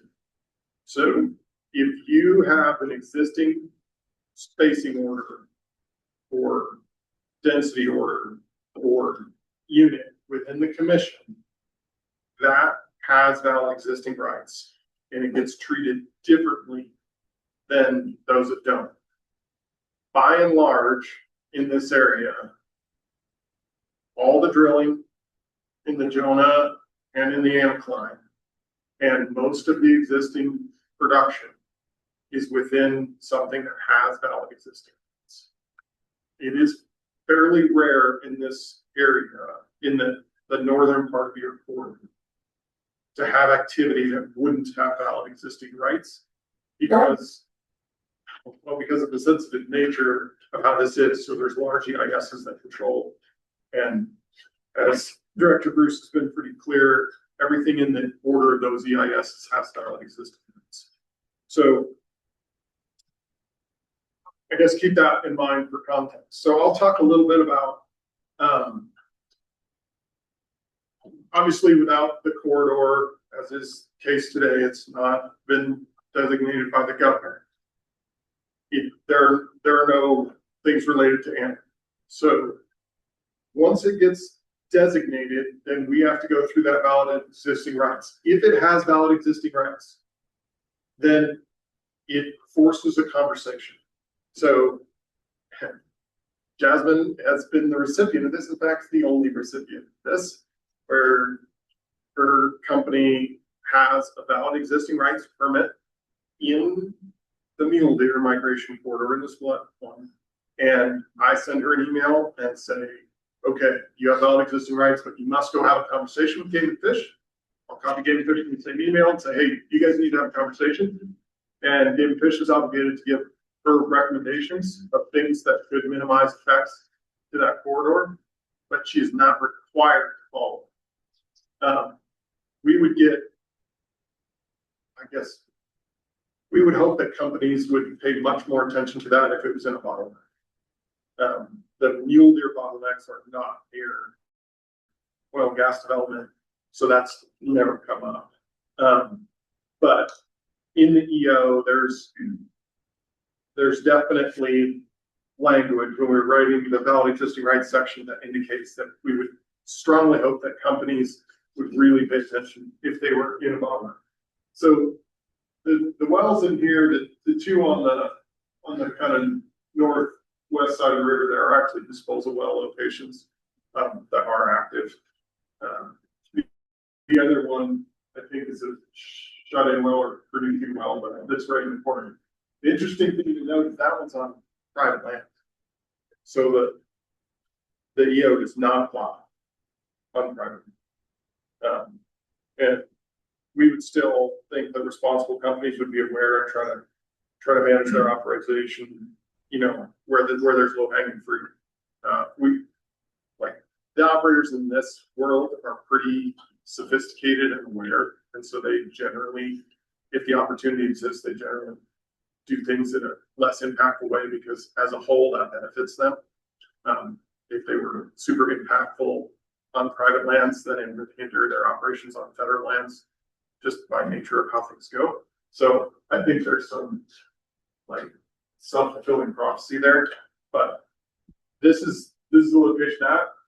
If it falls in private, the EO does not apply as far as stimulations go. If it's not, that it doesn't have valid existing rights, then we have to pay attention between the should and shall word in regulation. Should means I really want you to do it. Shall means I'm going to make you. If it doesn't have valid existing rights and it's in a bottleneck, it's basically a no. I think the way it's worded, there may be a potential for somebody to suggest that if it is, in fact, it's not a no. But in general, if somebody brought me an oil and gas pad location that didn't have valid existing rights, that wasn't a bottleneck, the answer would be no. You'll notice in the stopovers in high use, which do occur, I think they're on this one, I think they're this orange burgundy color. It's kind of hard to see. It gets messy with all the layers of different parts of the corridor, but there are quite a few wells in stopover in high use, and those are shoulds, not shalls. So just pay attention to that. It still requires, there's still going to be a conversation. People are still given, you know, recommendations from Game and Fish as to how to proceed. They're still generally going to follow those. I would say the operators I work with generally follow those when the opportunity presents, unless it just doesn't. I'll move over if this thing will let me. It's the risk of doing live presentations. Turn the surface management off so we can see them. You have other areas like this. The darker the color, the more restrictive, I guess. So that's stopover in high use is that kind of darker orange color. This is really old development. The animals, this would have been, I think, started in the 50s. And so maybe through the 80s is the drilling in this area. So these wells are very old, and the animals are obviously using it. Now, it would still apply in this area. There's just not a lot of activity over here. It's just kind of over that big hiding area. And the other thing, I mean, obviously you guys know through all the other things, there's just not as much activity in these areas. You don't have the same level of activity as drilling, but these would still be recommendations if somebody wanted to do something in this area. I think those look different, and obviously antelope are different than mule deer. So I don't know what that would look like. That's game and fish. It comes to us, we force the conversation with game and fish, and then those recommendations come out, and that's how the whole thing works. Yeah, it says like in stopovers and high use, it said should avoid disturbance. So if there's an opportunity to locate outside that would be something an operator could choose to do. There's and part of that I'll say is a conversation with game and fish. Like these conversations happen in sage grouse all the time. It's just the most obvious example I have. When HPP reviews a project, it gets moved a lot. People say, oh, Ross say, could you co-locate that pipeline with the road? And they'll go, well, yeah, I could do that. And so we can find opportunities to minimize if we have the conversation. Because sometimes game and fish has data or knowledge that an operator doesn't have. There's a well that is permitted today, but it is inside the identified corridor in a step out area. But that operator was able to find some old disturbance, co-locate on disturbance, run an old pipeline. Like it's all voluntary. They didn't have to, but those things happen. They happen today.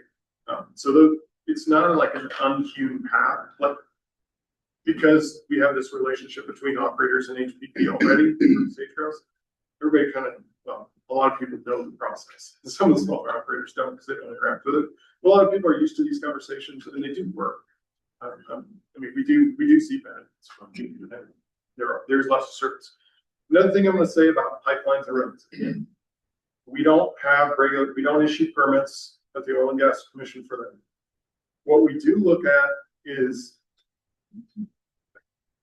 we look at valid existing rights more holistically, so we help game fish determine these things in some cases. So if a pipeline and a road is associated and like inextricably necessary for a path, it's all one activity in valid existing rights when we're evaluating them. So we may not be issuing the permit for that road. Maybe they need a stormwater permit.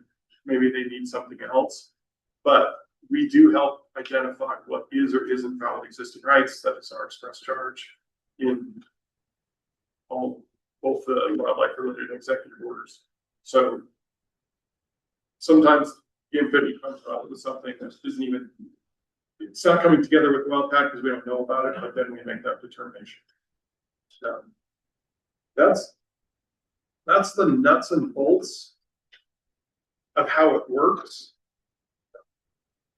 I don't know what else you guys need to know if you want to know about activity differences or how timing works. Is there any other questions that I can help with?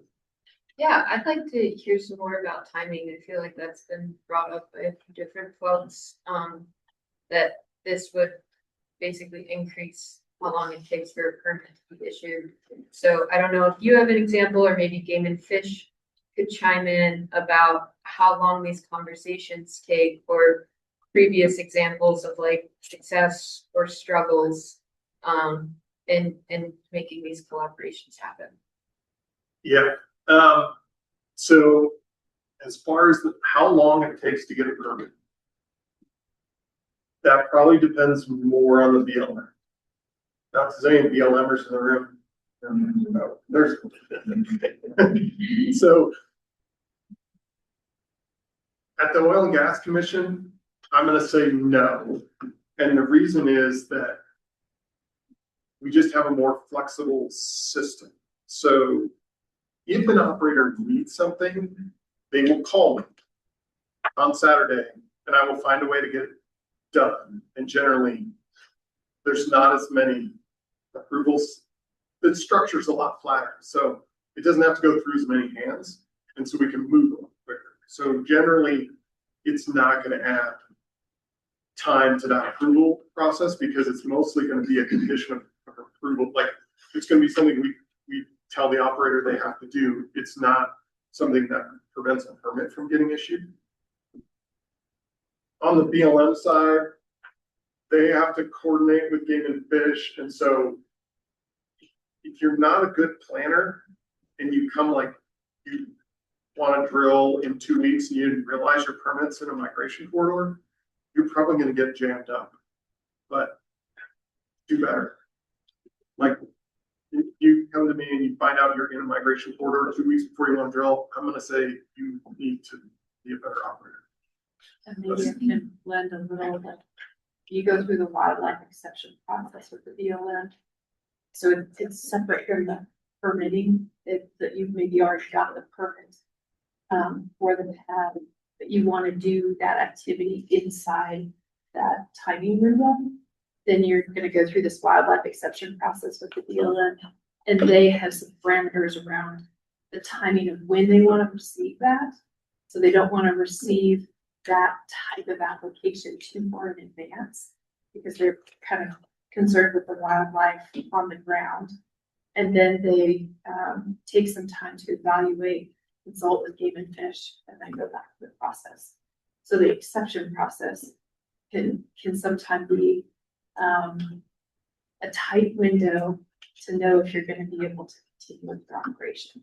You try to be all knowing up front. So like for us, living at Antelope, we have a record of decision, supplemental environmental impact statement. We have to share with the public and the BLM kind of where we plan to be as much as possible for the year. It's not so much a schedule, but it kind of gets folks thinking about where we might be and opportunities to allow for the most wildlife. But that there's sort of separate actions between permit and wildlife exception. And maybe the permit part, Joe, if it were new and inside of here, it doesn't slow Oil and Gas Commission down because they're just going to go through the permitting process. If it's a BLM surface, they're going to do their NEPA analysis, and their part of their NEPA analysis is to have a consultation with Game and Fish. I don't think it would slow down that much. They're normally doing the NEPA. Yeah. It'd just be a late exception that could get you pinched if you invented an exception really like all these areas when they have, you're on federal, and remember it doesn't apply on fee ground. So if you're on federal land and you're late to the game on a wildlife exception, you probably need to do that. You got to see these things come up. Even sometimes they crop up, but like even if something bad happened when you're drilling, it is the most common reason that timing gets weird. You know, somebody does something, makes a bad decision down the hole, you get stuck, everything gets. But somebody like Jasmine she's still aware of where those timing windows are, and if something goes bad on that site, she knows already, oh, that's going to be a problem. It's not a late realization. Even if it's, you didn't expect it, you're always like, got all those things. I think you run into hurdles and then we have to express that. Like we try to give little buffers, but you don't want to give too much of a buffer. They didn't want to hear it for a whole season. Used to, that's how it worked for wildlife exceptions for the whole season. We tend to be in this area. We drill faster today than 5 years ago, but yeah, the one place now, so as far as the corridor you're looking at, there really isn't I said, pretty much everything is in existing rights. I'm gonna caveat that, one weird circumstance. You can see the Jonah wedge, as everyone calls it. You think of the NPL project is like the Pac-Man eating a wedge, kind of, for layman's terms. That project had a record of decision. It was then held by the 10th Circuit, and then an IBLA judge recently vacated that decision, and then it still got more legal throes to go through. If it were to get vacated, and then at the date for everything is kind of when the governor designates it, if he does. So if it were to get designated, and in the meantime, nobody came in and spaced the area up or created some other underlying unit, then you could have that area that didn't have pre-existing rights. If that EIS stands, it's all valid in existing rights. So there is a weirdness to that one because of some limbo in court or in various courts. What about their spacing order with that? If there were spacing orders, which I did not go look and see if there are or aren't, so I can't say. Sometimes, yeah, I doubt it's all space. I would guess small parts of it are, and because in EIS one way, there may be a need for a company to come back and do more spacing to protect their rights, or there's a lot of things that go into that equation as to how you do that, but suffice to say, all existing rights is controlled. So that would be an example of where it might make a difference if you're thinking about what is it undesignated versus designated oil and gas space. I don't know where that thing's gonna land. No one does.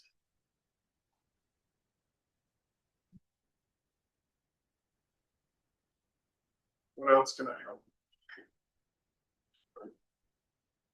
Joe, can you talk to split estate and if it's fee surface, but state or federal mineral, how this EO would kick in or not kick in? Yeah. From your perspective. You know, I don't know that I've been asked that question. Fortunately, out here, there's a very small amount of split estate. Generally, there's just less. It's mostly better or better if you want to be. You know, I'd have to go back and read. Generally, we run on minimums. I'll say that. But the way this one's, Well, that's a good question. and maybe going to leasing and then thinking about commingling, right? And so we've got new regulations with the federal government on commingling allowances that allows you to consolidate those surfaces, right? And so what we've been hearing is that leasing should continue. So even part of this in our risk assessment talks about if like the bottleneck, you should still be able to lease the bottleneck. You just might not have surface on top. And so then you could co-locate neighboring lands. And some of the BLM provisions are allowing that now too, which is a good thing. So those environmental impacts are greatly reduced by allowing that. Yeah, I'm gonna say the way I read the clause, and Sarah or current or future governor can trump me on this one or some attorneys. I would say if it's private service, it doesn't apply. Just because of the way our EO is written, it talks about private lands. And so I would say it's private lands. Jasmine brought up a good point though. It doesn't, if people see leasing underneath core, it has like relatively little correlation to where that disturbance does not directly limit. There's a lot of directional development in this area that reaches out 3/4 of a mile, pretty easy from a wetland, and the more we have new commingling rules coming that are going to expand the ability to reduce surface disturbance, reduce surface facilities, be able to move in means that are frankly a win for every single person in the equation. It's a win for wildlife, it's a win for conservation, it's a win for operators, it's a win for regulators, it's just a win. So those things, there are places further south that there are 3 mile horizontals being planned. So it might be along, that's fairly exploratory in that area. But if horizontal works out, there's some horizontal development in the anticline that reaches, I don't think 2 miles is probably. It was like 2.5 sections. Yeah, 2.5. So, but technology is improving. Last year, I didn't have any 4 mile laterals permitted. This year, almost everything's 4 miles. So some companies are just, as they keep pushing technological limits, they get better at stuff, they get faster. And so, which is really pretty good. I mean, our surface disturbance per barrel out of the ground is changing rapidly. And so, yeah, I wish for people that get angst when they see DC under a bottleneck in the corridor, it's not really a big deal. We can still access those resources from outside.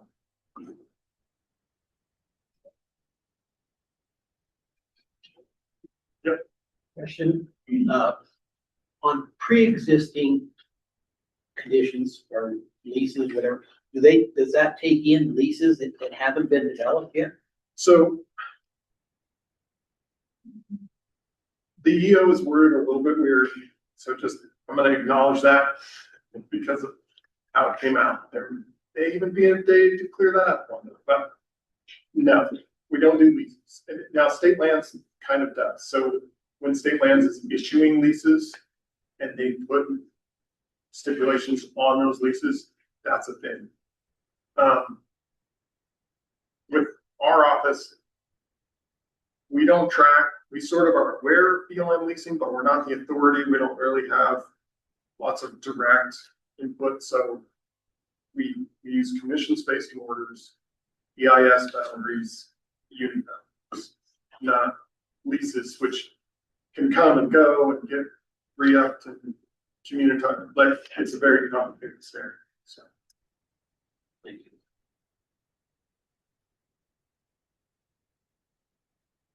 And maybe that gets back to like, if it, just because an area is leased by an operator, they don't have spacing orders or a plan, like a record of decision or what have you, they won't have pre-existing rights. Yeah, and conversely, they could space it without the lease.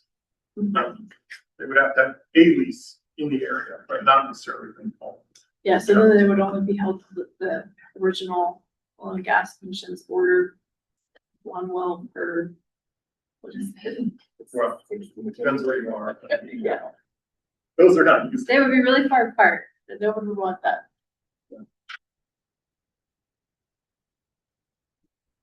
Joe, what about high use area, and like you were talking about some of the older fields, the 50 and 60 years, but in the last 10 years, like seeing 10-year reclamation, I feel like we can see high use being access to our reclamation and what we're planting, which is a great success. I feel like on our end, but do you see more of that throughout or do you look at it to that level? I wouldn't see it. I guess is my answer. These folks over here probably would. I wouldn't necessarily see it, but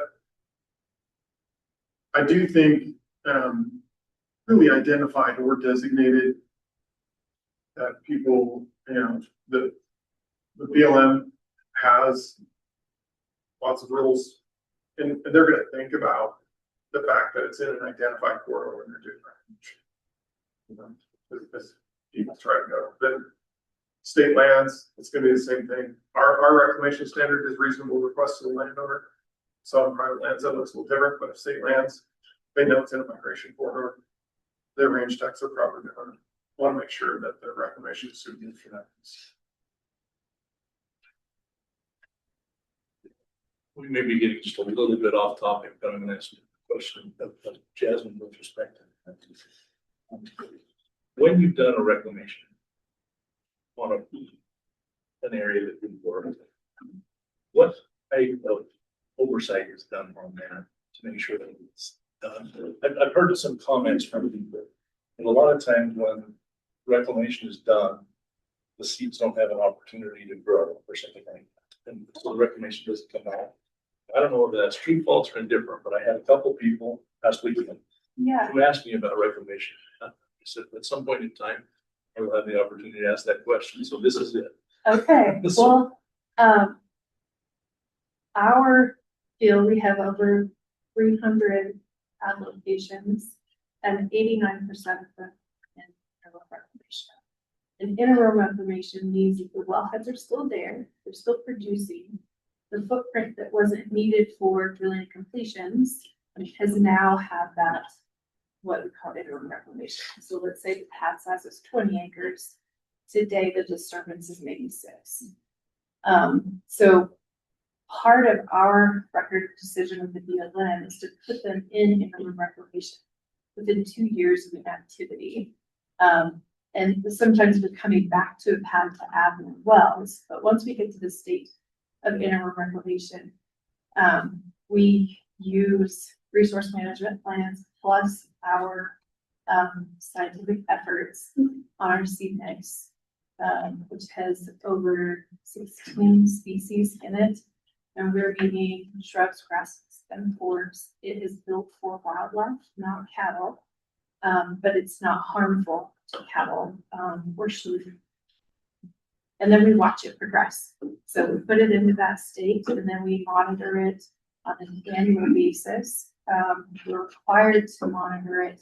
I think the cycle is like 3, 5, and 8 years, and watch it trend towards the background, right? So you have a background transect is what they call it. So it's a line. So from point A to point B out in the natural background, you're going to drop a pin. That's part of the monitoring, and then you're going to duplicate that on the pad location itself where you have that information. So we're comparing the two of them, and our success rate is pretty high. We're going to potentially outcompete the background. And then sagebrush, we're growing a new sagebrush, so it's not decadent old sagebrush, which is really good for species like the sage grouse, chicks, and they need some of that new growth effort. So I think what we want to see are animals coming back to our locations as well. So we feel good about our reclamation, but that's not to say that that's what has happened in the past across the entire landscape everywhere. I think we've had a lot of lessons learned, and there's a couple great societies that help us as operators compare notes and agencies. So there's the American Society of Reclamation Sciences.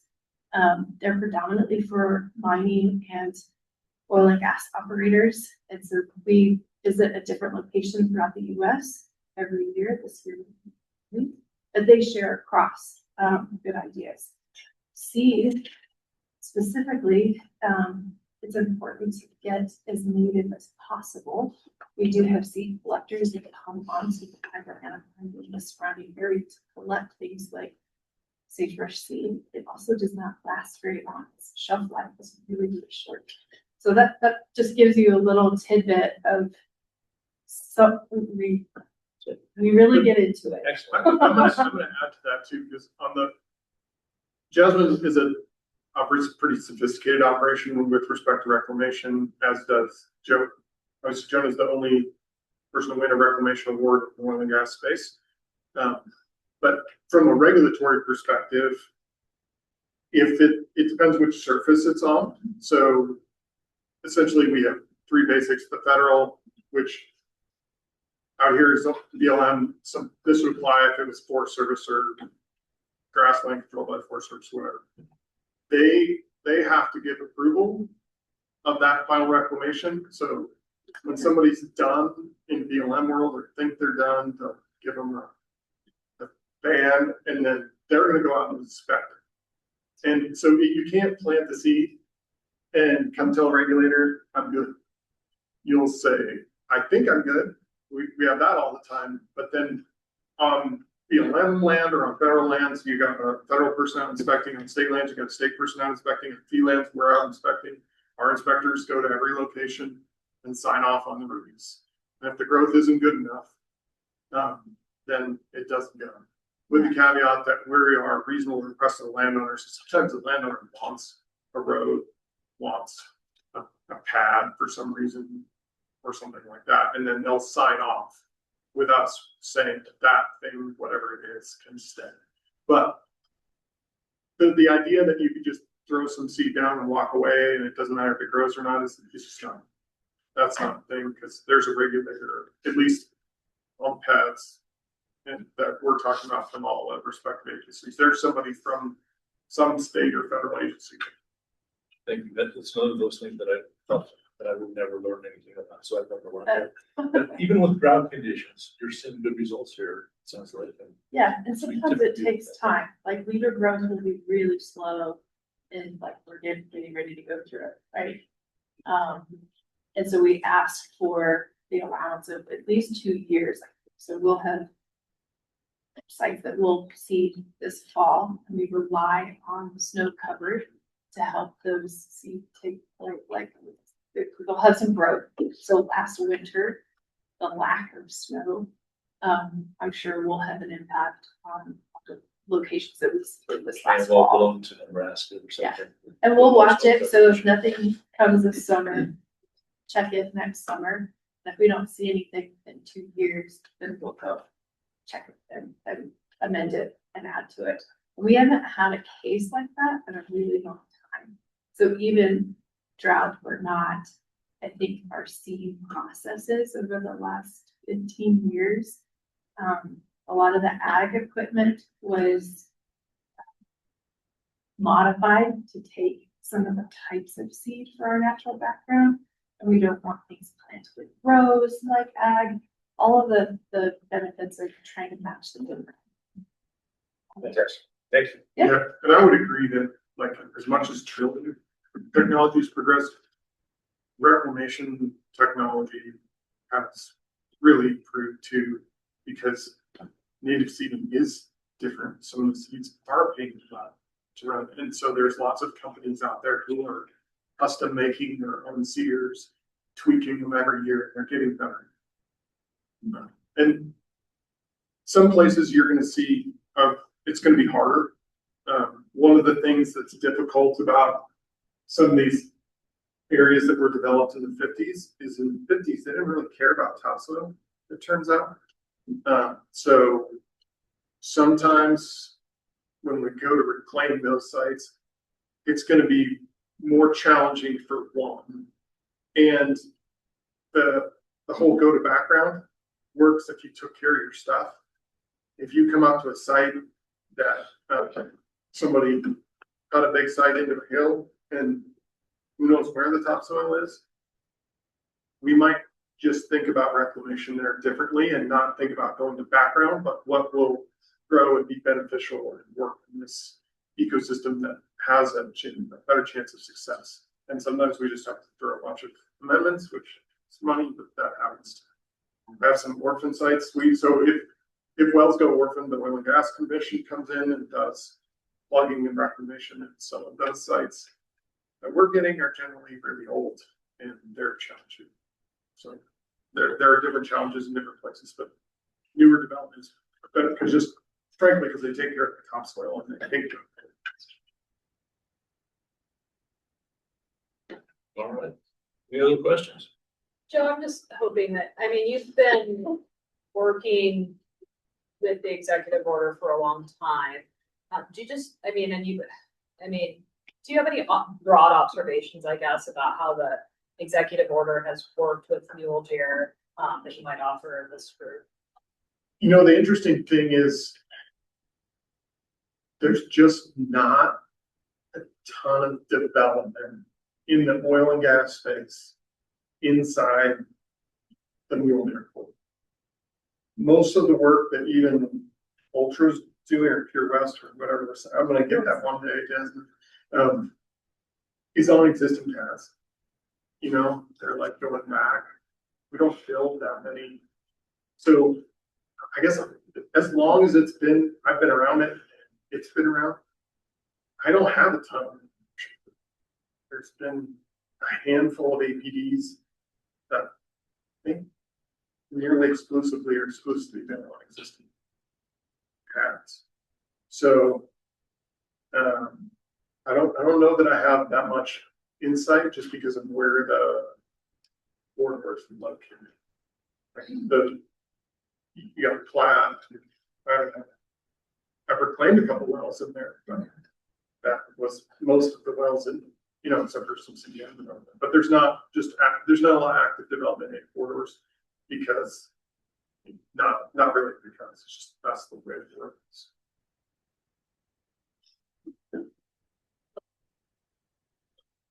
All right.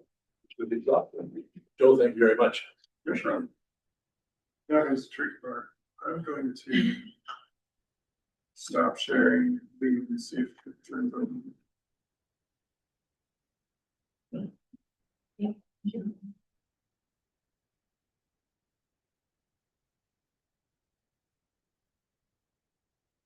All right, now we've got Joe disconnected there. We have got currently scheduled a break. We had lunch not too long ago, but people like to take a fairly short break. We've got a little bit of time schedule there. Like to just continue on. Anybody have pressing needs to take a quick break? Seeing anybody with yellow eyes?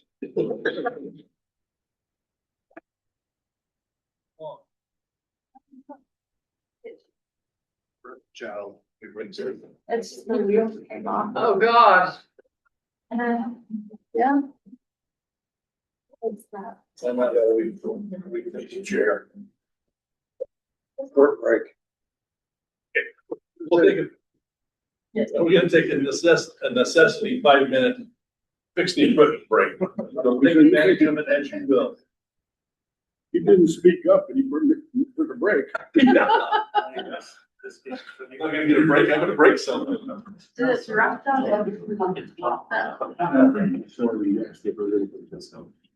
I swear we're not done. That guy was, we got the room.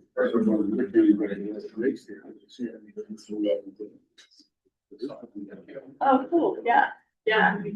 So we had the welcome box or whatever, yeah.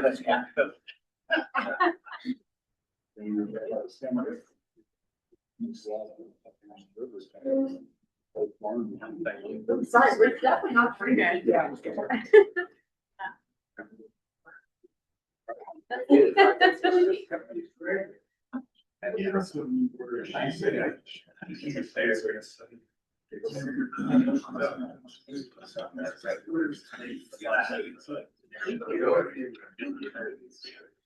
don't feel like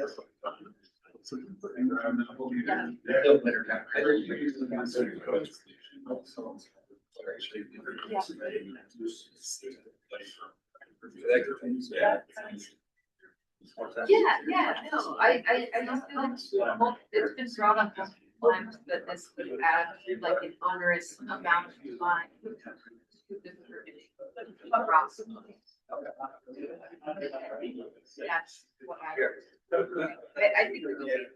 Yeah. I believe that's. Oh, yeah. Yeah.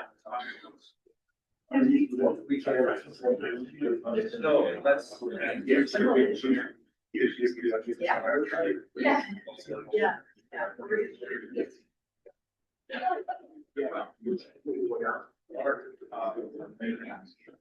I see that.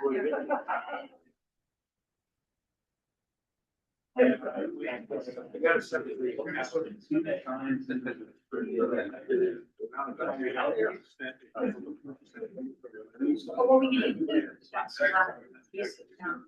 Oh. Did they go?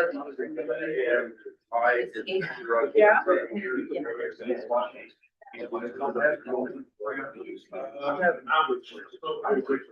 Yeah,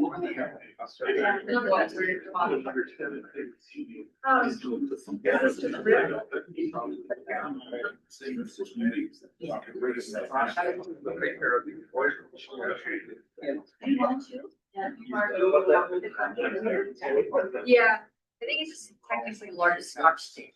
Yeah. Yeah.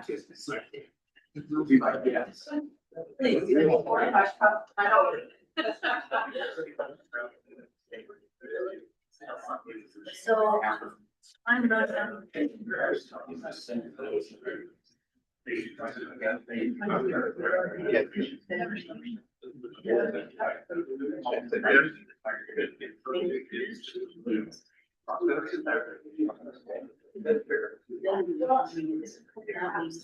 Sure.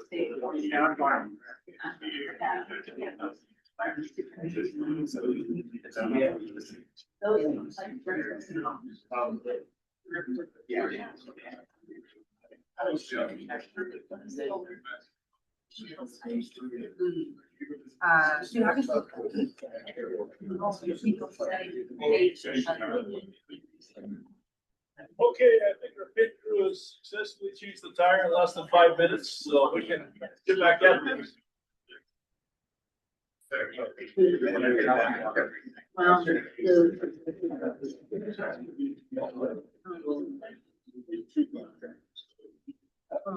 Most is the bottlenecks of pushing through the school. And the other one is, it says on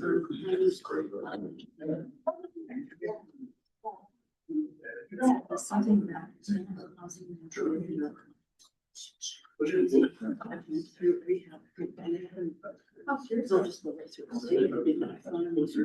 Okay, so I'm just slightly behind on our agenda now, but I believe we'll probably catch up over our next item of business. We had scheduled the discussion on recommendations. What I'd like to do is just have a fairly broad discussion with our group and then specifically talk more about recommendations. And then once we've done that, I'd like Sarah to talk a little bit about the method that we're going to use to formulate the recommendations. How we're going to potentially use consensus to do that. So I think we'll get to that point. So over the course of our first 2 meetings, we built a strong foundation.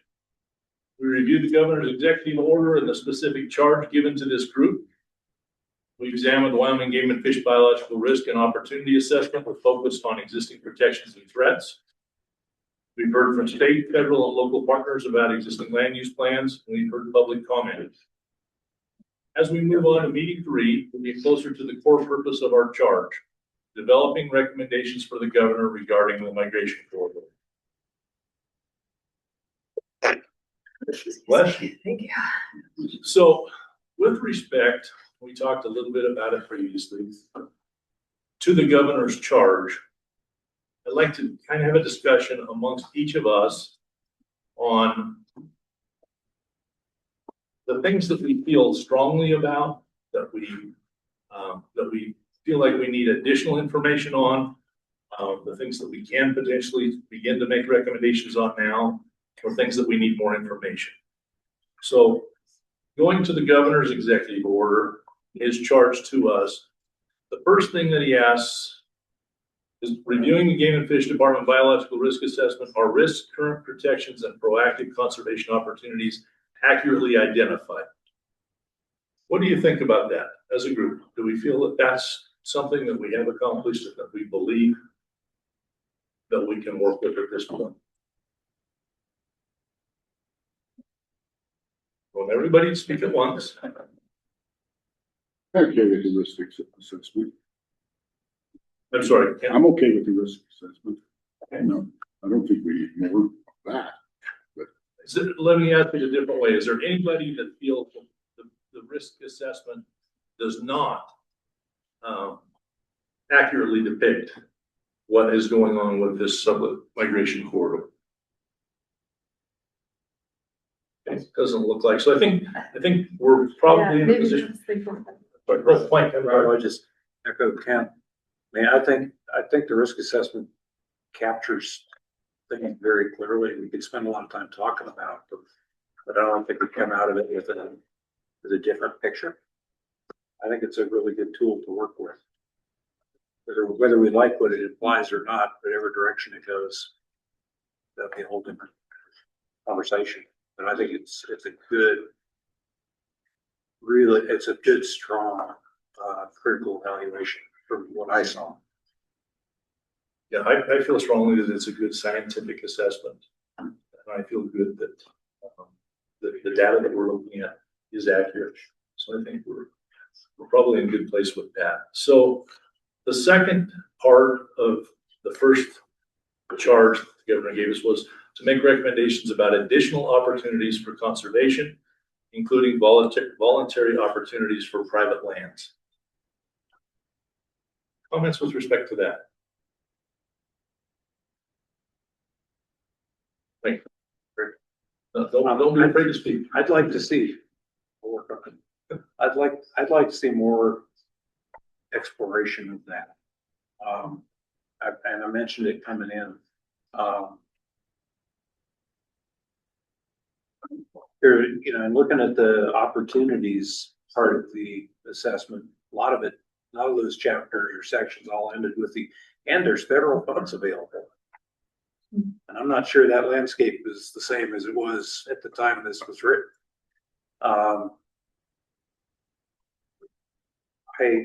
My impression is, again, and again, I think it's Sublette County driven, is that there is quite a bit of work being done that might indicate the potential for expansion, whether it's work on fencing or what have you, and the opportunities to point folks in the direction of funding possibilities, whether it's governmental or the NGOs that are interested in that particular issue.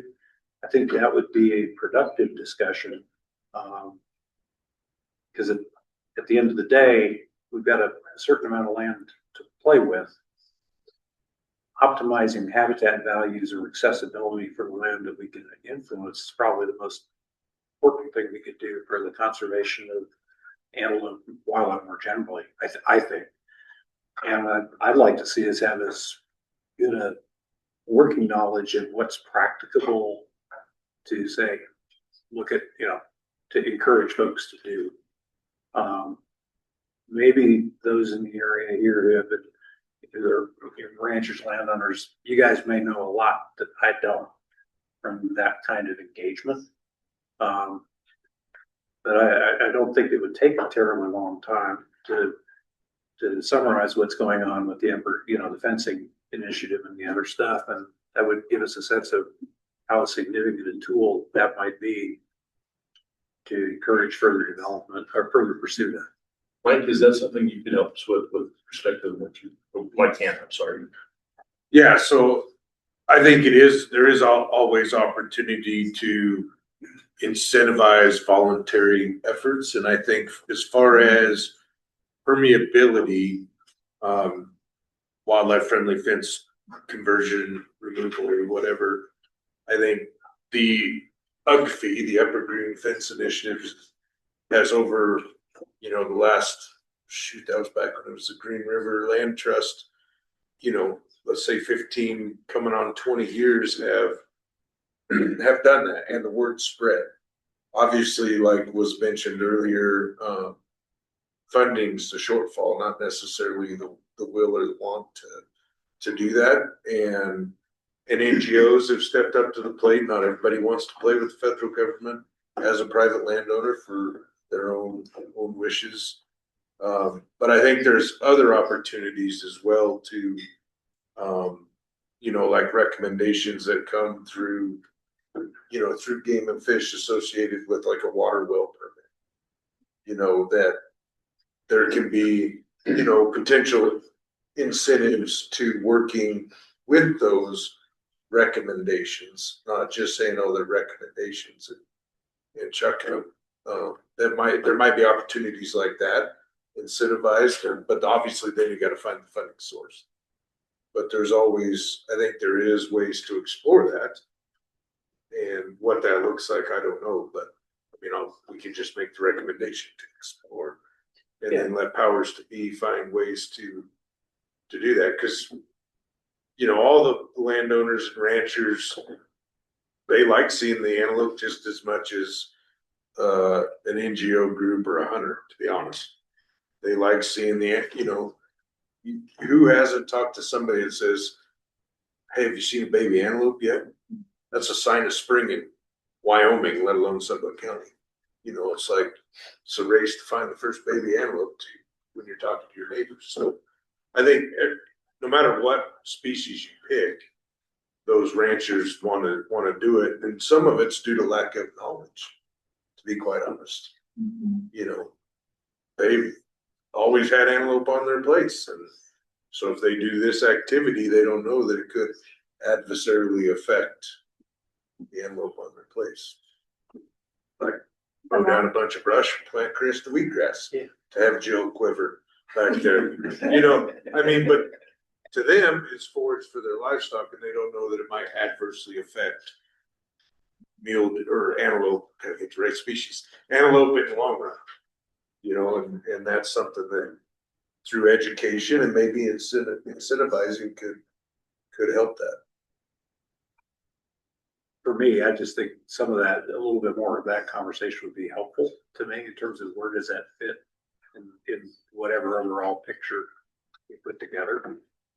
And it'd certainly be a constructive discussion, I think, for anybody.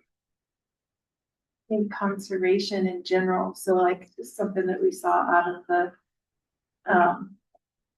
sage grouse RMP pointing back to Wyoming, and then what we were working on with the EO was recognizing all the different conservation efforts that are taking place versus just like a mitigation fund, right? Now, I know that these are totally different species, but I think Wyoming needs to make sure that they're capturing all of the conservation mechanisms, and most of them are applicable to multiple species.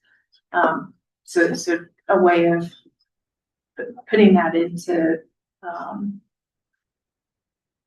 documenting, mapping, whatever it might be. Some of the latest things happening with the BLM and RMPs were the best available data, scientific data, and there's not necessarily enough of that on that conservation level.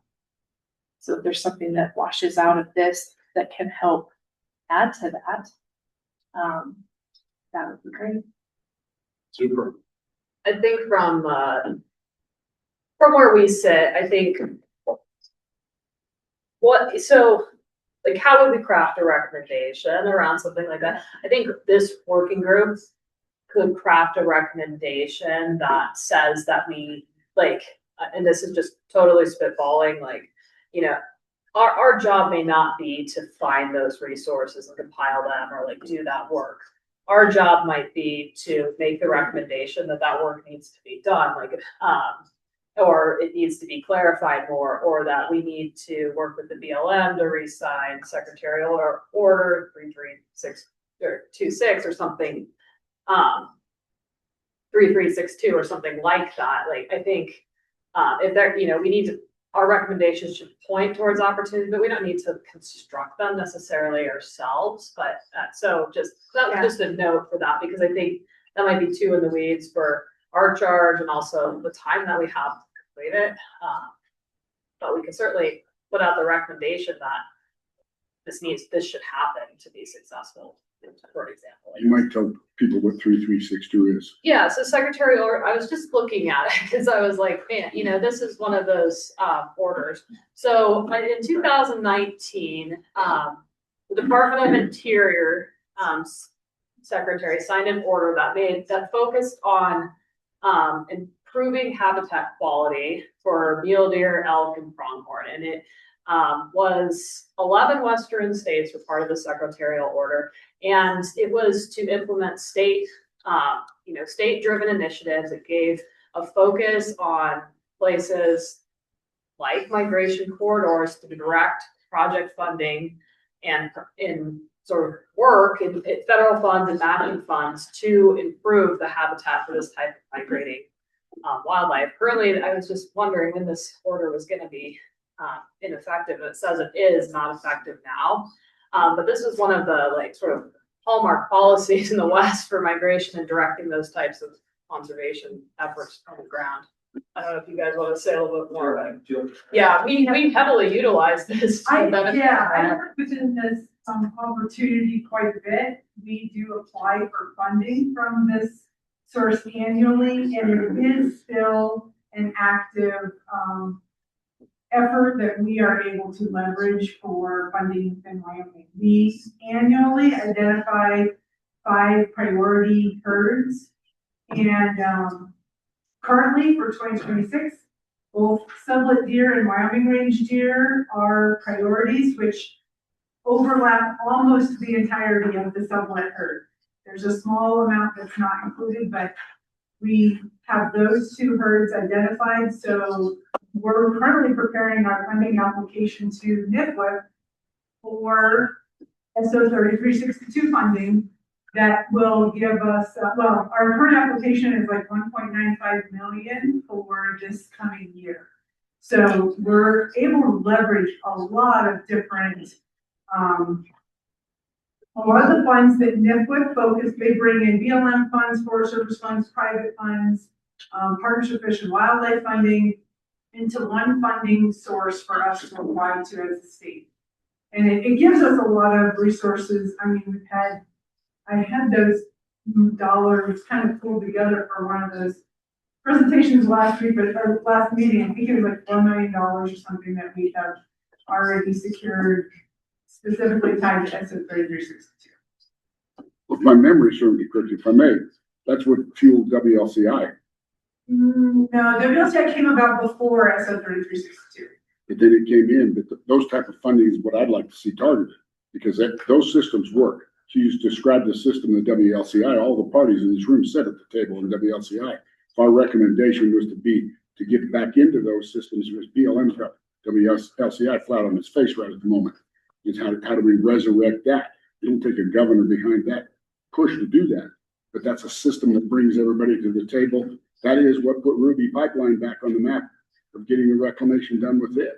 And so if you target this corridor thing around stuff like that for funnel funding in there, that is a system that works. It's already in place, just not being funneled properly right at the moment. And our recommendation would be to get that resurrected or tie in exactly what she's talking about under that order.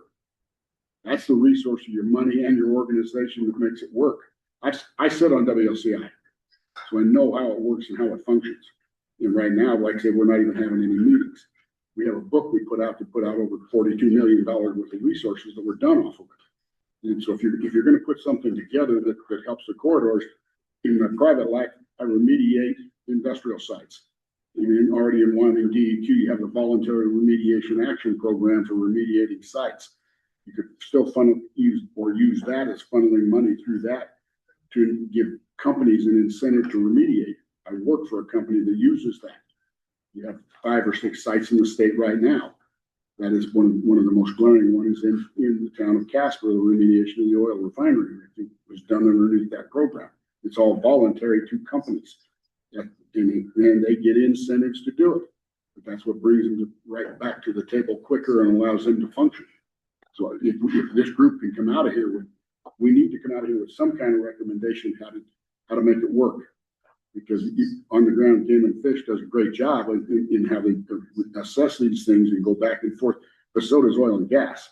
If you've lived in this part of the world very long, you know what oil and gas is doing on remediation. There's 20 locations on the bridge of Teton that the roads were built in there by oil and gas. All you have to do is go to Jonah and see what it is. We were touted as one of the worst states in the nation at one time for the orphan pads. We're not that way anymore. There's been a lot of work done through those programs because of that. We need to figure out what a recommendation would be to piggyback off the existing programs. So I think you do make a really good point, Commissioner, about I think we all recognize now federal funds have changed quite a bit. I think all funding has changed. And so I think that's going to be an interesting discussion for us to have around recommendations about how can we layer and grade opportunities a little bit better? How can we consolidate opportunities, especially for private land opportunities? But to make the dollar go the furthest it can, how do we better leverage the dollars? Maybe there's some recommendations within there, but I do think, yeah, conservation dollars are not what they used to be. So being smart about that would be good. We also, within this area, have examples of efforts, fledgling or otherwise, that look like they've succeeded and done pretty well. And that gives you the opportunity to say, hey, this is what happened in the Upper Green. Extrapolate that activity and the benefits of it from a wildlife standpoint more broadly through the corridor. It's not like they're coming up with something that nobody's ever tried. Everybody argue about whether or not it works. For some of this stuff, it's pretty simple mechanics. It requires getting people on the landscape and dollars, and shining a light on that opportunity will help encourage others. I mean, we'll leverage others' self-interest. If it's a federal project and they're looking at doing it, opportunities to address mitigation efforts that they think may substantially advance either their social license with the public or the approval process, they're very useful. Just give folks an idea where to look. So I think the conversation tailored around that kind of effort, Rob, wrap in. What about permeability to areas that we've kind of assumed are just not practicable? Maybe they aren't, but we may not know enough to declare that and just move along. So I'd love to see some of that kind of conversation too. I'm going to talk a little bit more about it when we get done with this discussion, but my thinking was to have a homework assignment for us before our next meeting, which is a short term. We've only got 2 weeks, but we'll talk about it in a little bit in a minute. But I think it will center around exactly what we've talked about right here, and that's we've got some great concepts for recommendations. We need to jot those down, and then as part of a roundtable discussion, talk about those and refine them, and then put those into our plan as we make the final recommendation. So I think we're making the progress to where we want to start moving.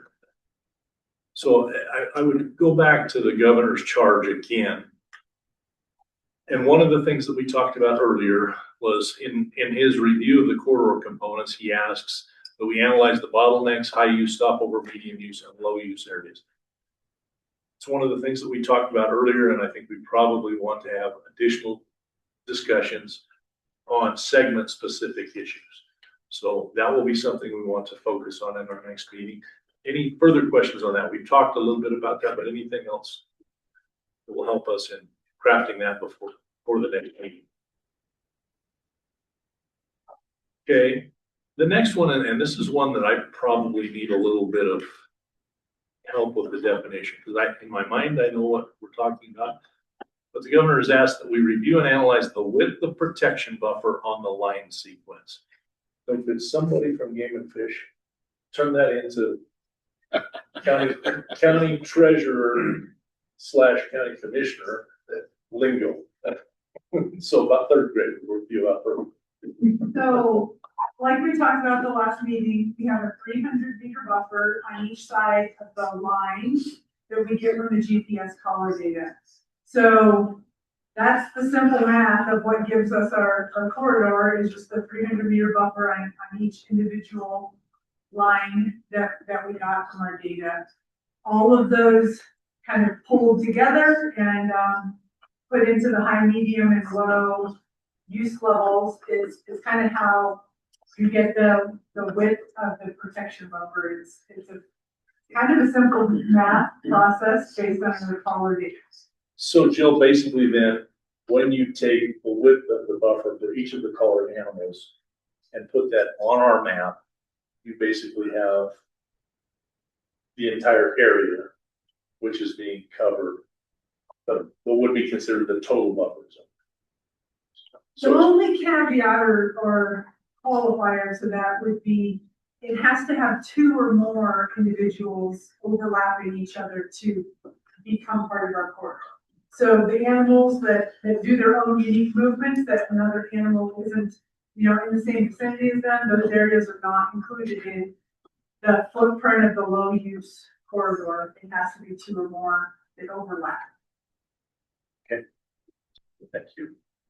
And Jill, you had a methodology that went with the buffer that you guys chose. Yes. Yeah, and then the one that didn't have a method per se, that was more based off of the staff were the bottlenecks, right? Yes, and the bottlenecks, they are not driven through a model. That's not an analysis method that gives us that. The bottlenecks are based on our experience and looking at the data, but more understanding the landscape that pulls. Yeah, just a question for Jill. On your buffer zones, excuse me, but are those time oriented as to when they're collected, as far as, is that information collected while they're moving from one range to another and not collected during summertime? Or their summertime, is that also included in your buffer zone? So the corridor itself is only that movement between summer and winter range. So all of those movements when they're on summer range or when they're on winter range are excluded and not part of the corridor map.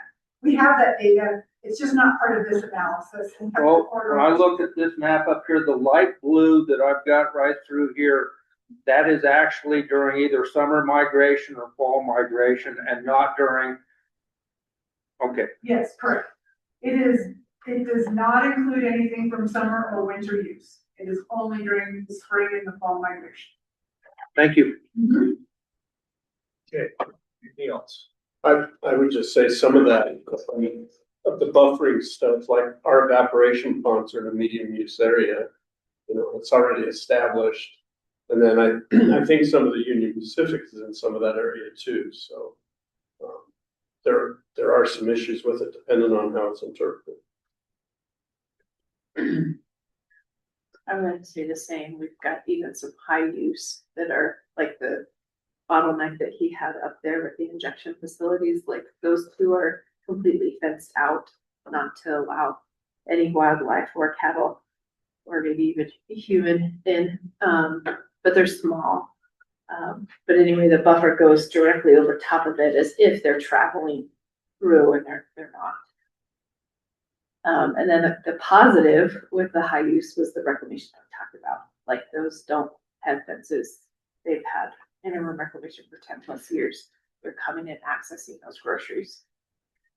So, yeah. So maybe just if you guys both can connect the dots to people who may not be, what's the impact of having the buffer run over one of those areas, I guess? Because it's not it's the buffer, not exactly the movement. Right. So it's the Right. space that accommodates, and the buffer is in place because we assume that if there's 2 animals, there might be more, and they're not falling in their exact hoof prints behind them in the exact same way. So we have the buffer, but Yeah, buffer has you take a impacts. segment of that, like your water treatment facility or the railroad or whatever it is, you'd have to look at them each individually topographically and then remove them from a higher medium use. And then do you do that? I think that's a good question. Is the idea that you're taking that then out because they're really not there, and they're not permanent, but they're going to be there for a long time. Well, and ours is fenced off too, so we know they're not using it. And if we were to do some development within this area, does that medium use cause some restrictions when it's already disturbed already? I mean, so if the buffer's not really reality because it's fenced off and we know they're not going through there, should we somehow remove that, carve it out or something? Does the buffer stop future development? Yeah. You also have aspects of the that says encourage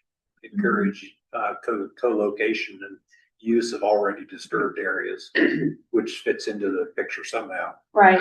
There are caveats in here that have allude to that pre-existing.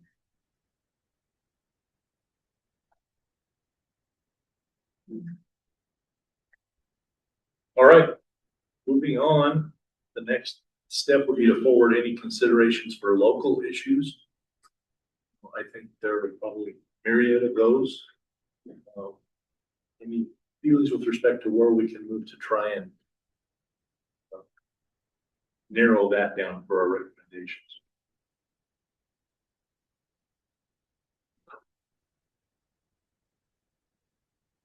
Seems to me those are gonna emerge as the fighting points. I mean, where there are conflicts, those are gonna be your local issues. I suspect. I don't know what else that language would mean.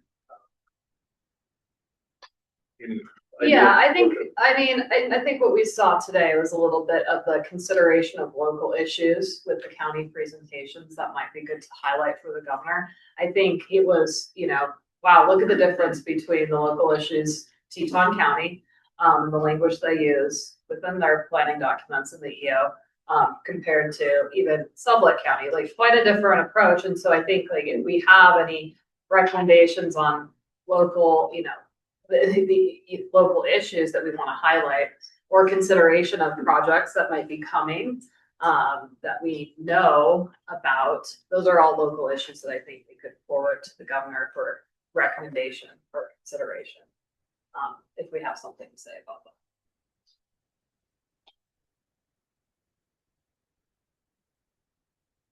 Okay, we talked a little bit about it earlier. Once again, make recommendations concerning the consideration of socioeconomic impacts to county and state revenues, jobs, proposed and current projects.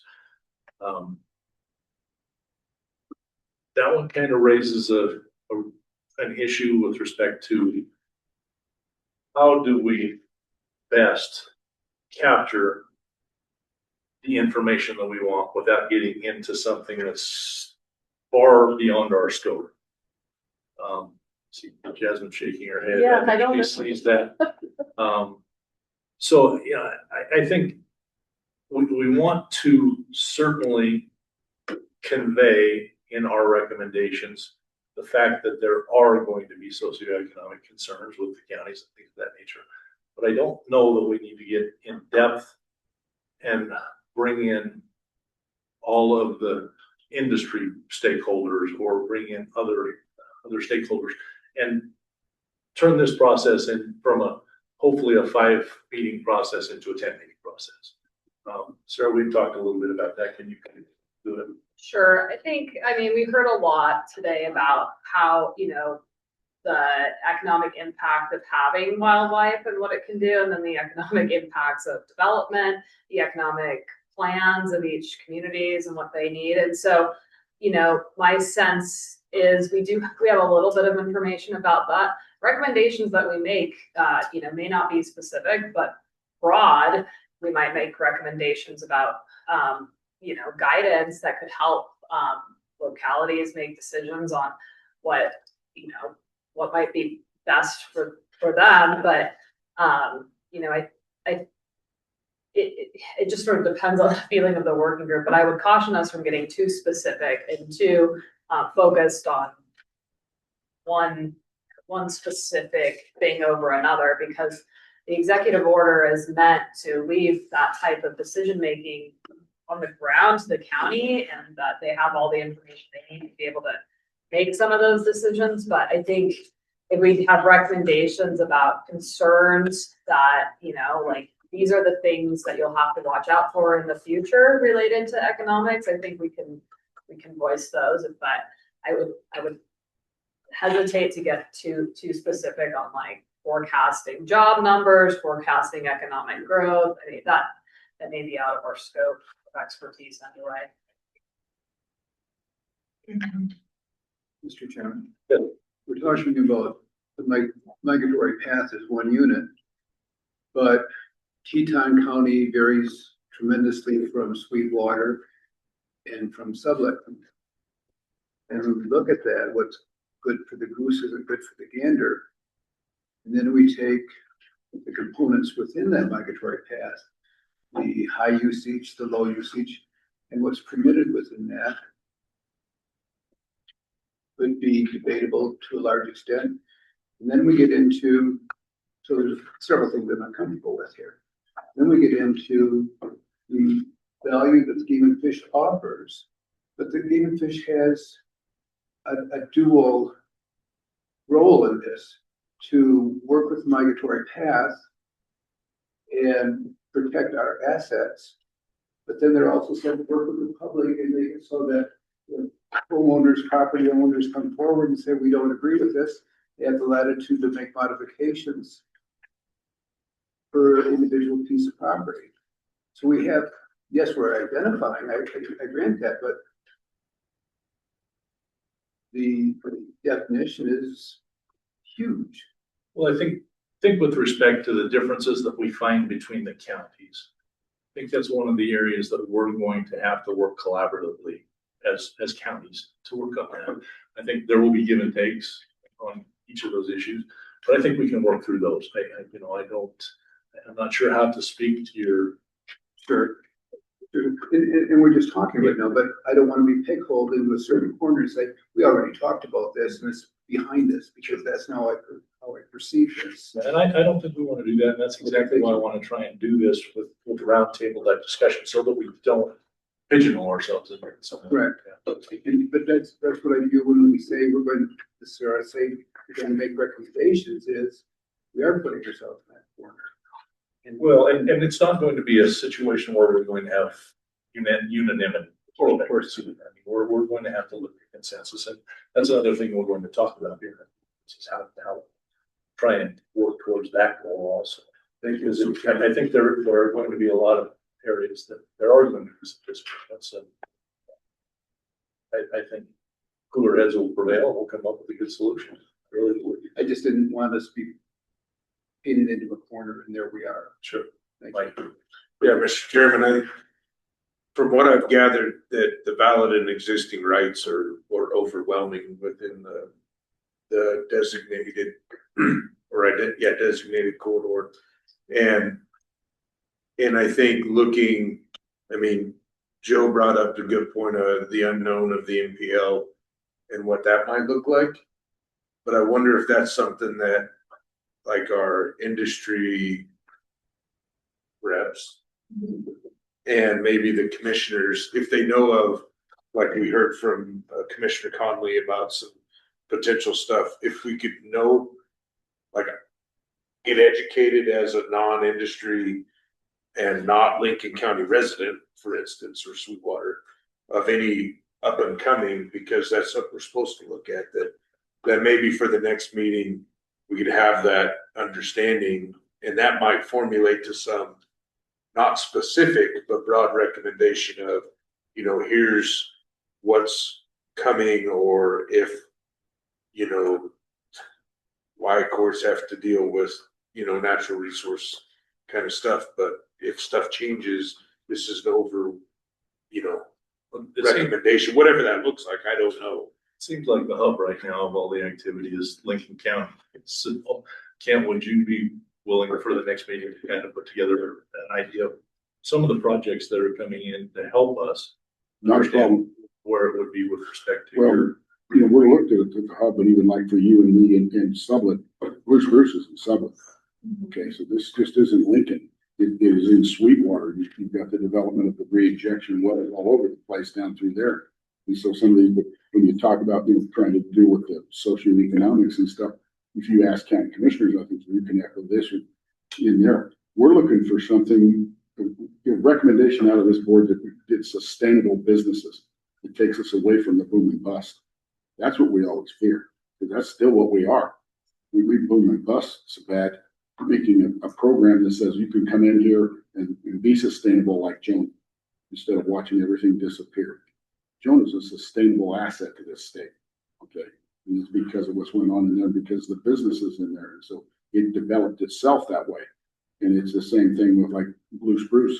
That was Denbury that failed, basically is what it was. And now it's taken over by them. And so, but yeah, I can put you together a list of 10 in a heartbeat, because we've got right now in our meetings, I was telling you, Sarah, we've got these people coming to us.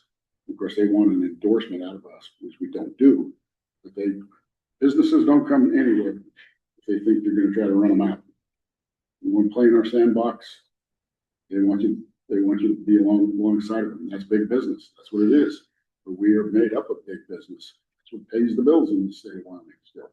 Tourism is making inroads into it, but it isn't even close to being ready to take that over. That's all there is to it. All you gotta do is watch what took place in the Powder River Basin. When they lost their coal and where I'm at. That's when this state panicked. You lose that ad valorem tax. You saw his pie chart. That's ad valorem tax. That's what the pie chart is. It's not the other. We are still based on a mineral-based state, and so, but making those sustainable. So a recommendation from this group is, what can we do to make sure a business doesn't fail every 6 months? So you have that revolving door. That's what you're looking for. That's what you're looking for in your cities where you live. You don't want to see empty buildings. You don't want to see empty industrial sites either. It's hard for us within the scope of what our charge is to actually accomplish that. So that might be a tertiary goal, but I think that's a little outside of our task. Like, My sense is you could pull together sort of a big picture assessment of the value of particular resources involved. I don't know that we could put a much finer point on it than that. It would be way beyond the scope to generate a hard drill down economic analysis, I think. But state tourism board probably has its own perception of the value of the wildlife resource in Wyoming, and they're not here. There may be information available through UW or elsewhere that could help flesh out the picture as to what's at stake. Either way, I mean, a mineral resource or a wildlife resource. We have some of those resources as counties, because asked me what brought the revenue down in Lincoln County this year is it didn't snow enough in Jackson. And yeah, I mean, I'm not saying it doesn't exist at the county level either, but there's information that can be pulled together. I think pulling it together is about as much as could be reasonably accomplished. As I stated earlier too, in Sweetwater County, it would be very, very simple. I mean, the area that we're talking about within Sweetwater County that is affected by potential designation of the corridor, we have about $900 million value in that area between the oil and gas that we've got in that area, along with the Trona, obviously. But I had the assessor 2 weeks ago for us before, unknowing we were coming to this meeting, kind of put together some ideas on that. It would be real easy, I think, for the other counties to put something together showing, just what taxable valuation is out there and what is at stake. I don't know that we need a lot more information than that, but I think that in I don't think so, but that our assessor, or the county assessor, can't put that together in 2 days. I put them on. I can send ours over to help. We don't create that problem. Okay. But I think I would just caution folks, because I think everyone knows that, if we start looking at a balance sheet between industry or development versus wildlife and do the number, how does it, when we do this comparison, how does it work out? I think there's a lot of other considerations that we'll have to bring into play. Comes to the value of what's on our landscape, and the purpose of the executive order is to have a balance of both, and protect the most crucial parts of a migration movement that allows for development to still occur alongside. And what's the best way to do that? The executive order tries to develop an approach that threads a needle that doesn't stop much of either. So I just want everyone to keep that in mind. And I think we'll definitely hear from the public. And I know I have, just even prior to this process, I think Game and Fish did at their commission meeting, that the value of the wildlife resource is in some ways very intangible to the heritage and culture of Wyoming. And that would be very hard to put a number on it in some way. And so, if we're looking at our, comparing values, wildlife, by nature of that, will be less in a numbers game, but and that's really hard to quantify. I know that we've had in the past, a really hard time just putting a number on what is the economic value of hunting and fishing in Wyoming even. And outfitters have their numbers. I think we know that they bring tourism numbers. What's the cost of, one pronghorn lost on the road to a wildlife vehicle pollution, it's really hard to put the numbers on it because it's such an intangible resource in many ways to the state. So I know that there'll be, we'll hear comments about that. So I just wanted to. Well, I think we need to acknowledge that we have these concerns. I think that's, they're all a part of the global scheme of what we're putting. So just acknowledging it, I think is the start. I don't think that we need to draw down and get in depth with that, but each of these things I think is something that we definitely want everyone to be aware of. We want everything on the table. Okay, I think this next one, make a recommendation whether enough protections are in place to address the threats, or is a designation needed? That's going to be one that we'll have a lot of different feelings about. But I think that will be a part of our discussions the next couple of meetings. I think we will get to that point, making that recommendation. And then the last one is review the planned highway projects, including wildlife crossing opportunities and priorities, and then make recommendations on opportunities, priorities, and other project considerations. I think, one of the things that I would like to see, I was exposed to what Department of Transportation has done with a lot of their underpasses and overpasses, fence projects, and things of that nature last weekend. And they have some excellent maps showing what they have done. I think talking about those projects and looking at some other potentials, at lunch we were talking about, one of our former county commissioners was a big advocate for a designation of this wildlife corridor. He felt like we needed additional crossings for Highway 28. Certainly that's something that we look at, but in looking at some of the fencing and things of that nature that can be done nowadays, I think that there are some things that we can do with fences that would accomplish some of those types of things. I do think, as Mike has kind of alluded to a little bit, I don't think it's wrong to put on the table the concept of a crossing for the Interstate 80. I think maybe not in the winter of 22, 23 would that have been a big thing, but in most bad winters, I think the Antelope that would have connectivity and would be able to make it to that and cross that would have a much higher survivability level. So I think that's something that will be on the table for us to talk about potentially and possibly make as part of our recommendation. Other things with respect to that. Well, I think absolutely we should come up with a recommendation somewhere on fencing and crossings. People have already heard me talk about the success. The next one will be down in, the one out of LaBarge, of course, we're down in Lincoln again now. We had Nugget Canyon, that was the start.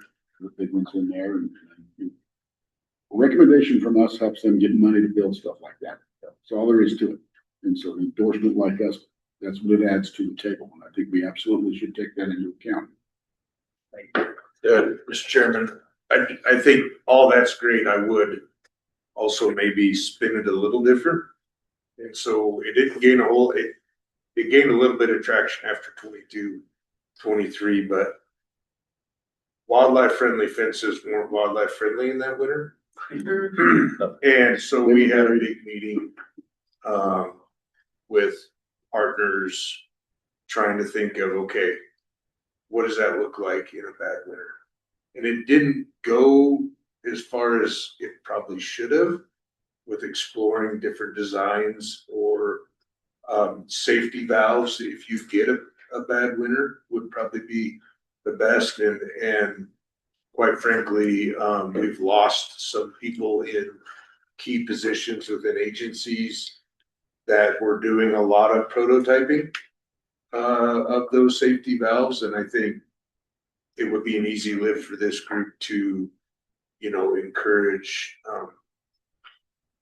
innovation and stuff to do with safety valves of not a traditional permeable fence, because you get 2-3 foot of snow, who cares if the wire's 18 inches off the ground? Because the spacings above that are impermeable, because that's the livestock height, right? And so I think that's something just as an easy lift. That's the outlier. We hope that that's the 70-year storms and stuff like that. I'm not sure that we can do something that will really help. I would say it's Something more that's- frequent than that, living in Sublette County, where you get 2.5 foot on the level, and that's a stopper to an animal. I'm not talking deer, because that's not what we're here for, but I think it's something to an easy lift that we could look at a recommendation. That I We think got for great everybody. advice Super. from, Game and Fish and BLM. They had seen drop pins used. And so when we put in our wildlife friendly last year and the year before, maybe 2024, 2025.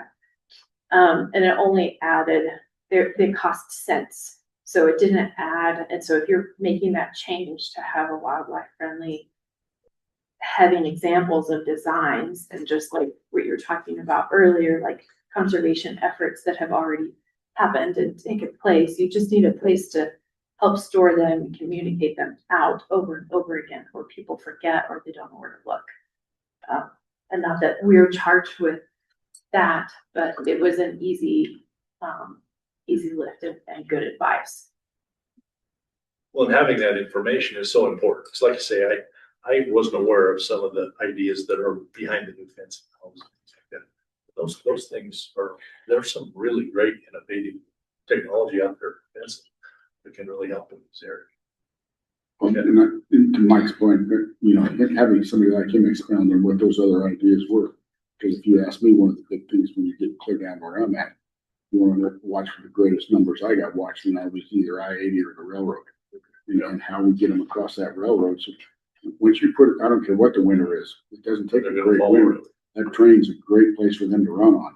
Yeah. And so if you can't figure out how to get them across it, I don't care what herd, what you've got, they get wiped out in large numbers on there. And that's, so somehow some recommendation how to handle the road down in our area isn't up here, but in the winter of 22, the places where the antelope are coming back harder, they're coming back harder in the oil field because the oil field plowed the roads. They could survive in the oil field down where I'm at. That's how they survived in the deep snow. The oil field was out there plowing the roads, and that's what they were running on. All right. That's okay. I think we just, I'm not trying to call you out. I think we missed over, the make recommendations concerning future research and monitoring. And I think that's something that could use a little more discussion. I realize there's a provision on that in the executive order, but that just seems like something that's spent too much time. Right, I didn't have it on. I simplified the governor's charter and I did not add that, so I apologize. That was me. I have one other thing. I'm not sure. So this is something that we probably will need to talk to the governor about. We haven't talked about the concept of partial designation. And I don't know if that's something that we can talk about or not, but one of the things that I keep hearing consistently with people who have a negative opinion of designation of the corridor is the width of the corridor. The fact that it doesn't traditionally look like what one would consider to be a corridor. And so in looking at it, and this is just in my mind, trying to come up with something that made sense to me. If you look at 6 of the 8 segments, they would traditionally kind of fit more of a corridor or definition of a corridor in my mind. If you were to eliminate the Fontenelle and Southwest segments, you encompassed most of what we're talking about here. And if it were something that were desirable, I would think it's something that we could discuss as a group, potentially designating the balance of the corridor and then just leaving those 2 segments as identified. I don't know what anyone else would think of that, but as I say, I've had multiple people who have questioned to me the width of the corridor. That's one thing that I came up with that I thought was a potential that we can discuss. Don't know if it's something the governor would want to consider or not, but this is a group that's supposed to be making some recommendations. So I don't know what the rest of this group would think about that. Would you say the areas in Tottenham and What, and once again, this is just my brainstorming to try and come up with what looks more traditional. If we were to eliminate from consideration for designation, the Fawn Mill and Southwest segments.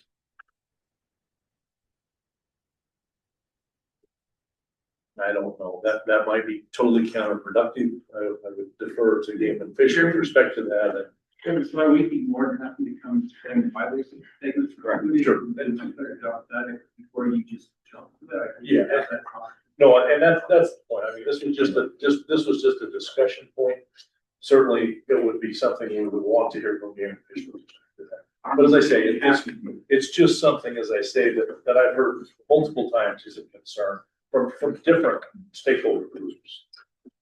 So yeah, just once again, for further discussion. Yeah. If we could hear that, because, obviously the governor did ask us to evaluate the 8 segments here. That was just something, as I say, that came about in hearing from constituents. Landmarks in here. The problem I've got is just, please, gentlemen, one person talking at a time. So, yeah, at our next meeting, if we can have that, that'll be something that we'll incorporate. If Game and Fish would come and talk with them about that also. Is there any other statements or, with respect to what I was talking about, that was what I had looked at. I don't know if anyone else has any comments on that or not. I wonder if this kind of pairs with this idea that we might need to do a little bit of walking through each of the segments themselves. It's a little time on each, maybe a little bit more time on these than others, but it sounds like these might be 2 of the areas we focus in on as we look at the segments overall. yeah, it makes look at it like how is this all tied, and you can explain the biology. Absolutely, and that's what this needs to be is based on the science. I can look at it from my 60,000 foot level and say that doesn't make sense to me, but that's not the point. The point with respect to this is we want to come up with biologically sound advice with respect to our recommendations on this. And that's where you come. Okay, we can have it next. All right, Ken. Just one suggestion. I know we've got a lot of maps, but having one, I have a lot of success as a county commissioner making big maps and laying them on a table so everybody can take a look at it closer instead of trying to figure out what you can point at, what you can look at. Having a map, 2 or 3 of them that we could spread out on a couple of tables that show the areas with all the roads, with all the railroads in there, and then what is the corridor not, so we could have a discussion around what that looks like and what the needs are, just as we make recommendations in areas that we don't think would be in there, because that was the question he was asking me. And so I think that would be helpful. Okay. I find that I call it drawing with crayons. Sorry. In our future discussions on segments, that would be. Yeah, that's what I'm talking about. All right. Anything else with respect to where we feel at this point in time we can lead the group in better making the recommendations? If not, what I would like to do is once again have Sarah talk about some consensus type voting and give us some options potentially on how we would like to go about evaluating these recommendations once we have them in place. Sarah, sure, thanks. So I'm really excited because I think we're getting to a point where it sounds like we have a lot of ideas flowing. We're starting to, really apply the information we've heard from our presenters and really start thinking about what do we want to do next for the recommendations. And I see a lot of ideas coming together. I think the key for success for our group will be to develop a system that we want to use or choose one that helps us reach what the commissioner and I have been calling consensus. I think that it's really good to sort of think about this concept of consensus, because we're all from different perspectives, we're all from different user groups, we all have different experiences. So we may not all 100% agree on a recommendation, just at the first brush of it. But I think we want to get to a spot in our discussions when we decide we're going to forward, this is a recommendation that we want to forward, that it's something that we can all live with, or we're not saying, no, I can completely not work with this at all. And so really reaching that middle point. So I think that would be the goal. I want to know how you guys feel about a consensus model overall, though, instead of just a strong, like, up or down majority will move something forward.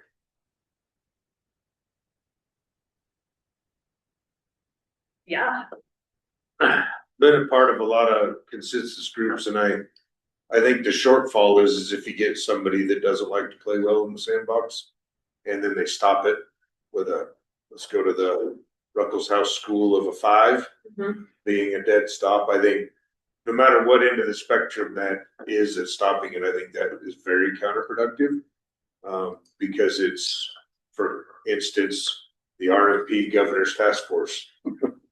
One group shot that from being a consensus, which was unfortunate, because there was a lot of stakeholders there, same as here, to be honest. So I'm great with consensus. I don't like when the metrics involve somebody that doesn't want to play, just throws up a stop. So I think we could call it modified, whatever you want to call it, but have it to where, we should all be playing. And I think this group is playing in the sandbox, but I just don't want it to come out when it comes to the rubber hitting the road of stopping it. If people are willing to come to the table and, quote unquote, negotiate to something, and then have one person say, well, I didn't get my way, so I don't care. And I would totally agree. I think I don't have any problem at all with a system of voting where we have 1 through 5, where 5 would be a situation where a person is at the current time unwilling to vote in favor of something. But I don't think that should be a stop to moving forward. If we have 11 members in a group, I don't think one person doing that should be enough to stop. I think we can still have a consensus with one person like that. So a modified version of that or something would be something that I would like to see, rather than, as you say, I heard nothing but bad things about what took place with the RMP voting. It sounded like it was a matter of voting on process constantly, and you couldn't get to the policies because you were so caught up in the process. And we don't want to get into that situation. And I do like, if you're on whatever scale, right? We'll get to the numbers and but like if you have major reservations to it, I like the ability to write why, and that's put into the report, because I think that gives, in this case, the governor an opportunity to say, okay, there's a couple people that had some major concerns, and these were their concerns, versus they just had major concerns, and now the governor's assuming versus reading. So I do think that is. I think that's something we put in the recommendation to the governor. Correct. That's what I mean. I think having that as part of that vote, if you're going to raise that, then you're expected to give a written reason that will be included in the report for the governor to review. So is that, I think that's a great idea. I had a phone friend who chatted me about modified or sufficient consensus, where there may be enough of a consensus to move forward, but then if there's one or a couple outliers that don't represent sufficient consensus, we could still make sure that their perspectives are reflected in the final recommendation, which I think they did the last time. Jill, we talked about this in some of our planning, that there were times with the last designation processes where they didn't quite get complete consensus, but we're able to note where it went off, I guess, the consensus. But I wasn't part of the Ruxpin's RFP, so I don't know how that all went down. You guys probably had a flood, yeah.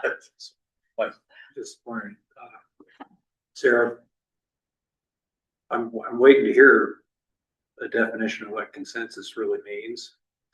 Is it more yay than nay? Is it it's not unanimity. I think we got that down. We're on the sliding scale between 50-50 and all but one we're gonna end up.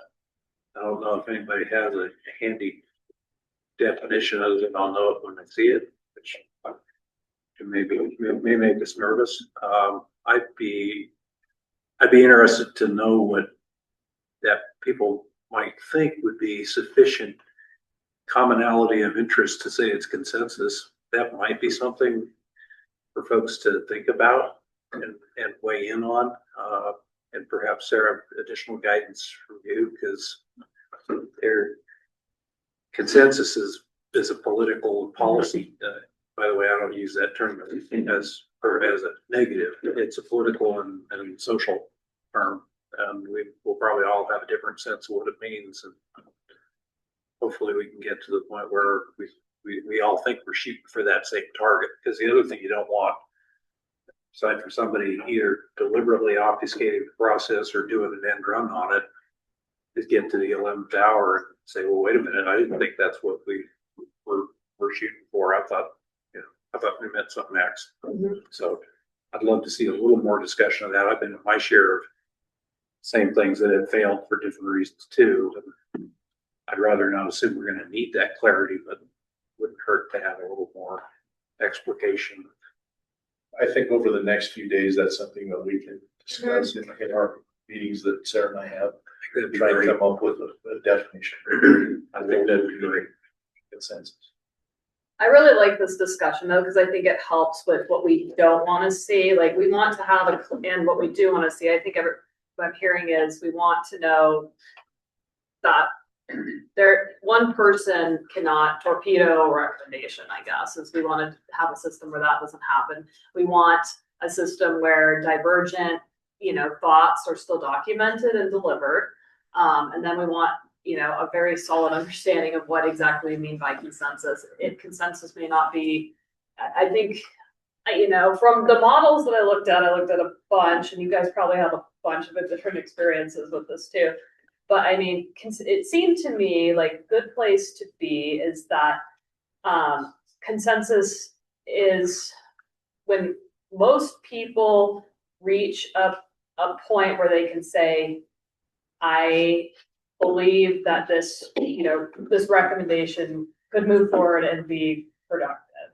And that may not be, in the case of like that 5 scale, it may not be the high, everyone may not be at the top of the scale with, yes, I love this, but I think if the majority of people are in the middle of or higher of saying yes, that would be consensus to me. But I'd love to hear your guys' input on this, because I think everyone's buy-in on the model that we use will be really important for its trust and effectiveness. Well, I think it has to be completely defined. I think that's the thing. So everybody's comfortable when we're making those decisions, that we understand exactly what those parameters are. Yeah, Mr. Chairman, I think the most successful processes I've been through are defined, but then if we have people that are on this side, what would get you to, I'm not 100% on board, but I'm okay with it. And I think that's where when people are really in the sandbox and really talking, it's like, well, let's just shift this word or this phrase, and then I can get behind the general concept.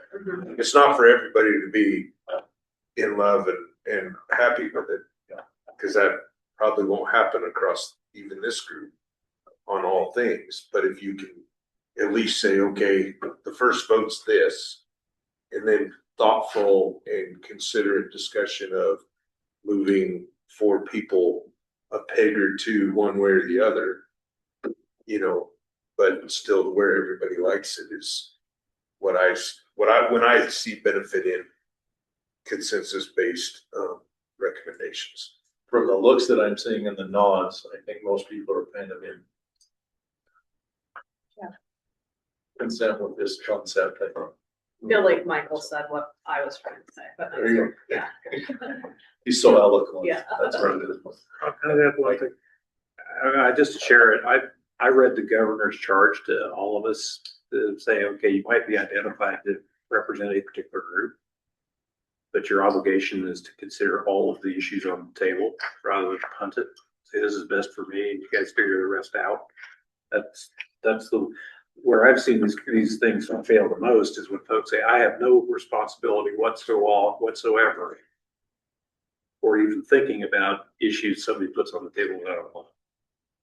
You know, and I think our charge is broader than that. I haven't heard any of that. And I want to share it because one of the biggest problems we've got in making natural resource management decisions is folks who are not responsible for coming up with an answer. They're able to live or die on their one issue. And this is a trade-off driven environment and world. I, at least, regarded it as my responsibility to understand and think about the issues that folks representing different interests have, as opposed to just dismissing and saying, I'm just going to hold my breath. Fits in with Mike, what you were saying. I'm just going to hold my breath because I didn't see what I want 100%. I think we have a broader sense of obligation, I hope, than that. That's what I've heard. And in this case, where we've got a wildlife resource that nobody wants to turn their back on, I think we got a pretty damn good start at ensuring we approach it from that perspective. That's sort of my sense of personal charge. And Sarah, Rob, you may. Well, I think that's a point well taken. I have not seen in this group any of that negative type sentiment that you would be talking about. We haven't gotten to the point where we would probably see that yet. Right. So I think that point is well taken. I hope that we don't run into that situation. I hope that we have a bunch of people who are open thinkers and will listen to one another. And, I hope that we have people who are real strong in their beliefs and represent their beliefs so that we all hear best information that we can. And I think we're going to. As I look around the room, I just have a good feeling that we will have people who are willing to listen to what other sides of the story are, and I believe that we will be able to reach consensus with respect to that. As long as you consensus of being 3/4 majority. You have to come up with a number if you do get into one of those. I was thinking 2/3. 2/3, 3/4. We'll talk about that and come back to the group for the next meeting.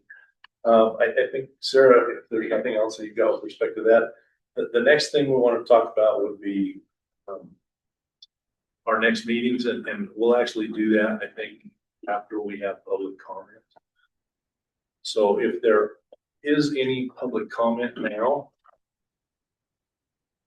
is there anyone now that didn't have the office previously? Open this for public comment now. How about online? I'm looking on it. You're still working on it? Well, I got it sorted. I messaged them, letting them know it's gonna be at 3:15. And he is still online and we're still. He is still online. I'm gonna make sure that he's still here because I think they anticipated it at 3:15. Oh, okay. So let me just make sure that he's. If he can do it now, great. If it's a problem, we'll take a couple minutes and wait for him so that he's able to make his comments. Well, yeah, in the meantime, Sarah. Yeah. Sorry, I'm the least experienced in this group, but could you talk about the process of actually writing the recommendations and how we get to these points of consensus and what we're agreeing? Sure. How we're collaborating on that part of it? Yeah, so thank you for the question. I think that's a great question. And it's really, I've tried not to be too prescriptive about the way that this work is done by this group because you are the local working group. And I kind of want to leave that up to some of the decisions for you all. So I haven't, I've hesitated to sort of be like, this is how we're going to do it. But, here's what I sort of imagine as a place to start. You guys can tell me. But, commission, our chairman sort of gave a homework assignment. So think about some recommendations that are already forming. You guys have had a lot of. I haven't yet. Oh, you're going to. Okay. So he hasn't given you the assignment, but you're going to have homework and they may be about recommendations. But I see us coming, and everybody's having great conversations with a lot of members of the public and the other folks in your user group that you might represent. And so, from all this information that you've been hearing and the, what's been presented to you, I think we'll be naturally ready to come with some ideas that we want to discuss. And so what I imagine is, Maggie goes back to, over the next couple of weeks, really is thoughtful about recommendations, maybe comes up with a couple that she wants to bring for discussion. And then we let Maggie present on those and say, I'll just throw kind of one out that we've been a little bit talking about, like related to I-80. We know that game and fish has looked at I-80. We know that YDOT's looked at I-80. If the recommendation is, YDOT and game and fish should prioritize wildlife crossings on I-80 as their number one priority. And so let's have discussion on that. What does that look like? Is the wording right? Is the sentiment right? Is it feasible? We might hear from game and fish. We might hear from YDOT. Here are the roadblocks to making that our number one priority. It's so expensive. It's 4-lane. We've got the railroad to deal with. Okay, so maybe it's that it's not about so much. That's the priority for funding, but the priority for investigating a pathway or developing a way to get that done. So I can see a little bit of wordsmithing, hearing us talk about, what the advantages are, what the disadvantages are, and then, refining that recommendation to a point where we have the consensus around it. Some of it may not be as simple as that, but I think, I imagine that we all just need a starting place, and it's hard to starting. We just have to, I think we just have to do it. And I think the first couple recommendations, we might have some pretty rough discussion, like just getting through our process and learning how we communicate with each other and dialogue. But after that, I think we'll get into a really good cadence on how we want that to work and refine it. But I don't know how to start unless we have some ideas and some examples from you guys that we can kind of work this through and see how it goes. And then if that doesn't work, we'll come back together and try to refine that. But that's sort of what I'm thinking. And so love your feedback on that too. I hope you're not. I think Sarah did a great job with that. She stole a little bit of my thunder with respect to my homework. Yeah. That was going to be part of my discussion within homework, so we won't worry about that. But it took a couple minutes and maybe able to get us to a point where we can do the public comment. But no, I think that was exactly what my thinking was on moving forward. I'll explain a little bit more of that when I give you the homework here in just a few minutes, and hopefully we'll have a little bit better, a clearer understanding at that point of how the process works forward once we get the recommendation. He's ready. He's ready? All right. Mr. Carter, if you would like to present once again. Keep your comments. Appreciate it. Thank you, Mr. Carter. The pressure lined up. When IT work, just put a timetable on it.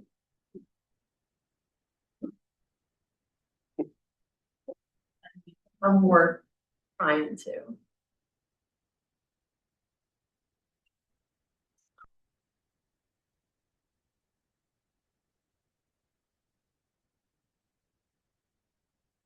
Oh, okay. Can you hear me now? Yes, we can. Thank you, Mr. Carter. Amazing. Technology actually worked. So I am John Carter, and Commissioner Slaughter and working group members. I appreciate the opportunity to comment. And while I've been listening to the excellent presentations, I did prepare some brief written comments that I'll incorporate in a letter that I'll send to the working group later. I'm a resident of Sublette County. I'm a retired environmental consultant to the oil, gas, mining, energy, and manufacturing industries, as well as government. In my conservation work, I've been addressing wildlife migration and habitat issues for the past several decades.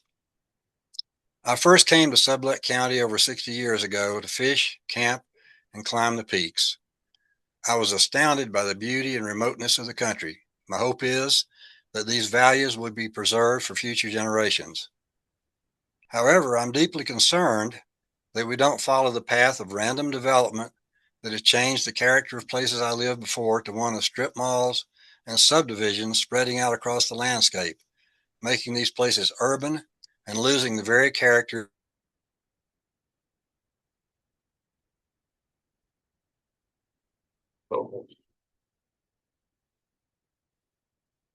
park to Teton County.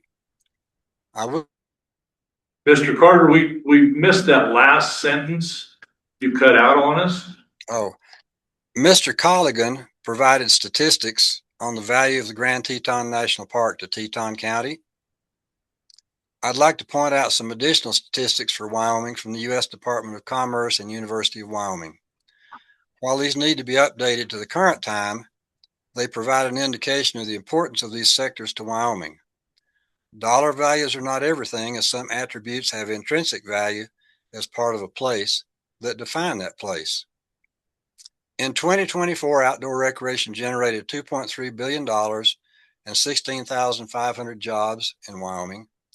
In 2021, agriculture production produced $22.3 billion and a total of 20,600 jobs. These are about 9% of state GDP. The point is, agriculture, scenic beauty, open space, and wildlife are assets we should value and protect. They're sustainable and self-renewing in perpetuity if allowed to be so. The entire corridor includes almost 70% of Sublette County agriculture land, while the medium-use corridor is 17%. Designating these would help protect that agriculture land as well as these other values. Colorado College does an annual Conservation in the West survey of voters in 8 western states, including Wyoming. In their latest poll, 72% of Wyoming residents consider loss of habitat a serious problem. Our own Sublette County About 30 more seconds. We've been trying to confine this to 30 seconds or 3 minutes. I'm just about done. All right, thank you. In their latest poll, 72% of Wyoming residents consider loss of habitat a serious problem. Our Sublette County plan reflects residents' preference for open space, rural values, scenic and wildlife values. And in a survey that was the basis for that plan, most landowners were opposed to clustered subdivisions. They wanted irrigated cropland to remain without residential development. They wanted rangeland to be maintained for recreation, agriculture, and wildlife without residential development. The most frequent reasons for living in Sublette County were scenery, recreation, the rural lifestyle, sense of community, and low population. After several years of engaging with Sublette County on development proposals affecting wildlife habitat, I believe the county needs additional funding to analyze development proposals and revise the comprehensive plan and regulations. It seems the state should step forward and assist the counties in funding efforts related to the migration corridors. My hope is that this will be one of the working group recommendations. Thank you. Thank you, Mr. Carter. Anybody have any comments or questions for Mr. Carter?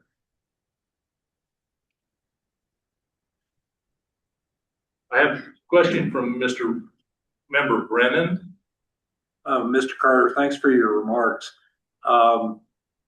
Sending the letter that you proposed to us, I think would be really, really helpful. And I just mention it because we've had a variety of public comments. Not all of them are going into as much detail as you offer, but when folks want to make public comments, for us to really work with them, having that written record from your perspective will be very, very helpful. So I appreciate the thought. I'm about 2/3 the way through with my analysis and comments. And the only question I have is we need email addresses that we can actually send these to the working group members, or if I can send them to the state, to Sarah or Mr. Slaughter, maybe they can circulate them. So I haven't seen a mechanism for providing written comments yet. Yeah, thank you for mentioning that. I think that's a really great point. I think anybody from the public is free to share comments with the chairman or myself. We will share them with the entire working group. And I think because they're public comments, something that I was just talking with the chairman about today is that I will save those as PDFs and then put them on our website too. So the public comments are available to the public as a whole, and then you also have access to them. And so any written public comments we receive, we'll share with the working group and then post on our website. Thank you very much. Thank you. Good. Thank you, Mr. Carter. All right. Well, on to our next item on our agenda, which would be talking about our next topics to discuss in meeting number 3. We have just 2 weeks. We scheduled kind of a short term in between the second and third meetings. So some of the ideas that I had, I'll ask for Sarah to include some of her ideas, but we'll refine these over the next couple of days in conversations with one another. We had talked about having the Department of Transportation present to us. The Office of State Lands and Investment, we thought would be very beneficial. We thought that we would like to do a roundtable discussion as one of our major focuses, talking about our recommendations at that point in time. Potentially, we'll work this out, further land use, economic, and community impacts. Not sure how that will factor in. And our objective will be at that point in time to shift from understanding the issue, which we've tried to do by gaining this information over the first 2 meetings, to defining the issue clearly and then coming up with recommendations. So that's kind of where I would like to go. I would then think for meeting number 4, my suggestion would be that we would look at doing management options and alternatives. And then in meeting 5, we would have deliberation and recommendation. Obviously, working with the governor's office and working with Sarah, we might refine these a little. Do you have anything that Sarah, you think we need to add, or anything that would modify those types of agendas moving forward? Yeah, thanks. I think what's most important to me is knowing where you all sit. I mean, I think the last 2 meetings, big dump of information, another big dump of information, but I think we're starting to really have conversations to apply the information. So I think when you're driving home or throughout the next couple of days, you might think about what don't I understand and what's missing. And I think what's missing is what we need to know really quickly for this next meeting. And so if you come up with something that there's just some missing information, we can try to get that on the next agenda to clear up. If there's something that we've talked about and you don't understand, one thing I've been sort of thinking about is how could, we want to know that too. If you just don't understand something, we want to be able to facilitate the conversation that you need to better understand what's missing there. And I think if a lot of people don't understand one thing, then we need to figure out how we can talk about that as a group. So those are 2 things that I want you to think about in the next couple of days and give the chairman and I feedback on really quickly, so we can either adjust our agenda to that or help connect you with the right subject matter expert to get the answers to your questions. If enough people have that, we might have to come up with an office hours or sort of an online meeting where we can go over that very quickly to connect the dots for you. So that's everything that I'm thinking about in regards to the next meeting. And I think some of these conversations will be interesting to have them in Rock Springs. Yeah, our next meeting will be in Rock Springs on the 6th. Oh, let's go. Oh, Just I'm sorry. one, Chairman. The overview of the thing is both that together. Which meeting were you thinking? Certainly at the next meeting, at meeting number 3. I'm sorry. That was. I knew that was going to be the answer in the answer scout, but that's what we're going to do. Yeah. It was first jaw dropping and then scalp. Thank you. All right, you bet. Thank you. Mr. Chairman, you got a location on the one in Rock Springs? Yes. So the meeting will be April 6th in Rock Springs, 10 o'clock. 10 o'clock?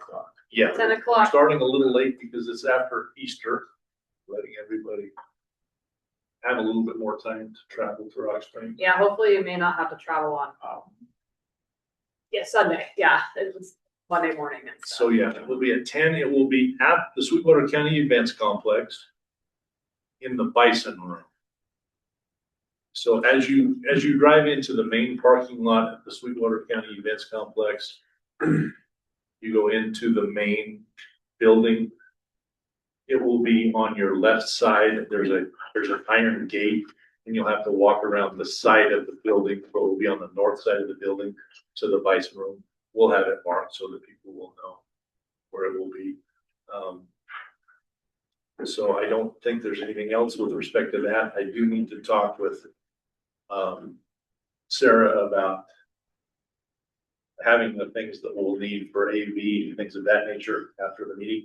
But we'll have that in place. I have talked with the events complex. They will have everything in order for that. Then the next thing that would come under our purview would be follow-up meetings. And we had tentatively talked about, Sarah and I had tentatively talked about trying to do the next 2 meetings on the same type of schedule that we did with this next one. We'll be doing it in 2 weeks from the April 6th meeting. So meeting number 4 would potentially be April 20th, and meeting number 5 would be May 4th. Now that may be too much of a compressed schedule. We don't want to do that. Our goal is certainly to try and do this and have it done as the governor had asked early in the spring. But if we need a little bit more time, if we need another weekend between those meetings, I don't see a problem with that. Does anyone have any comments or questions about trying to meet with that schedule? Again, that was April 20th. It would be April 20th meeting 4, and I would believe that would be back here. And then meeting 5 would be the deliberations and our recommendation, and that would be May 4th also here. Mike? Mr. Chairman, I'd request to consider moving that next meeting after Rock Springs to the week of the 27th. Okay. I'm going to be out of the country. I'm not going to have access to participate virtually. So selfish reason, but I'd very much like to be a part of that. We could make it 27th. I don't think that it's necessarily a bad thing to have 3 weeks in between the meetings. I think pushing things into 2 weeks is pretty compressed. So I would have no problem with that. I'm out the whole week of the 27th. Now I have a problem with that. It won't be accessible either. But we could certainly, certainly think more about, maybe that 3rd meeting is May, the beginning of May. Instead, or the 4th meeting's at the beginning of May. Yeah. And then that would be fine. The final we meeting still is a little have bit, things hopefully done by the middle of May. I think that would be. Yeah. And one thing I would like to offer, if we do that, not to buy your vote, but I'll certainly try to, there's going to be a lot of stuff to think through and for us each to do our thinking on. And I'd be happy to spend that time doing that, sharing my thoughts with you and with the committee, maybe provide us a jump start. So we make use out of that. If there's an extra week, make use out of it to advance the overall agenda. Yeah, I think it's important. Action forcing events are good for me. I think it's important that we do continue working on this. It's easy to put it on the back burner if you get a little bit more time in between. I find that with commission meetings even, we typically have our meetings every 2 weeks, and then every 3 months we have 3 weeks in between. And in that 3 weeks, I tend to slack off a little bit. And when we've got the meetings every 2 weeks, I tend to stay more focused and on task. So point is well taken with respect to that. Again. So I think we want to make sure we use that time if we do have additional time in between the meetings. We don't just postpone it for a week. So what I think I heard Sarah say then is maybe we would have meeting 4 on May 4th. And then once we get to that, we can talk about it even at our next meeting, and scheduling the 5th meeting at that point in time. But tentatively, we would look at doing it on possibly May 25th. That would be 3 weeks from that date. On the holiday. Oh, That's Memorial. Memorial. I'm so good at hating holidays. So maybe that's one we push to 2 weeks. I could certainly do it. Yeah, they got the 18th. The 18th.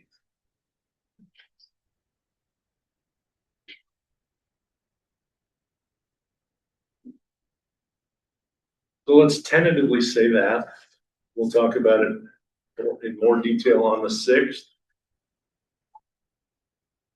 We'll go from there. Which leads me to our last item of business that I have. So as we talked, what I'd like to do is issue a homework assignment for everybody. And for that homework assignment, I'd ask each of you to review the recommendation sandbox notes that we each have. You all have a copy of that. It's got recommendations for several of the different areas that we will be looking at providing recommendations.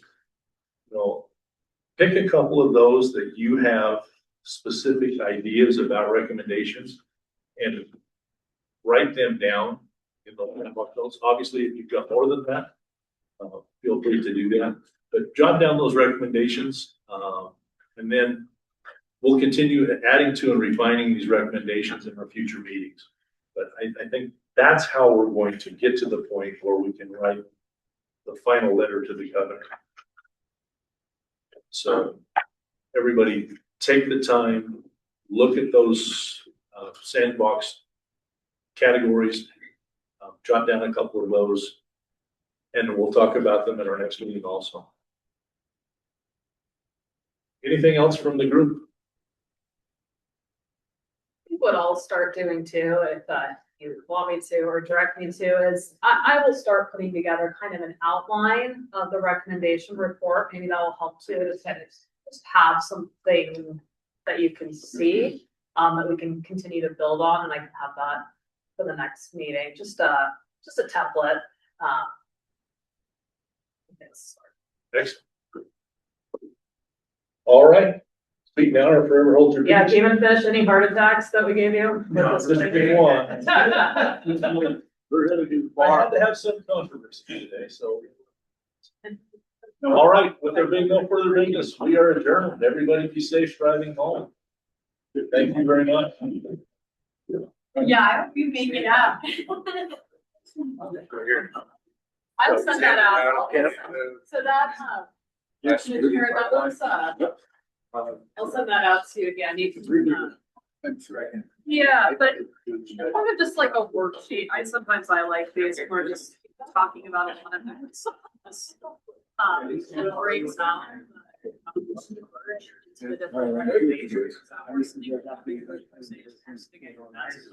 Yeah, a local issue that I think.